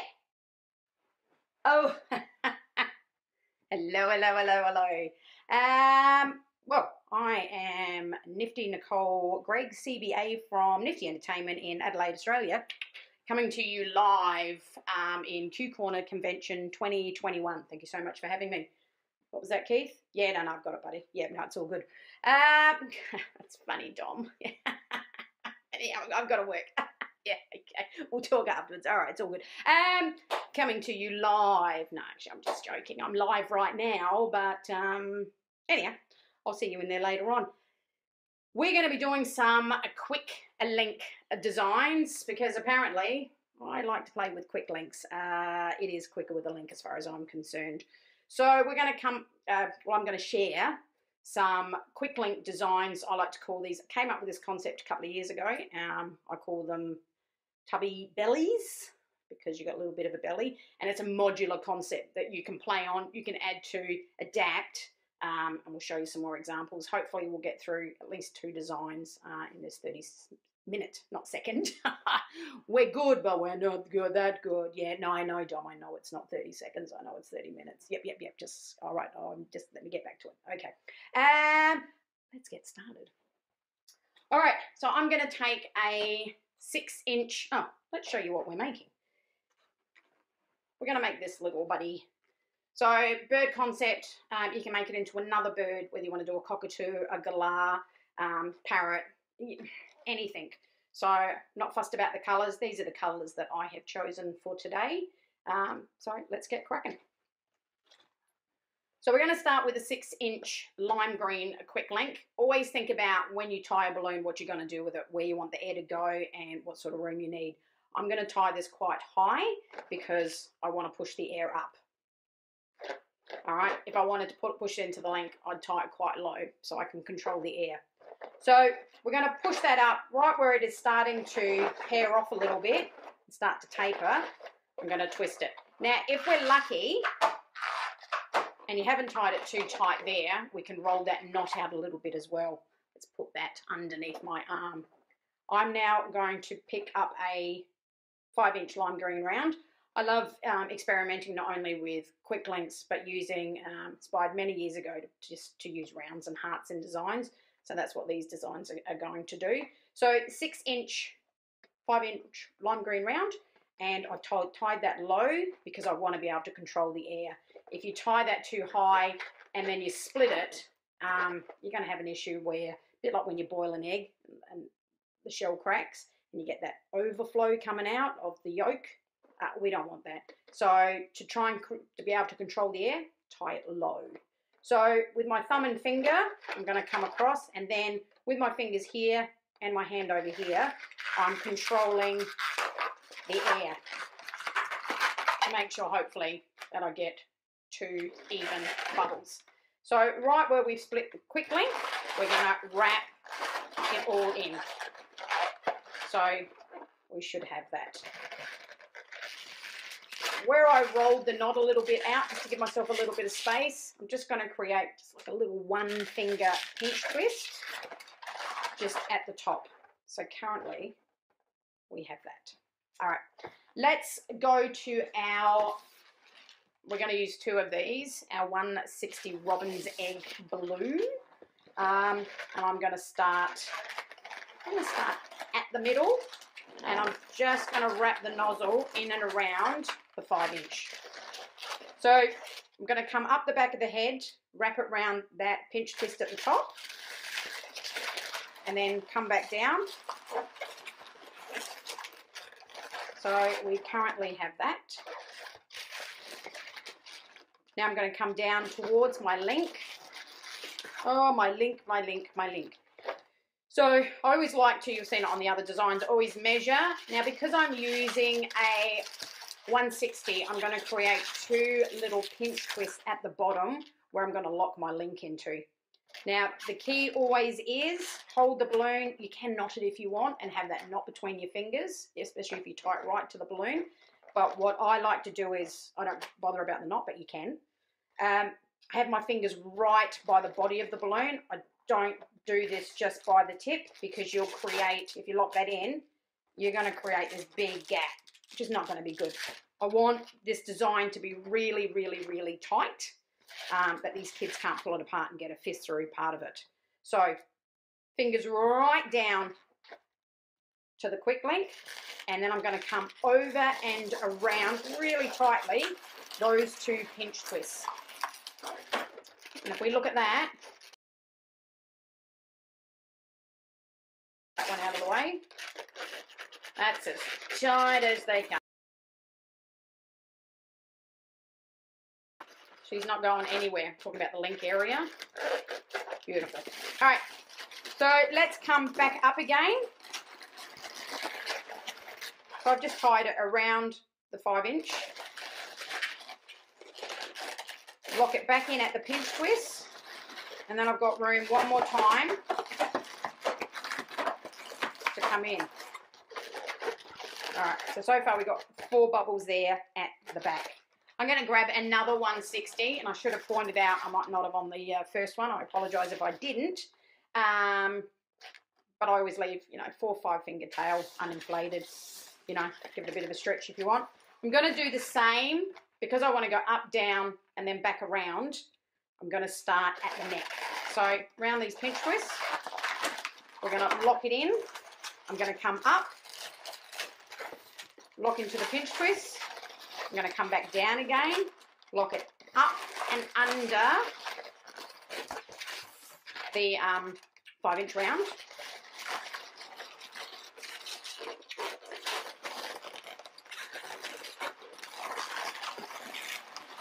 Now I'm going to come right across, and I want it to have just a little bit of room that I can just shock twist that in a second. So I'm going to lock this in and around the 5-inch rounds. I'm going to come back down again, lock it in, and with my scrap here, just going to create just a little bit of a tail. You don't need to. Right, trim that off. Let's bring this over and make sure a little bit of a shock twist right at the tip.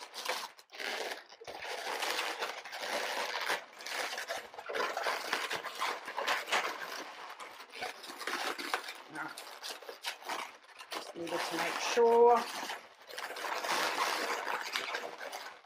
I'm going to tweak that in a second. So that's currently what we have. Let's grab our golden rod. Now you can use a heart here, you can use a round here, or you can use a quick link, because what is it? Yes, Don, we all know the catchphrase. Yeah, no, I'm going to say it again. I know, just let me keep working. It's quicker with the link. I'm not really talking to Keith and Dom. They're actually the voices in my head, but that's probably another story for another day. Anyhow, stay twisted. Let's keep going.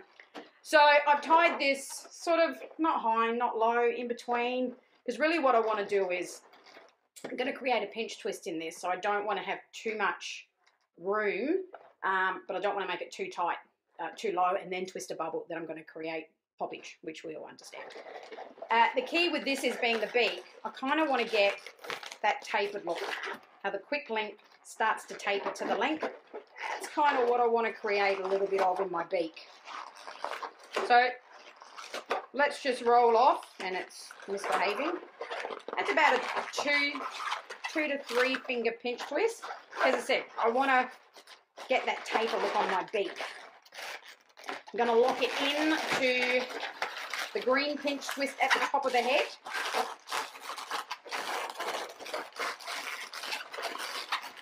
So we currently have that. And then with the link, I'm going to come under my 5-inch. And again, pull it down.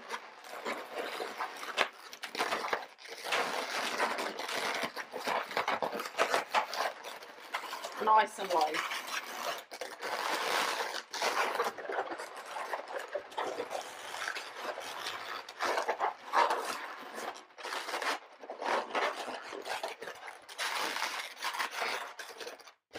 Okay, that's what we have. All right, now, there's no cruelty to balloon animals here. They all need to be able to see. So again, if you want to use a scrap 260, 160 black, or a 5-inch round, completely up to you. I'm going to use a 5-inch round. It's about the size of a ping pong ball. And again, just going to split it in half. And we want to put it between the green and the goldenrod. So very gently, like magic, in one side, out the other.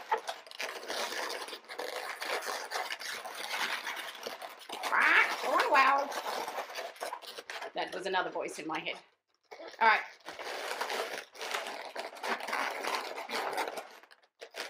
Finishing touch, you don't have to. That's probably good enough, but let's give it some feet. And again, I like to play with different balloons. So this is a 6-inch heart, and you can just sort of see the lobes there. Again, it's about the size probably of a smallish orange, good apple. I feel it should be an orange because it's an orange 6-inch heart. I don't want to get my fruits confused, but anyhow, that's another story. We're going to do again, we're going to split it. I like to use a heart for this because, especially for birds, because I find it gives you sort of like two nice kidney beans, sort of rather than two round. Just sort of elongates it a little bit. So pinch twist underneath. We're going to come in and around. Do the hokey-pokey and you turn it all about. That's what it's all about. All together now. Whoa, oh, sorry. That's for my next class, the singing. Sing along with quick links. Nah, I'm just kidding. Not singing along in the next class.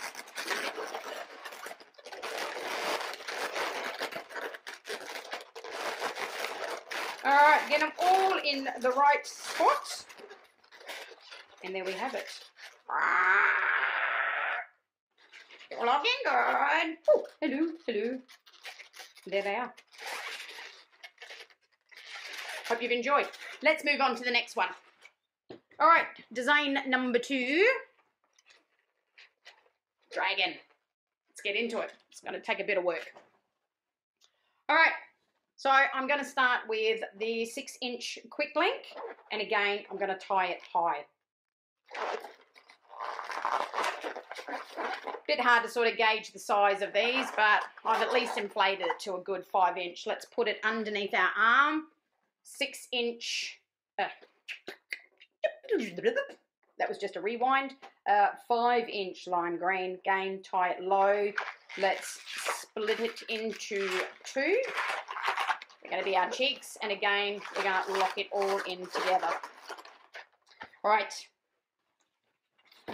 I'm now going to grab a 260 lime green, and again, I've left about 4 to 5 fingers uninflated. Let's lock it in to the 5-inch rounds. I'm going to create a 2-inch bubble, 1-inch bubble, 1.5-inch bubble, 1-inch bubble, and 2-inch bubble, and I'm going to lock it back in and around. All right, we're going to lock that one and that one, or we're going to lock that one and that one. I don't care which way you do it. So first one and third one, or third one and first one.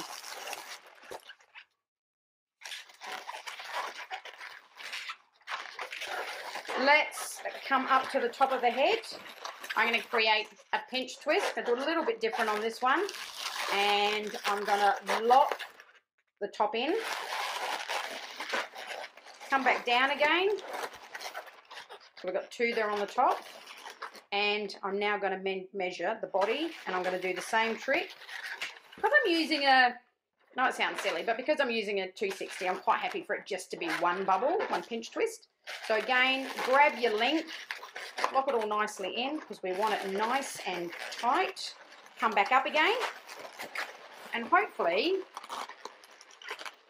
2 things here. If you've got, I mean, I can just tie that in. If the case of your balloon is quite tight there, create a second bubble and lock it into the tail. If you don't, if you have a little nozzle just to go around with, then just lock it in. So just a cheats way so that you don't sort of think, oh, I can't use this one because I'm going to have 2 bubbles. Doesn't matter.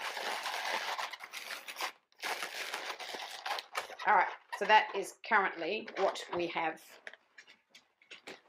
I'm now going to grab the white 160. Now I've only really just over half inflated this. We're not going to need the whole thing, but I want to cheat. I want to be able to do this all in one just to save time. So I'm going to lock it in around one of the cheeks. I'm going to come up. So this is going to be the eye structure. I'm going to lock it in to my pinch twist. And I'm going to come back down. Make sure we get our eyes about the same size.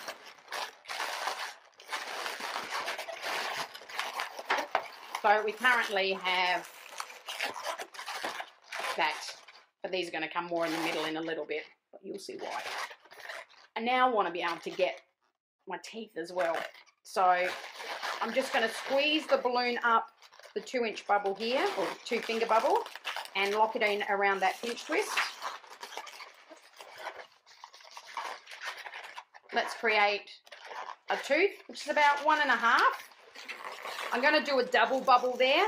So I'm going to fold it back on itself and come back down and lock it in around sort of my nostril.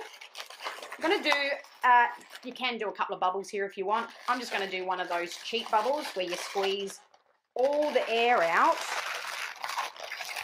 and that allows you to lock it in. And I'm just going to do the same on the other one. 1.5, 2-finger bubble, fold it back on itself and lock it in. So we have that. Yep. If you want, so you've got the same look,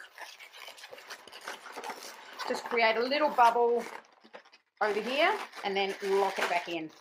All right, we don't need any more. You can discard and deflate. Tie it, wrap it, ever floats your boat. As I said, my philosophy is, this is a concept, this is an idea.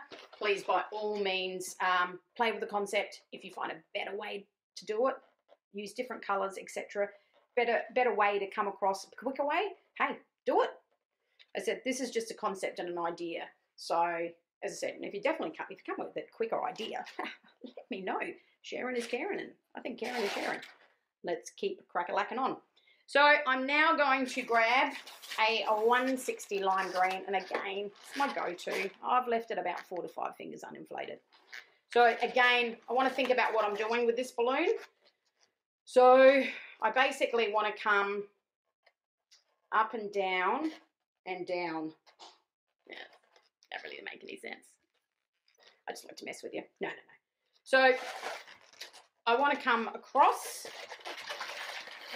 So let's lock it in on the side. Because what I want to do is I just want to get rid of this orange. So I've come on the side of the white. I'm now going to come through the middle. Again, I'm going to do one of those cheats balloons where I'm just going to, well, actually, no, I don't need to. Let's lock it in and under. Like everything, I'm thinking as I'm going. I'm going to create 2 bubbles here in the middle. I didn't do it on the first one, but that's all right. So I've come up a second time in the middle, and now I'm going to go back down the side. Because my aim was to get rid of the orange. I don't really want to see the orange on the head if I don't have to. So, as you can see, I've pretty well covered all the orange. Now I'm going to come round to the front, and I'm just going to create a little bottom lip. And that's about 3 fingers.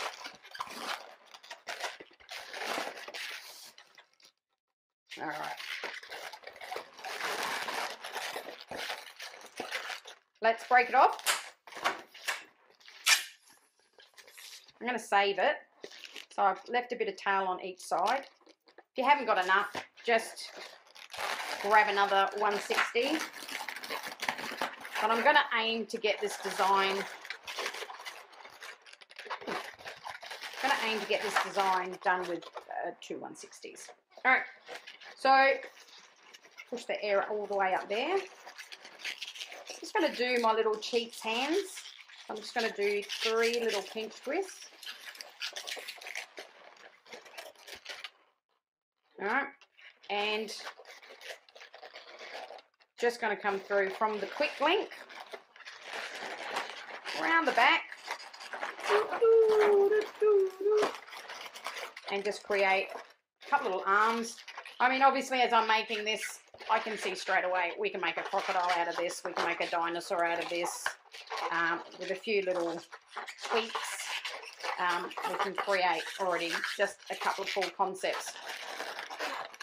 All right, so there's my little hands. Whoop. Oh, spicy, this dragon. So I've got 3 pinch twists on each side. I've just used the scrap. As I said, don't have enough. Let's grab another balloon. It's okay. Another, or you could use your hands out of this one because we're not going to use all of this one. So that'd be handy, wouldn't it? So again, I've got another 160 lime green. And again, I've left about 4 or 5 fingers uninflated. So I'm going to create 3, well, they're 3 finger, 2 bubbles, which I folded on each other. I'm going to lock that into the pinch twist. And I'm going to do the same. I'm going to create a second foot. Now, I'm going to grab this balloon and just below my arms, I'm going to, again, come through the balloon just to create my leg. And again, I'm going to do a loop on the other side. Lock it into those 2 pinch twists. I mean, a frog. I can see a frog here as well. And then I'm going to leave the rest of this for my tail. So I'm just going to tie this off and trim it.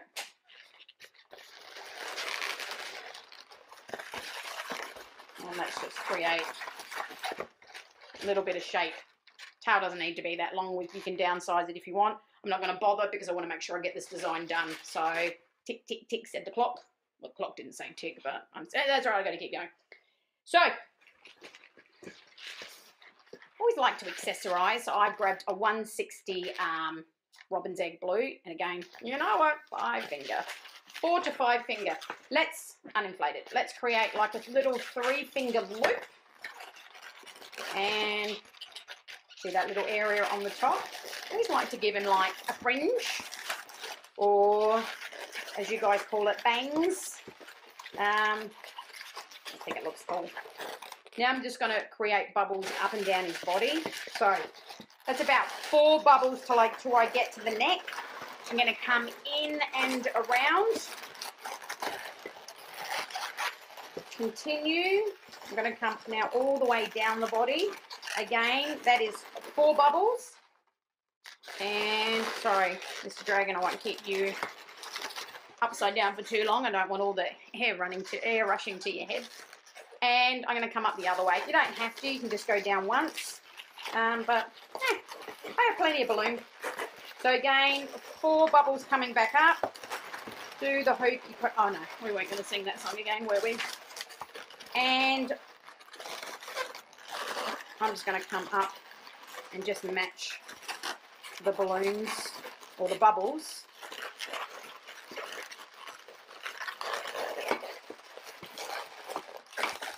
So, and with the ones on the head, we can just roll a couple through. I was thinking without popping, but hey, this is live TV. So I've got enough here. I don't have to, but you know what? I wanted to do it. I will do it. There is no editing here. Why edit? We all know this is what happens in real life. And sometimes it's good just to sort of see, well, how can we rectify it? We popped it, but how can we rectify it? Plenty of balloon. If I didn't have enough balloon, I'd just leave it at 1, but I had enough. So, I mean, well, I didn't have enough. No, I had enough of the balloon, but I didn't have enough of the balloon. You know what I mean? I was prepared to keep going. Yeah.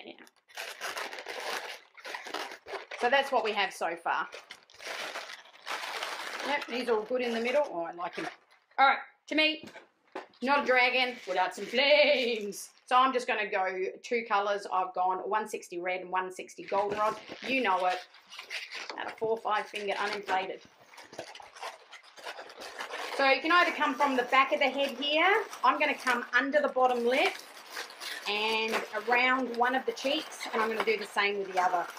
So under the bottom, round the cheeks, and then when I get into the mouth area, I'm just going to spin them. So again, we're just going to spiral. All right, you are under my spell. Bark like a chicken. That doesn't work in real life either. Just for safety, I roll one through just to make sure that we don't have any deflation. But as we know, there's plenty of deflation in this game. Oh, but lots of inflation, which is good. All right, finishing touch. Now, I've just gone for a little bit of scrap because I've been playing today.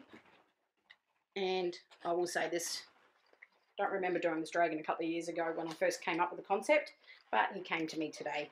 So I've just used a little bit of 160 black scrap. I'm going to split them. Because I've got that double bubble in the middle of the eye socket, I want to space a bubble. So I'm going to just tie that off to create a bubble. And see, I've got a spacer bubble. Sorry, I'm wearing blue, which makes it a little bit hard, but I got this really cool shirt last year, and I wanted to wear it. So we can trim off the excess if we want. Now, if I didn't have that double bubble here in the middle, I could have just done 2 pinch twists, but we want to make sure that we get the eye all the way through without him looking too cross-eyed. So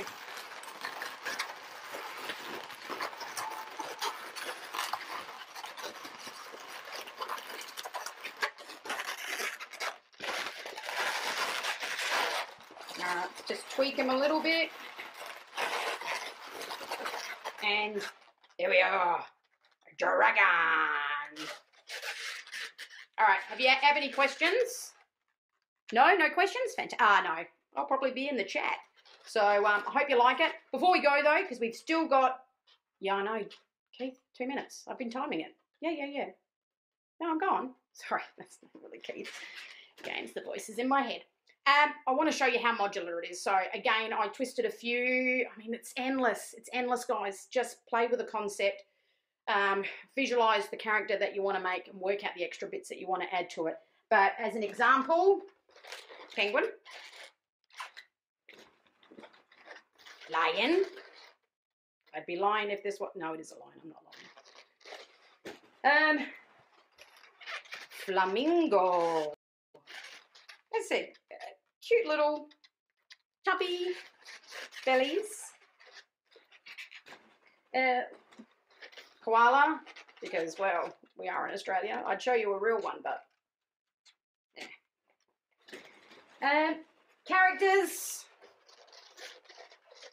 So using exactly the same concept, whether it be a heart or a 5-inch round at the back, at the bottom, exact same concept of splitting it and putting a 5-inch round. And I've got without, but again, it's just some birds. And I like the fact that using the quick link and then the 160s or the 260s, you can do nice different colours with your birds and so forth. So I hope you've enjoyed. I look forward to seeing you in the next one. Let's see if this is not my last class, because if this is my last class, then you won't see me in the next one because you've already seen me before. But anyhow, we'll let you ponder on that and we'll wonder whether this is which number class. But anyhow, thank you for having me. Yes, Keith and Dom, I know 30 seconds on. Again, they're not in there. Be fun if they were. But anyhow, happy twisting, and always remember, quicker with the link, have some fun, enjoy, just create and play. Nifty Nicole Greg. See you later.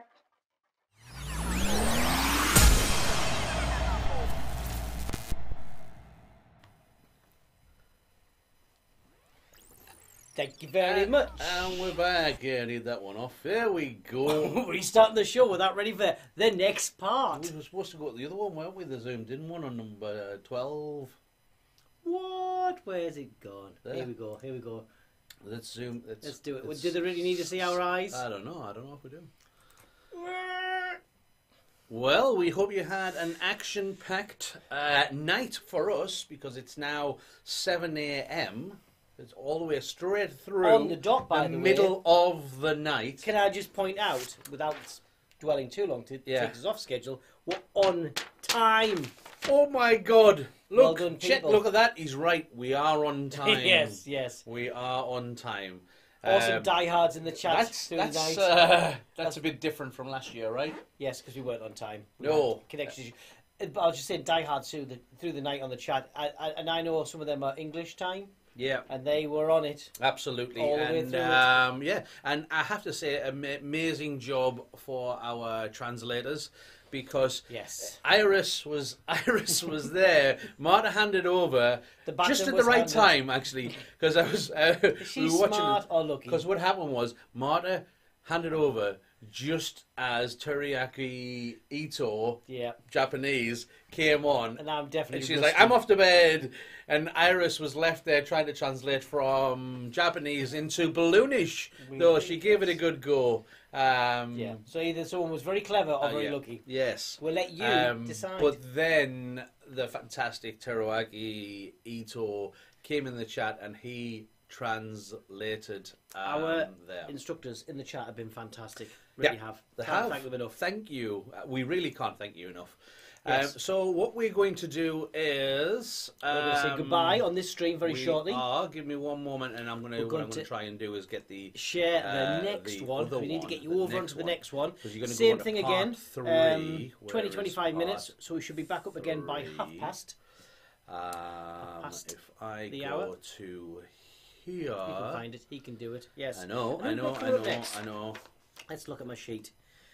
Oh, so yes, we've got Florence Burnett. Barrett. Sorry. Barrett. I added an N in. France. Sorry, Florence. Right, if I do this and then I go into the here Regal and boys. in the chat, Iris says it was the easiest one to translate. I don't that chap from Australia, what's him? The Adamo. Oh, Chris. Yeah, Chris is on. We have Marta herself as well. She's going to be coming out of that chat into the class. Well, I think that's why she went for a nap, so that she could come smart. in. Smart. Then we've got a Letitia Lorez and we say Robert Armstrong. Dr. Bob. Dr. Bob, if you know him. He was one of the most popular classes of last year, and this year he's doing all about caricatures, so making figurines that way. So what we're going to do is, the new link is in the chat right now for part 3. We're going to switch this one off, reset everything. New cup of tea. New cup of tea. Maybe you go to coffee. I think it's coffee. And then we will join you back over there. So click the link, get yourself over. See you in 28 minutes. No, just before you go. If you use what we've put in the chat, it'll get you over to the new one, the new stream faster, because it's quicker with the link. And that's a good catchphrase, that, isn't we should use that. That is. Because if you put the link in there, it's quicker, so it's quicker with the link if you get across rather than finding it. It's no one's used that, so we could patent that. I think that's ours. We'll take that, yes. So, there you go. Use it in the heard it chat. Here first. Yeah, it's quicker with the link.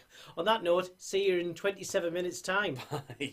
Bye.